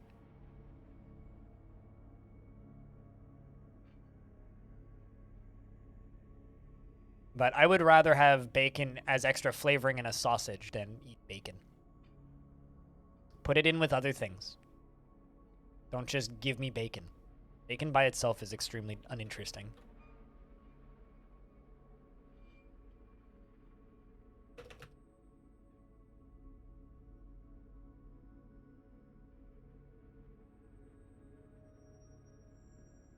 Uh-oh.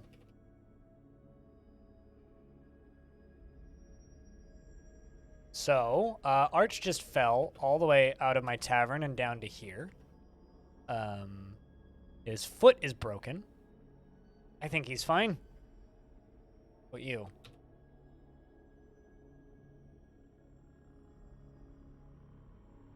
Quevinair and LaFonda. Fonda's foot is broken. And Quevinair is fine.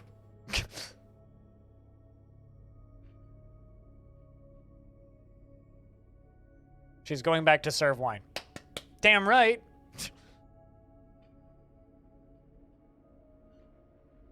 I'm actually not sure how that... Oh, actually, no, I do understand how that caved in. I'm an idiot.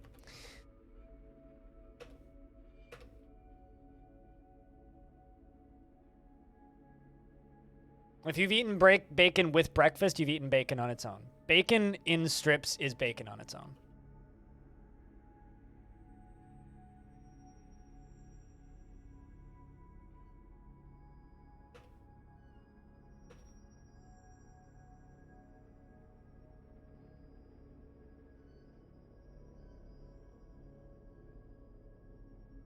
I'm gonna get so many weird comments about this whole segment from YouTube when this goes up.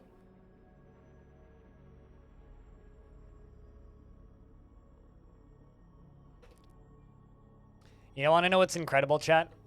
In the past 3 years, my stream has been referred to as vegan propaganda, radical socialist brainwashing, and I've been accused of normalizing drug use. The past couple of years. Those are just some random insults I've gotten from people who've just come to drive by, insult me, and move on with their day. Yep. I've been referred to as all of those things. Only one of them is correct, and you can guess which one. It's obviously normalizing the use of drugs. One of them is true.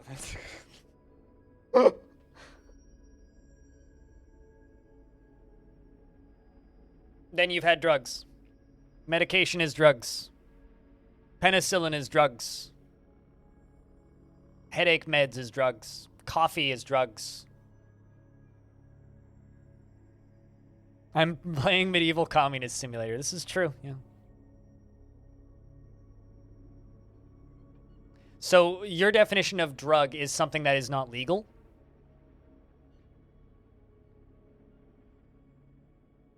Because that's not the definition of drug.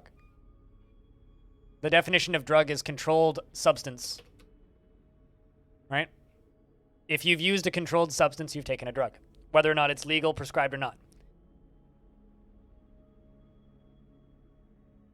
That's a stupid question, Jimmy.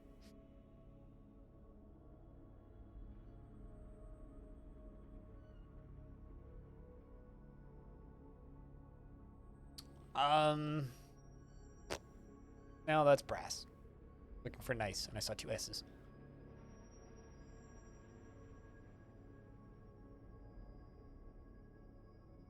There. Right there.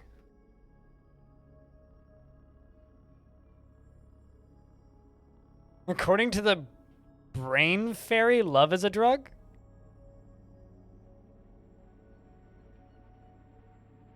I mean, if you could figure out some way to, like, extract love from my brain and give it to me in a needle, I would probably take it.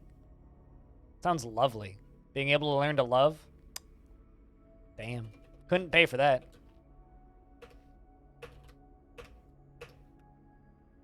So, by Dragoneer's definition of drugs, I don't take any drugs then, because all of the drugs I take in Canada are legal. I use cannabis.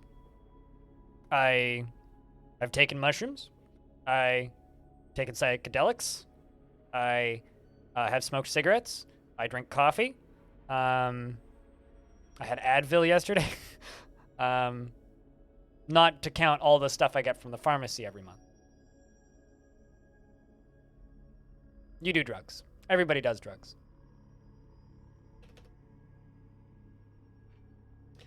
We shouldn't normalize the use of drugs because that's not healthy for anybody. But what we should do is destigmatize the use of drugs. Because most of the biggest addicts in the world don't even realize that they are, and that's the problem. Like, coffee is the most addictive and dangerous substance I've ever used. And I drink three cups of it a day, because if I don't, I will fall over from pain and a migraine.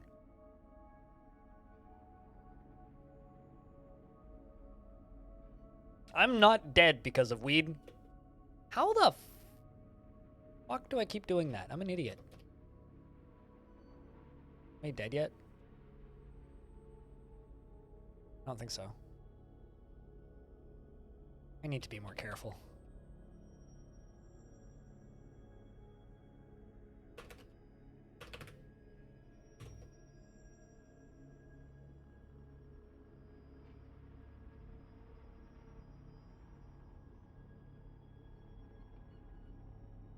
That sounds like backpedaling, Dragon here. I'm not, to be clear, I'm not trying to trap you in a corner.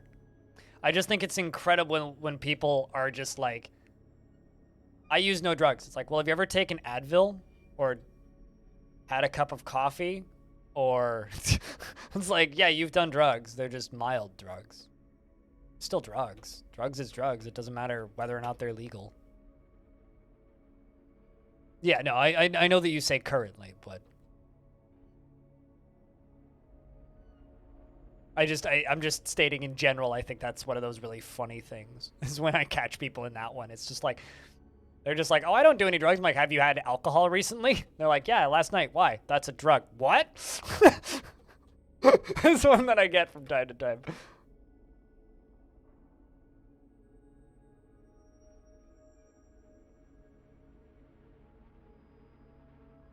Alcohol is such a devastatingly dangerous substance. It's ridiculous. Max.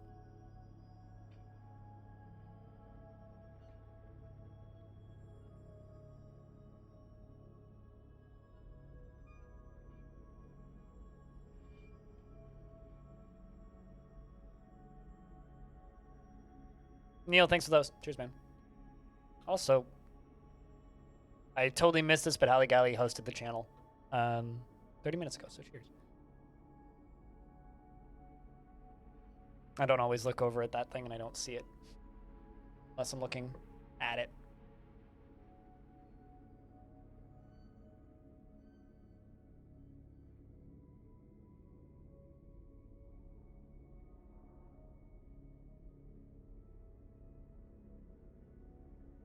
All right, we get it. You're a perfect human being who's completely sober. Congrats for you, Dragoning.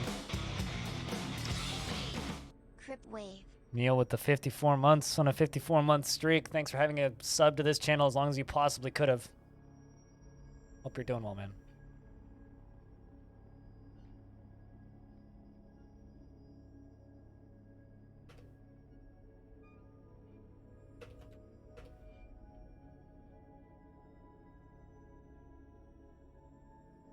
It's a goddamn long time. Crypt old indeed. Crypt old indeed.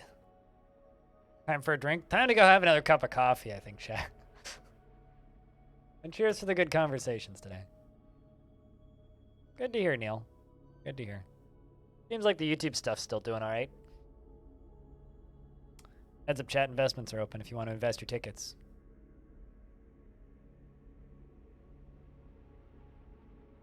Finance, the worst drug of them all.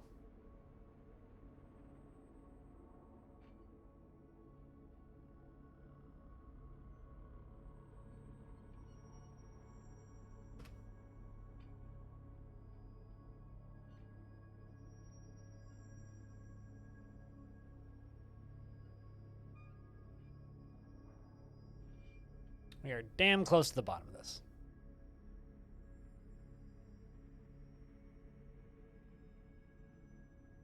Late winter, 13th of obsidian.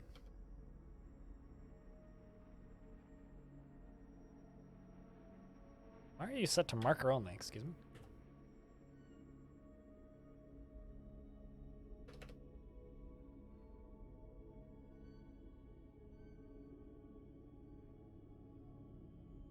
Absolutely nothing. It's an in-chat minigame that allows me to see how many hours you have in the stream and also gives people bragging rights if you get a lot of them.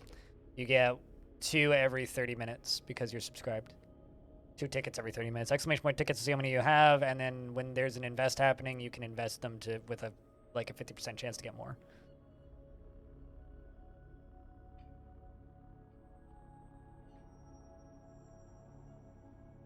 I like the don't recommend at the end of the last one on that, Paranoid.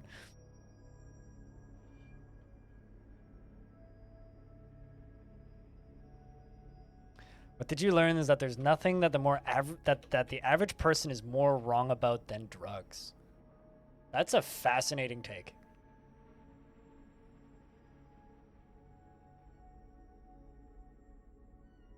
I mean, ADHD, like, if we're talking like ADHD meds, like Ritalin and Adderall, it's like Ritalin and Adderall are like you're literally taking speed. It's like Ritalin and Adderall are scary. Like that shit is terrifying, dude. This isn't a Twitch system. This is a system that's been in my bot Twitch ups since 2015. If you take Ritalin or Adderall, you are basically taking mild speed. Speed is just Adderall times 2, basically. Because it drills holes in your brain and makes you starve yourself to death.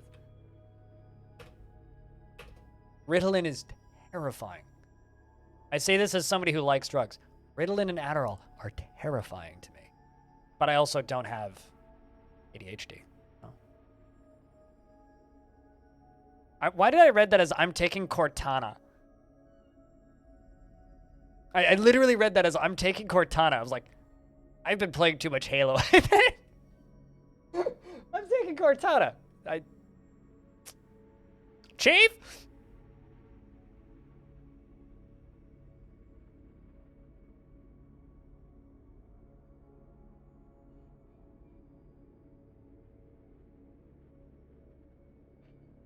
But marijuana bad? Absolutely. If you have Netflix, there's 2 really good documentaries I can recommend if this subject is interesting to you guys, chat.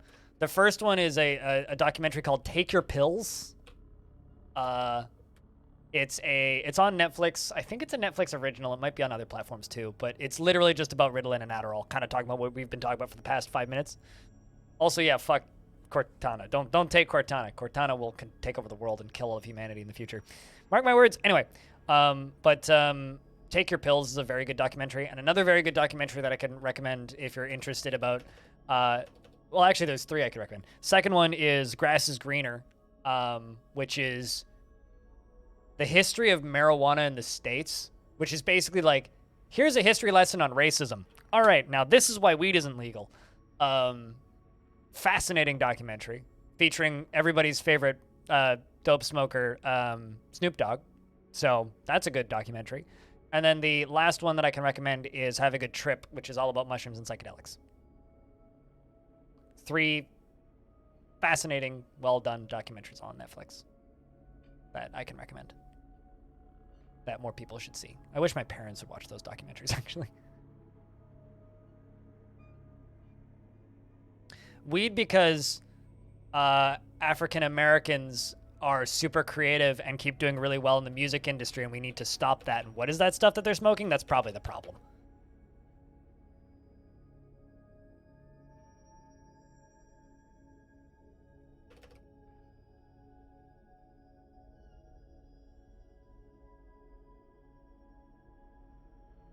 Oh, damn, I think I've seen that, Lump.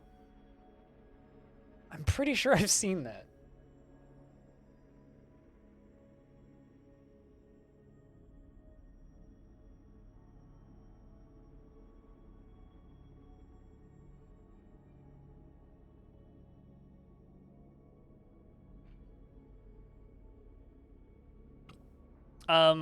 Ritalin if you look up Ritalin, Ritalin was invented by a chemist who wanted to give his wife pills to keep her weight down and make her better at tennis.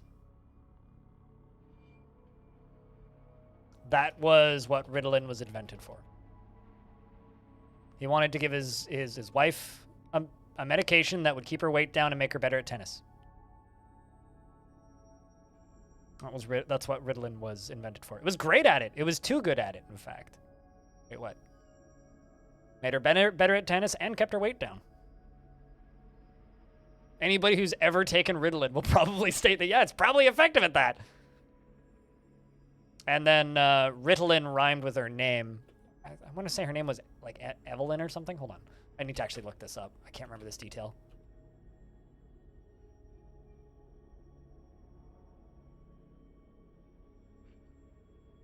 I need to look up the... You know what's amazing? You type in Ritalin Wikipedia and you get methamphetamine. Like, it's just... It's scary. I can't even pronounce this word. That word. Sold under the brand name Ritalin. I'm looking for the history, though. What was the name of that lady?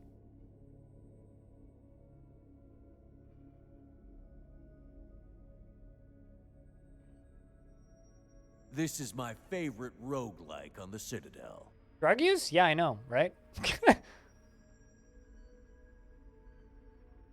Nobody ever everybody's heard the music from Requiem for a Dream. No one should actually watch Requiem for a Dream. That movie's horrifying.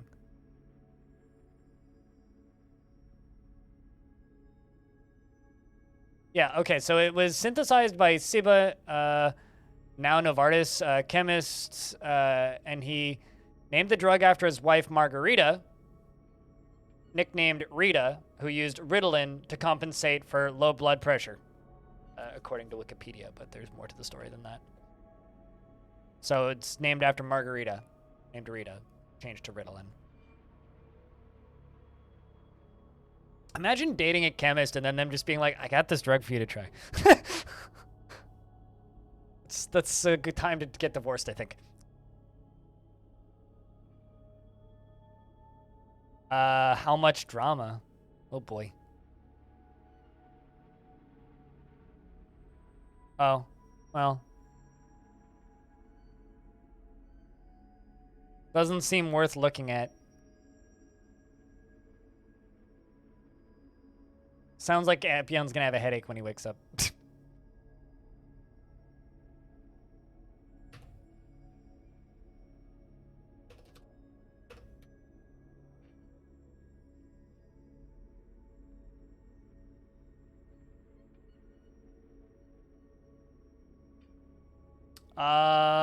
Almost an entire year.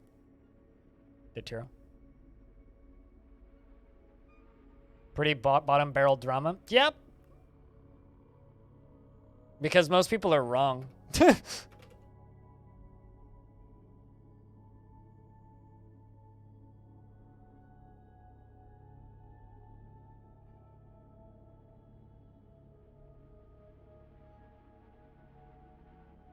Why are you making me look at a Discord with conversations that are completely irrelevant to the conversations that we're having? I'm confused. Why are you making my life difficult here, man?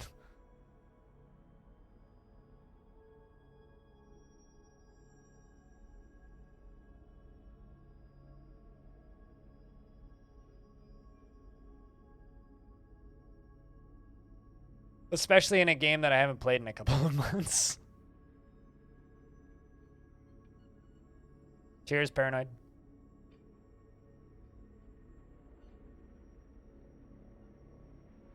Cocaine was used as an antidepressant. Mm-hmm. And meth was used as an efficiency stimulant in the military. Heroin was sold as a painkiller.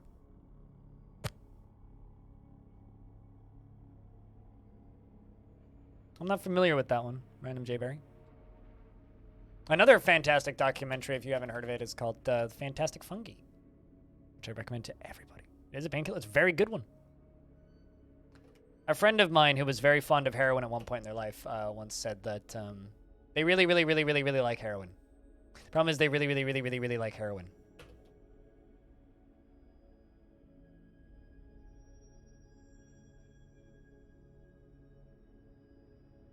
Heroin equals condensed morphine.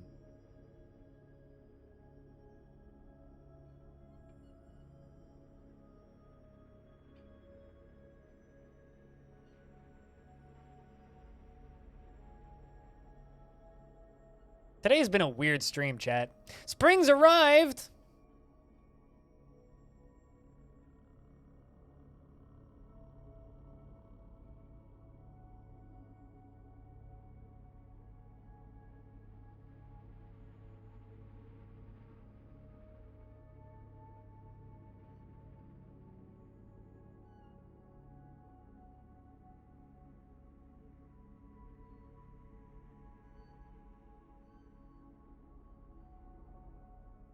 My problem with nuclear is it assumes that industrial civilization will survive long enough to support and maintain nuclear facilities. Wow. Damn! I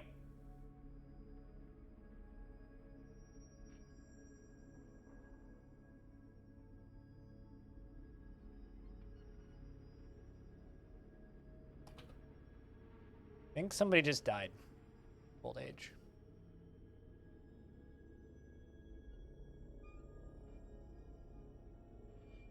Also, Arch just tantrumed.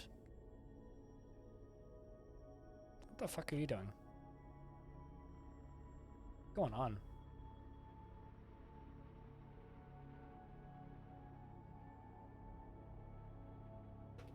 Yep, 4 witnesses against Arch, beating somebody up.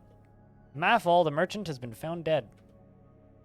That could have been old age? I'm not actually sure. Lumpy got beaten up too. Where's Arch currently?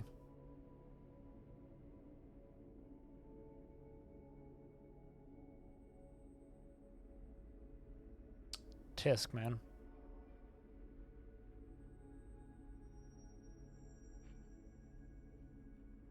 I'm pretty sure I've seen a Black Mirror episode about this, Orion.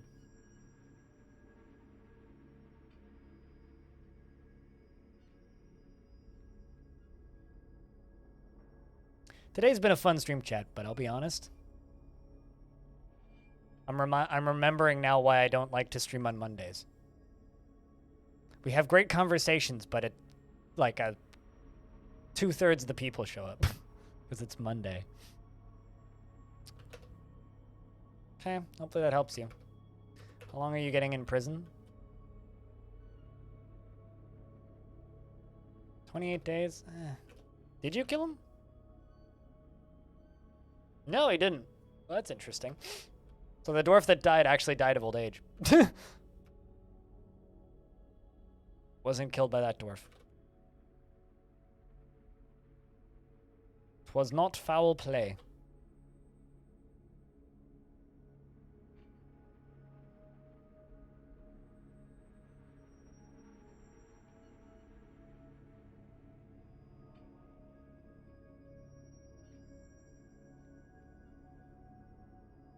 But not if unmanaged nuclear is a thing? Yep, this is true.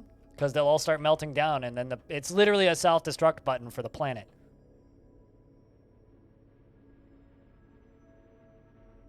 Like, realistically, if there's societal collapse, a couple humans will probably survive, and a few thousand years in the future, we'll have a, like, species again, right?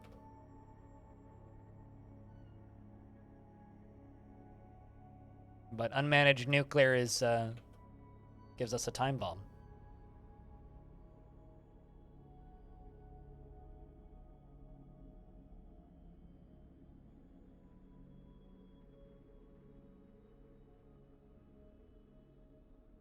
Equals the end of the world? Yep.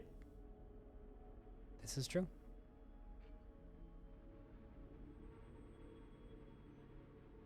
Mm-hmm. Christians would disagree, though. Wave depletion.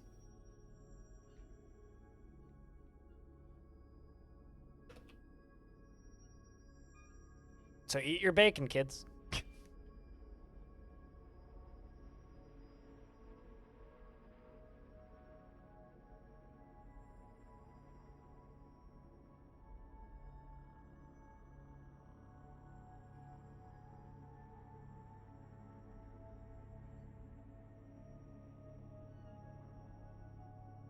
Yeah, I played Project Zomboid a while ago.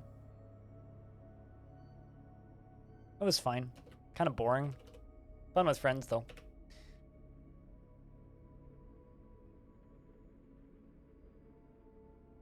Pretty shallow, mechanically.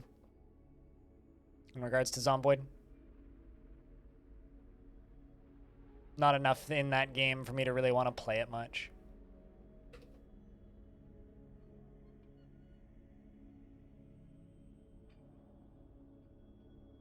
Oh yeah, well it's Eskimo Callboy. What you should actually look up is Hypa Hypa by Eskimo Callboy. It's a much better song. Cause you're pretty and I like ya. Move your body, girl, all night long. Hypa Hypa, you're pretty and I like ya. Turn the light. Turn, turn, turn all.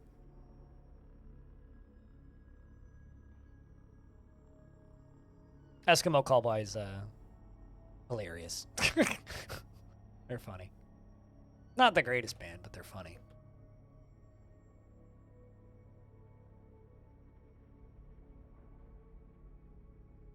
Sometimes they miss, but when they hit pretty hard.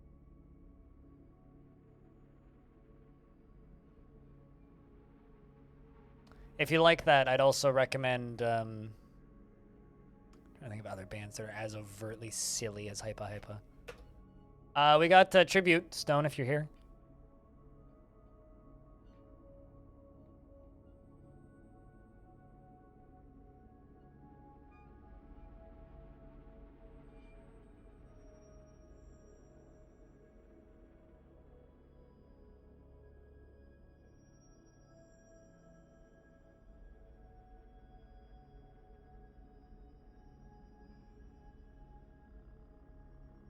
Oh, I know a band that's almost as funny. Grail Knights.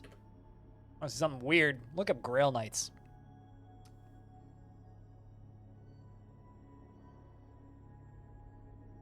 Well, that's not a metal band. I'm specifically thinking of metal bands. Do it.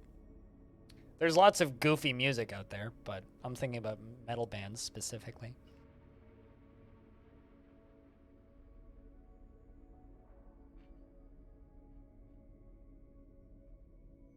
Little Big is not a metal band, though. Or a pop group. Power pop, maybe? Elves have arrived to trade.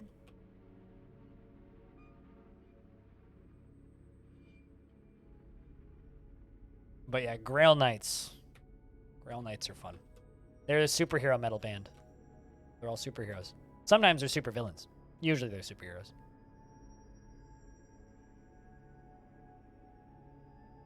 That is a Russian metal band. They're not the only Russian metal band. Slaughter to Prevail is pretty good, though. Although, hold on, I gotta go look up Russian Hate Project for a second here.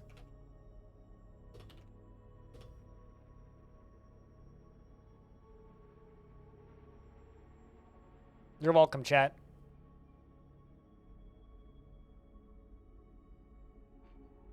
Enjoy that. It's just, you made me think of that because you mentioned Slaughter to Prevail. So, had to share that.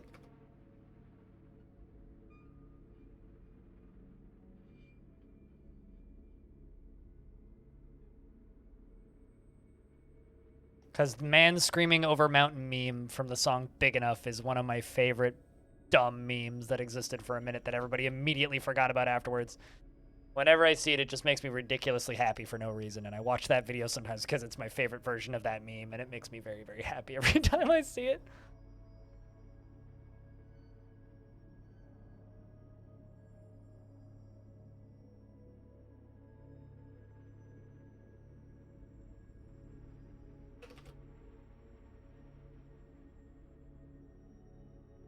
How's Arch doing in prison? Likes it. That's good.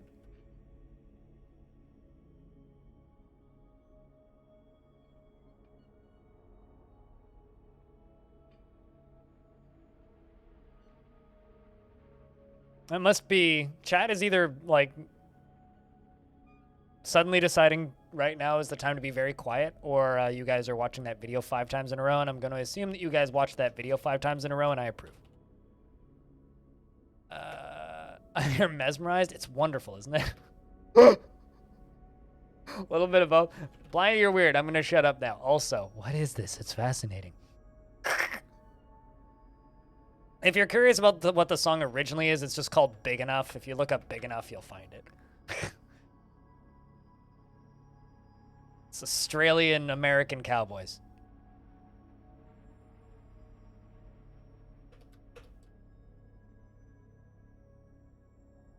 You watched Hypa Hypa? And how'd you like it? Are you pretty and I like you? That's the important part about Hypa Hypa is, are you pretty and do I like you? God, that song is so dumb. The thing about Hypa Hypa is it's like, Hypa Hypa is funny to me because it's everything that I hate about metal. Because I really, really like metal as a genre, right? I respect and enjoy large portions of the genre. But that song takes everything that I hate about the worst parts of metal and puts it into like a 3-minute bit. So there's every single death metal trope, every single like shitty vocal trope, every single... Like, if you were to take a bingo board for bad metal, you'd get, like, 5 bingos throughout Hypa Hypa, which is why it's so perfect. Because if you listen to metal and get annoyed by certain tropes in metal, it is literally the perfect song. It's just, it's so well done. It's like a masterclass in how to mock metal. The video.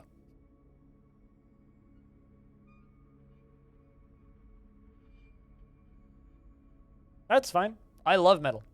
I love every type of metal. Death metal, black metal, grunge, which is more rock, but stoner metal, thrash metal, progressive metal, alt metal, punk, hardcore, all that shit's good. Math rock, djent, all good. For different reasons. Whereas Hypa Hypa does a perfect job mocking everything about metal. And it is so good. They're also a pretty good metal band in their own right. Like, as stupid as Eskimo Callboy can be, they can be very funny. I do think that Eskimo Callboy is generally a pretty good band.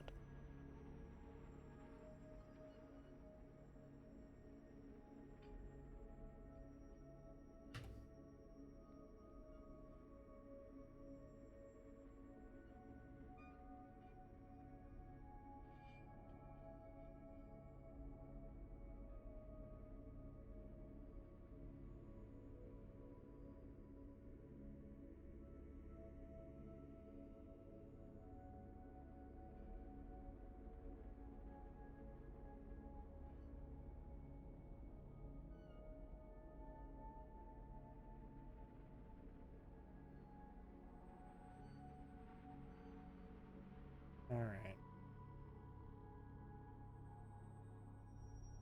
They all have great stuff in them. Oh yeah, true. I mean, like, there's something to like in almost every genre of music. There are specific styles of music that I don't generally jive with. I don't really like it when music is written by committee in any genre. So if music is, how do I word this? If music is written by committee, I'm not interested.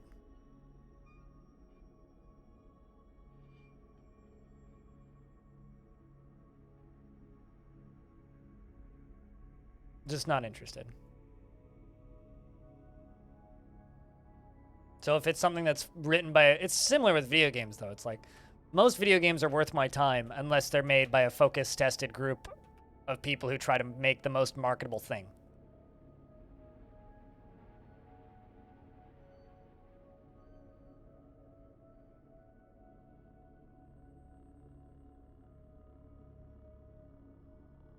Gremlin for mayor? I agree.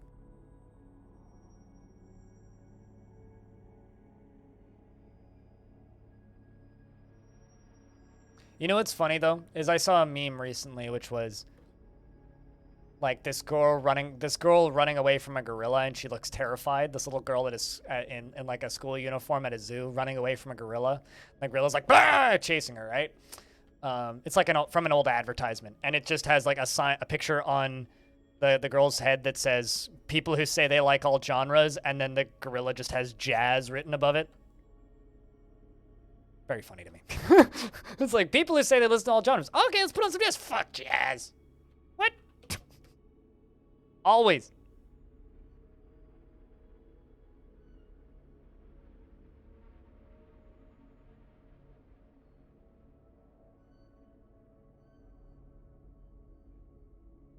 I had to read that twice to get it, but yes, Axon.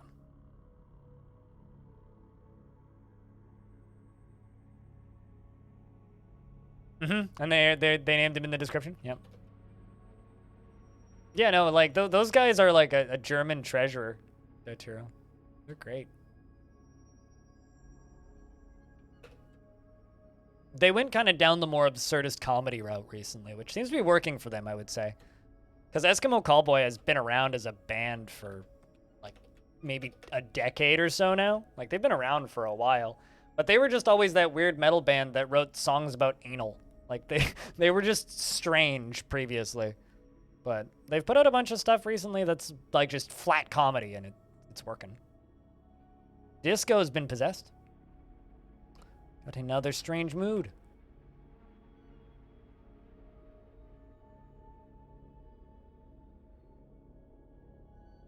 I think what Axon is referring to is crowdsourcing for maximum fun is like open development by indie devs is I think what Axon's referring to. But you are correct. They are the same thing, more or less.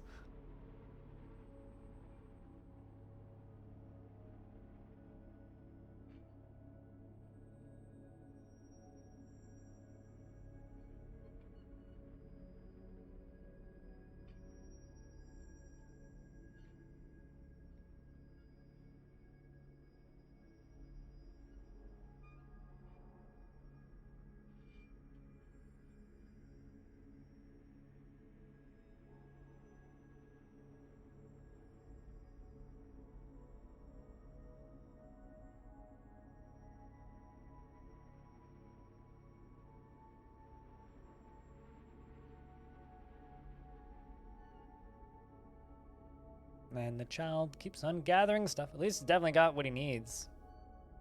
Problem is he's not going to get legendary status off of it.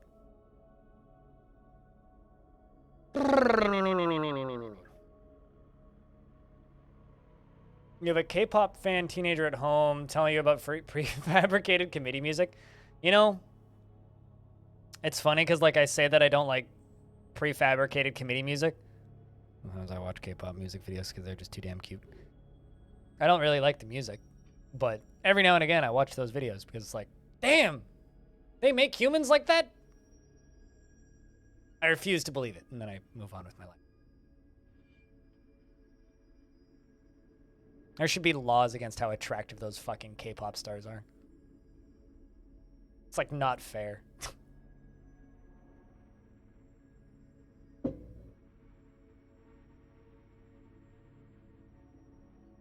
Yes, except Spice Girls and the Backstreet Boys are not that attractive. It does happen. Yeah, true.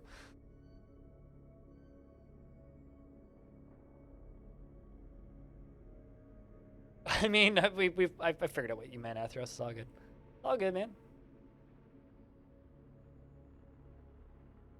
All right, child, what do you need? Bones? That is bones.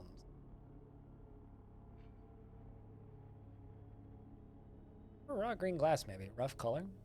Thought I saw you grab those gems. A thread. Really? Not bones.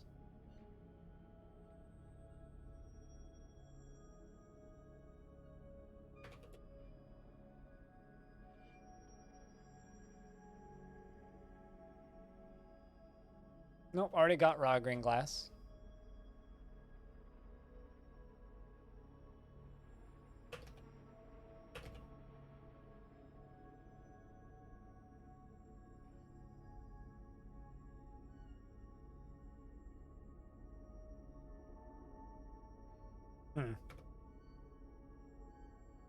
Grey Langers? I haven't seen Grey Langers in like 20 years. All of a sudden, there's Grey Langers in my fort again. That one just fell off the wall of my fort and went splat.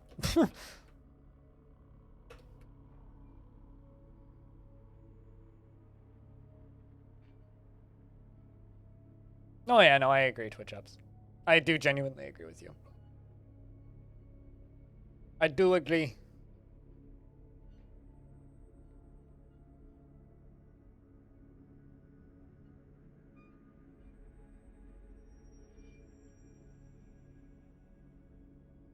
I do agree.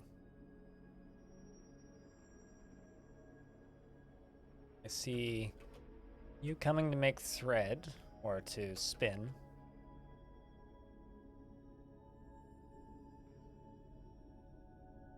Trying to figure out what this child wants. Also, DEFCOM had a bunch of pets. Oh, hey, it was thread that you wanted. Cool.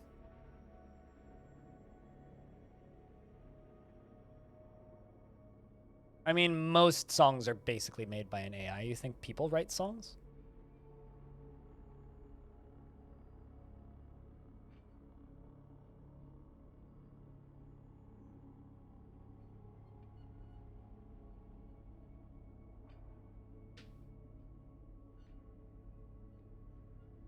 Although, come on, the best Eurovision song ever was Hard Rock Hallelujah by Lorde. I think that we can all agree on this, correct? If you've never heard Hard Rock Hallelujah, just look up Hard Rock Hallelujah. Eurovision. You'll find it. Just a bunch of orcs on stage with guitars. It's not a good song, but damn entertaining. I should have gone to go see them. Those costumes are awesome. They're kind of like discount Guar in a lot of ways. Like PG discount Guar, but it was great.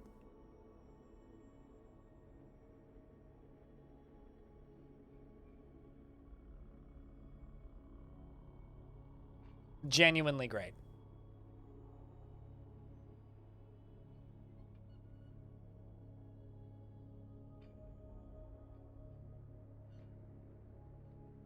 Genuinely great.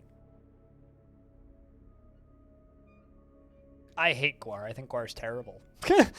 But their shows are impressive. Like, I have no interest in listening to Guar. I've listened to them maybe once or twice outside of shows and then never cared. I've seen them as openers a few times, and it's always like, all right, let's back up, get to the back, get out of the pit, get out of the pit, get out of the crowd. Get to where the stands are, sit down, and wait for that to end, and then go back into the show. That's how I deal with a Guar show. I don't think their music isn't good, but that's not the point. It's all about the stage production, and it's an impressive stage production. As far as actually listening to Guar, screw that. Their music's not very good. I'm not even joking when it. Just their music's not very good.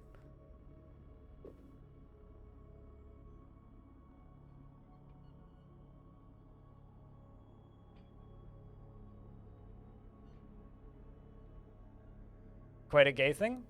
I mean, it's popular with the LGBT communities.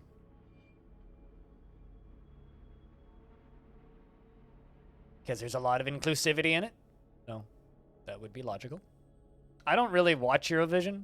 I hear about dumb shit that happens at Eurovision and then I go look it up. I don't watch it, though. I mean, do you remember the man boat from a couple years ago? It was literally a boat made of men. While he was singing, he was literally riding around in a boat made of people, singing about riding around in a boat made of people. What do you think that song's actually about? It's definitely not actually about a fleshy boat made of people. It's definitely about something else. So yes, your friend's statement checks out, I would say.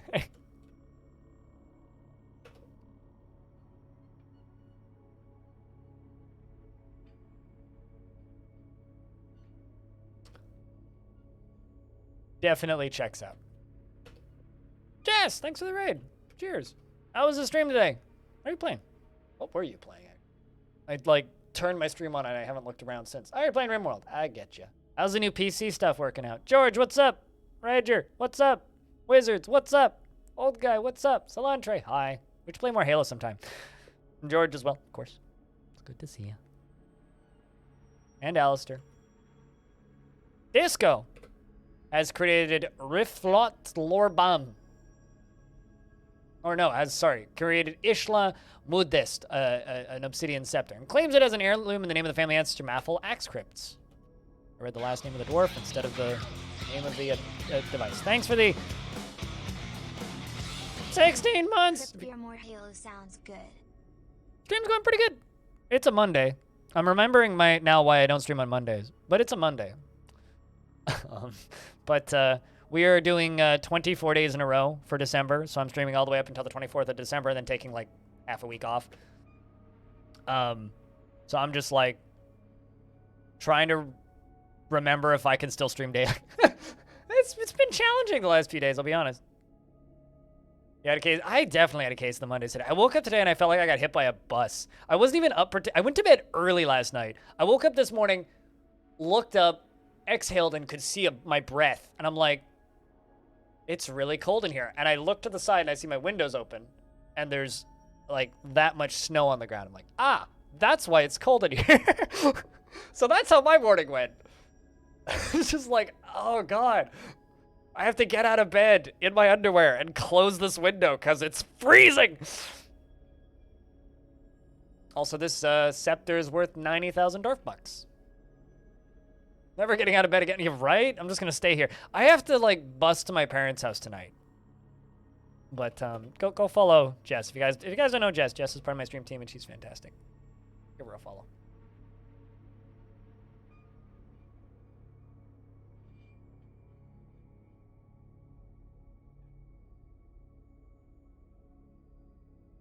Because I have very thick, warm blanket. I woke up to the sound of my alarm, not to cold temperatures. This is an obsidian scepter. Oh no. Chat, look at the name of this scepter. It's in the middle of these quotation marks there. Ishlomudast. That is the translated version of that. Nuts Onslaught. This is an obsidian scepter. All craftsmanship is of the highest quality. It is encrusted with rectangular obsidian cabochons and decorated with radiant cut green glass gems and encircled with bands of hemp. This object is adorned with hanging rings of obsidian, almandine, and menaces with spikes of almandine, sheep's wool, and willow. On the item is an image of the South Match, a giant cave spider silk shirt in almandine. Yeah, Carcass Clay, like that might actually be one of the best artifact names I've ever seen. I'm gonna screenshot that one. That's a good one. That is phenomenal. Nuts Onslaught. Yep. It's just like when I had a fort that generated the name Bulbous Sore for me, and I had to I did a generic embark for no reason, like made a new fort. Didn't prepare as carefully, didn't check anything, looked at the name of my fort and it's Bulbous Sore, and I burst out laughing because I was Bulbasaur. It's like, sometimes it's just like the words line up perfectly in Dwarf Fortress and it's just super funny. Shoutouts to the Disco Sato for making Nuts Onslaught.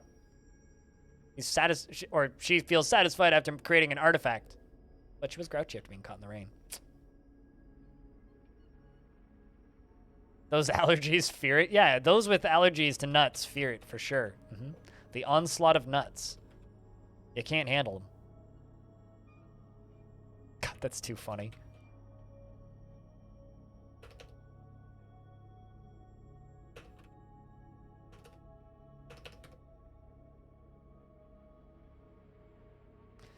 Max, are you like the squirrel from over the hedge? Guys, I found my nuts!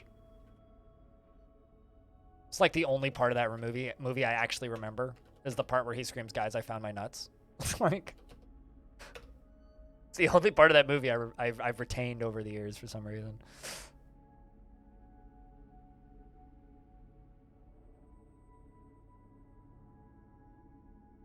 Oh boy.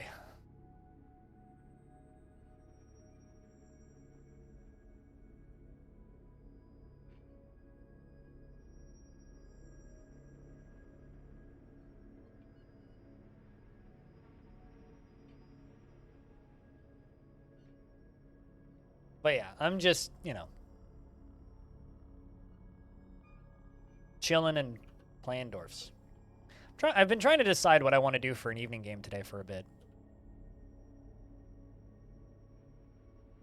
I'm trying to decide. I want to play an evening game today. Just all of the games that I wanted to play as evening games this month, I didn't get key for. It's like I didn't get key for War Tales. What else have I applied for? Applied for War Tales and a few others. Like every game I wanted to play a bunch over December so far hasn't sent me keys. So it's like, I guess I get to buy a bunch of keys then.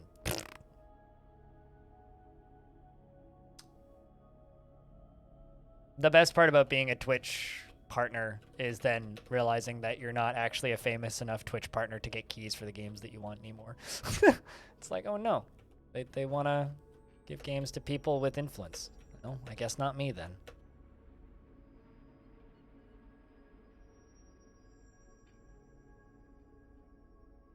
Has anybody here played War Tales outside of the demo? Because I played the demo and that demo was neat. Just haven't had a chance to see anything else in that game yet.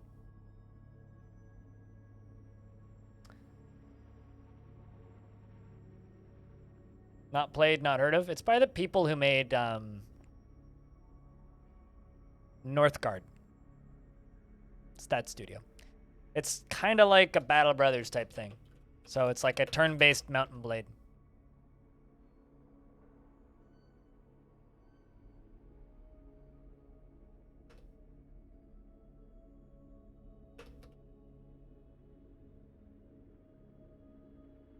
Well, I mean, you should look into some more games.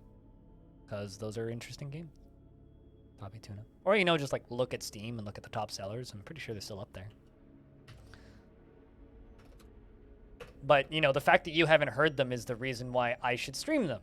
Because that's my job, is to influence people into buying games that they haven't heard of, right? Speaking of influencing people into buying things they haven't heard of, you guys want to buy 60 plus games for $5? And give some money to charity? There you go. It's an itch.io bundle. It's $5. You get 66 games. And there's a lot of good shit in here. A lot of good shit. Just saying. Donate some money to charity and play Neurovoider. Good game.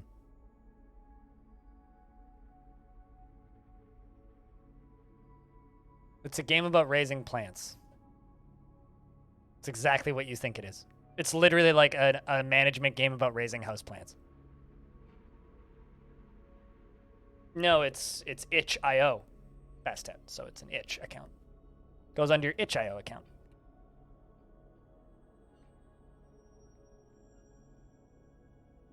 Why would they be Steam keys? They're itch.io keys.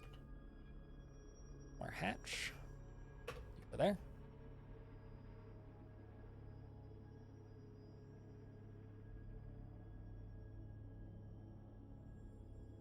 I mean, you shouldn't really support Humble Bundle super heavily. And the reason I'll say that is because they're owned by IGN, so you're technically just giving IGN money. You shouldn't, like, have a subscription to Humble, period. It's a bad service to subscribe to. They've been owned by IGN for 4 years. I say this as somebody who promotes their bundles from time to time. The bundles are a great deal, but like Humble Monthly, or Humble Choice, whatever the heck they call it, that shit's a ripoff. Just go get yourself Game Pass. Don't trick yourself into thinking you're supporting good services, because you're really not. Their bundles are great, but don't subscribe to Humble Choice. Waste some money. That's me using my influence for good. Just giving IGN money.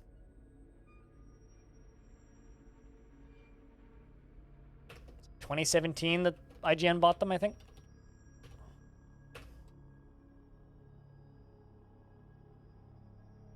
But I'll say what I always say when I promote those charity bundles. If you don't want to buy it, don't buy it. Don't give me reasons why you don't want to buy it. If you're looking for more games and want a bunch of games, you don't even need an account, Bastet. You just download them. They're DRM free. You don't need to have an account. You can use their app if you need a client to install them for you. It's hilarious how often I promote itch.io on this channel and how few people who watch this channel still even know what itch.io is.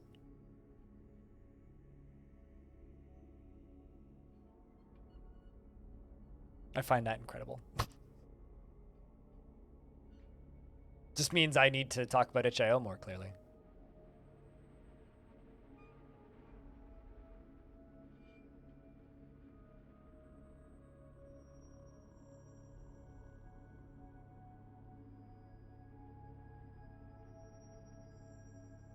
Well, I mean, like, the whole point behind Humble Bundle originally, Nax, was, like, you donate to charity and you get free games, right?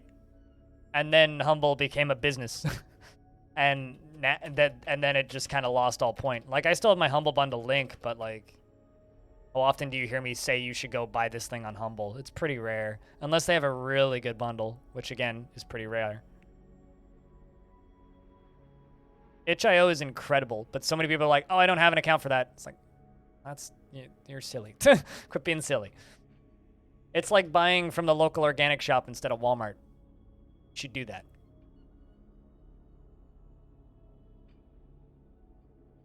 You already own all the games that you want, so bundles suck.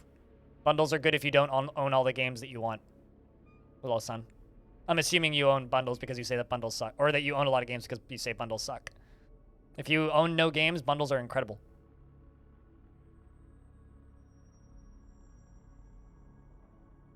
And also, that's a pretty good bundle, by the way. Also, 100% of that goes to charity. There is no, like, business cut like Humble on that. That's 100% of the proceeds from that bundle go to charity.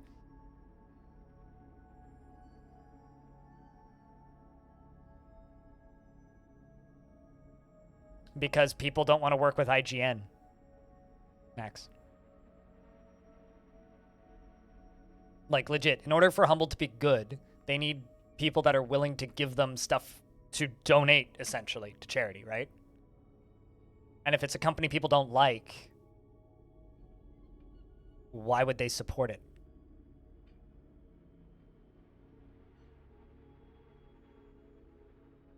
When it comes to itch.io, you're basically just donating $5 to charity, and you also get 66 games as a bonus.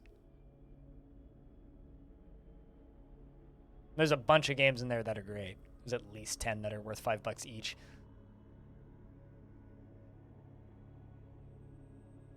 But, you know, if you're not going to play them, then just donate money to charity. Don't bother buying a game for charity. It took me a year to fix my oopsie.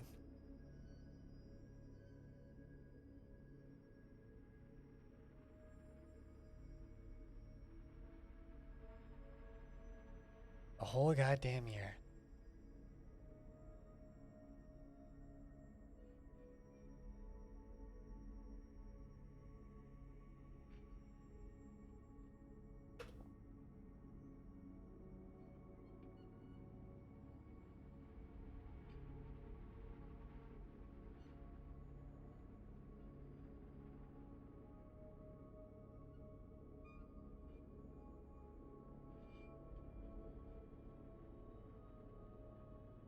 There was a bundle on itch a while ago that had, by the end of it, it was about 1,000 games in it. It was like 1,600 games or something by the end of it.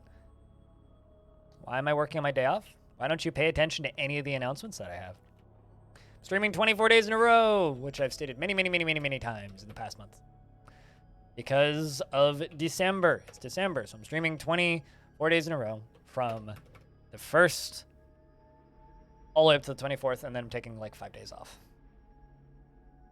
Because in order to get the maximum payout from my subs, I need to stream a minimum number of hours. So if I want to take a bunch of days off, I have to stream a bunch of extra days. So might as well make an event out of it because, you know, Twitch is holding money hostage. Unless I'm streaming 24 days in a row. You get me every single day. You're even going to get me on Friday. Ain't that weird?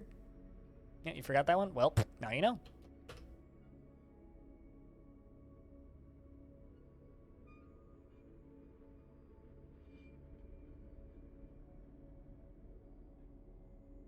I'd need to check the totals, but it depends on how many subs I get this month.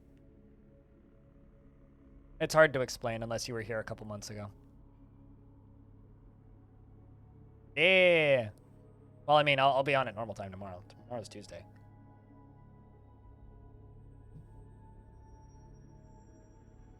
But Friday and Monday. Although Friday's going to be weird because Friday's after hours, so I'm actually going to be on Jess's channel initially. But then I'll be streaming right after hours.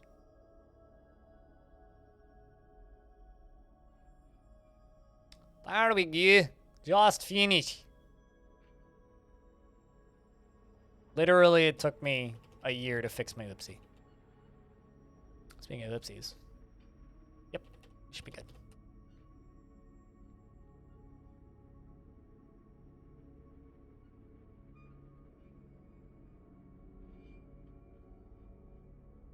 And there it goes.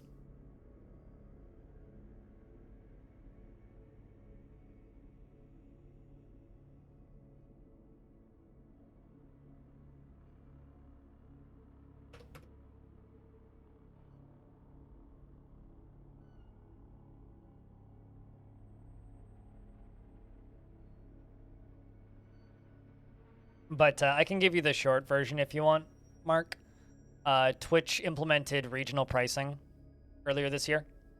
And as part of that, certain regions pay as much as like a tenth of what they used to pay for subscriptions, like Russia now.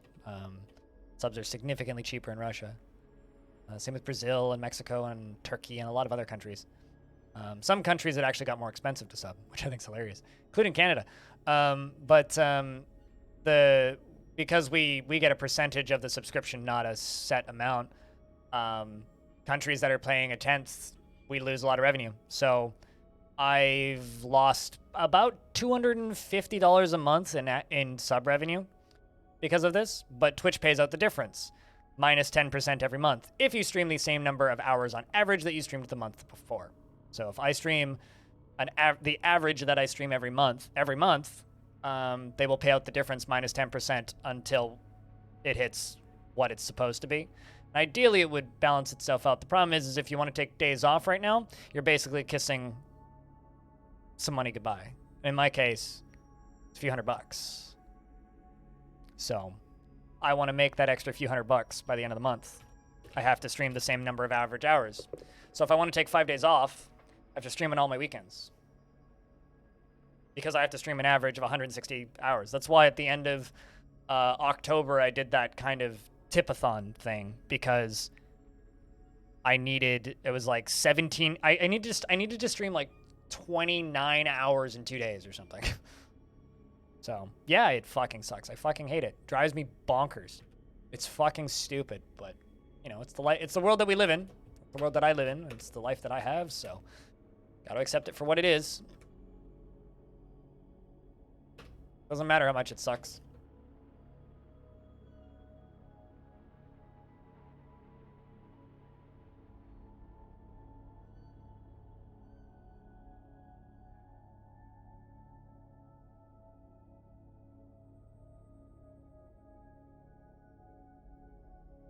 No, I'm not going to do that, because that hurts your average view counts, which does all sorts of other fucked up things to the back end. Yes, you could just like leave your stream on for a bit, but do you want to get banned for AFKing on your stream? Do you want to like, there's lots of things that make that way more negative than I think you realize. Like, yes, you could theoretically just leave your stream on and like do a music stream or something, but it'll hurt your averages because less people will be watching.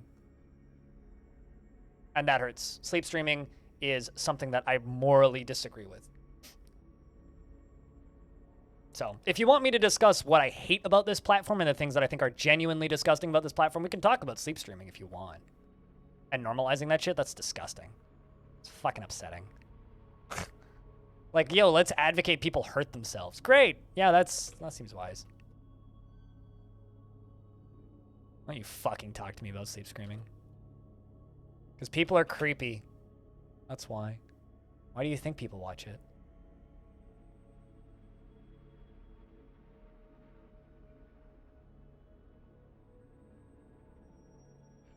No. It's upsetting that the top end of Twitch has so much power. Sleep streaming was a bannable offense until it became the cool thing to do that all the big streams did. You'd get banned for sleeping on stream until they were just like, actually, it's making us a lot of money, so we'll allow it. It's not Twitch who has the power, it's the people at the top end of the platform. If they just decide something's okay, it becomes okay. I fucking hate that shit. But no, I will not do that. And if you want to, like, you know, say that I'm doing damage to myself having to do that, well, I think at the end of the day, you should just fucking smile and be like, yay, streamer is streaming 24 days in a row. If you don't like it, realize that, yes, I could cheese my way around it, but I'm doing this legitimately, the most legitimately I can do it to feel good about what I do. But now I'm in a shitty fucking mood. What do I do? I don't know.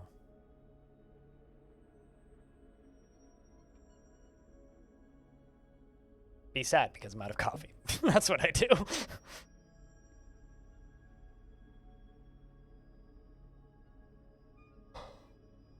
Christmas? The worst holiday of the year? God, I hope not.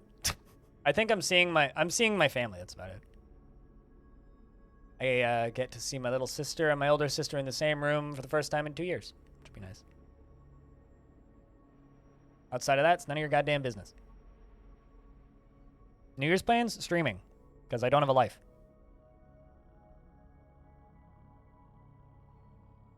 I will stream until later in the evening, and then I will get high and go for a walk. Look at fireworks. Like I have the last 5 years. Easter? That's not a holiday. I'm self-employed. What? When's Easter again? I genuinely don't actually remember when Easter is. Holidays I forget about. Easter, Black Friday, Valentine's Day, Family Day, whatever the fuck that thing in July was, Canada Day I forgot about last year. I don't know. I'm self-employed and I work for myself, so I don't really get holidays. One of the funniest things that I've realized about being a Twitch streamer is that people who want to be Twitch streamers have better lives than Twitch streamers, but think that they would have a better life as being a Twitch streamer. It's like you can do better financially doing almost anything and have a better life doing almost anything. Being a Twitch streamer gets you isolation and look dead funny. Like I said, I'm in a terrible mood now. We need to, like, divert into a different direction quick. Ugh, why did I answer that fucking question?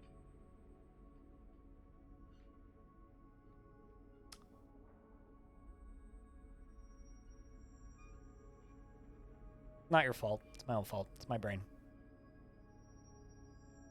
The problem is there's nobody else talking. There's nothing else being said, so... Don't know what to do. Don't know what to do. I'm sorry you had to play that game, Axon. But good for you. I wish I still liked Risk of Rain 2. The music is so good, but man... dislike the direction they went with that game so heavily.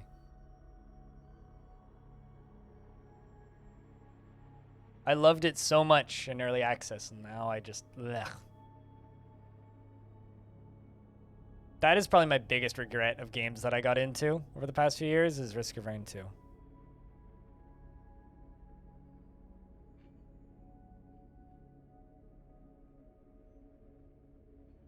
No. The ending wasn't what started to ruin it for me. It was the void. It was when they added the void, and it became optimal to have to take the void route. The second they added that mind-numbingly boring area, it's like, so 20-ish minutes of every run is just mind-alteringly boring. Is my problem with it. And then the final boss just wasn't fun to play against, but that wasn't really my issue because I could have skipped the final boss. And then they added that other map at the end, that big open purpley map, which I can never remember the name of, and I just hate the design of that map. So combine that map that I hate the design of with the boss that I really hate the design of, with that area that I really hate the design of, and then like suddenly a third of the game is very unpleasant to play. Also, I think that's portions of that game translated to 3D better than other portions of it, and they stuck too close to the original Risk of Rain's design with some of the 3D enemies, and they just weren't fun to play against. So they added like a bunch, like the parents are one of the enemies that I really, really disliked the design of. They just weren't fun to fight against, in my opinion. Like they were just an unfun enemy. And so like generally as the further that the development of that thing went, the less I enjoyed it.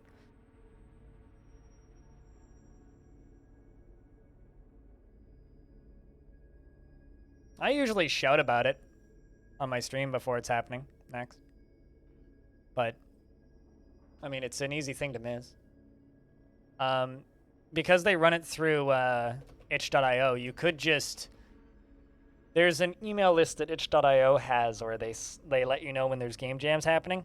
So if you just check that occasionally or like add it to their calendar, it'll tell you when there's game jams happening, and there's more than just 7-day RL. No, I get you. I get you. But you'll get more than 7 days notice that way.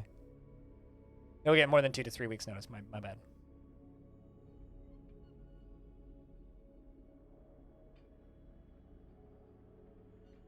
One that I've always wanted to cover more is the dungeon crawling conference.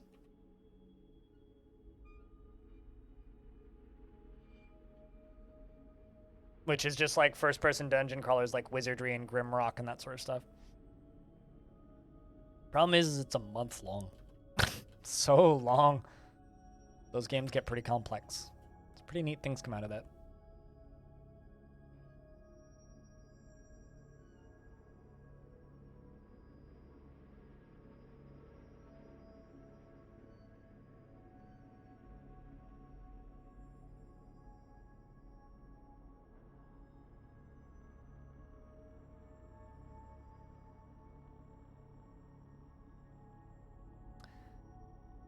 But all right.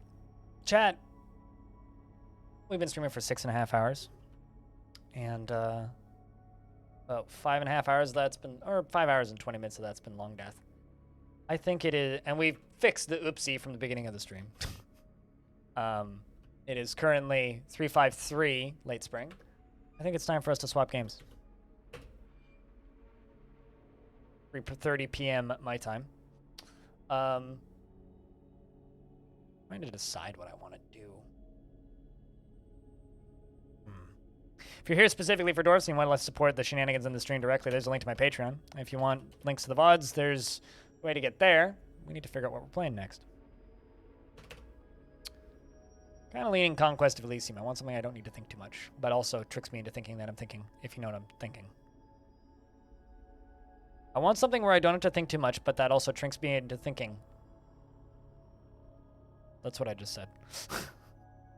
I would rather die, Mark. I'm also not taking recommendations or suggestions. I think we're going to play Conquest of Elysium. That's what I'm going to play.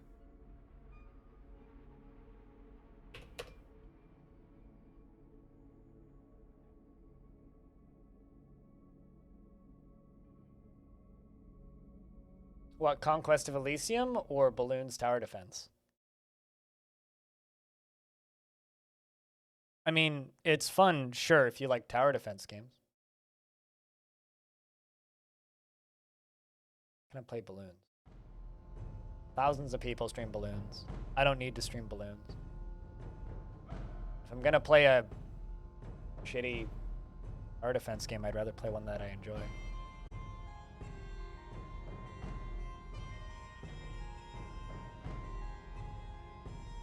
Too much grinding in Balloons.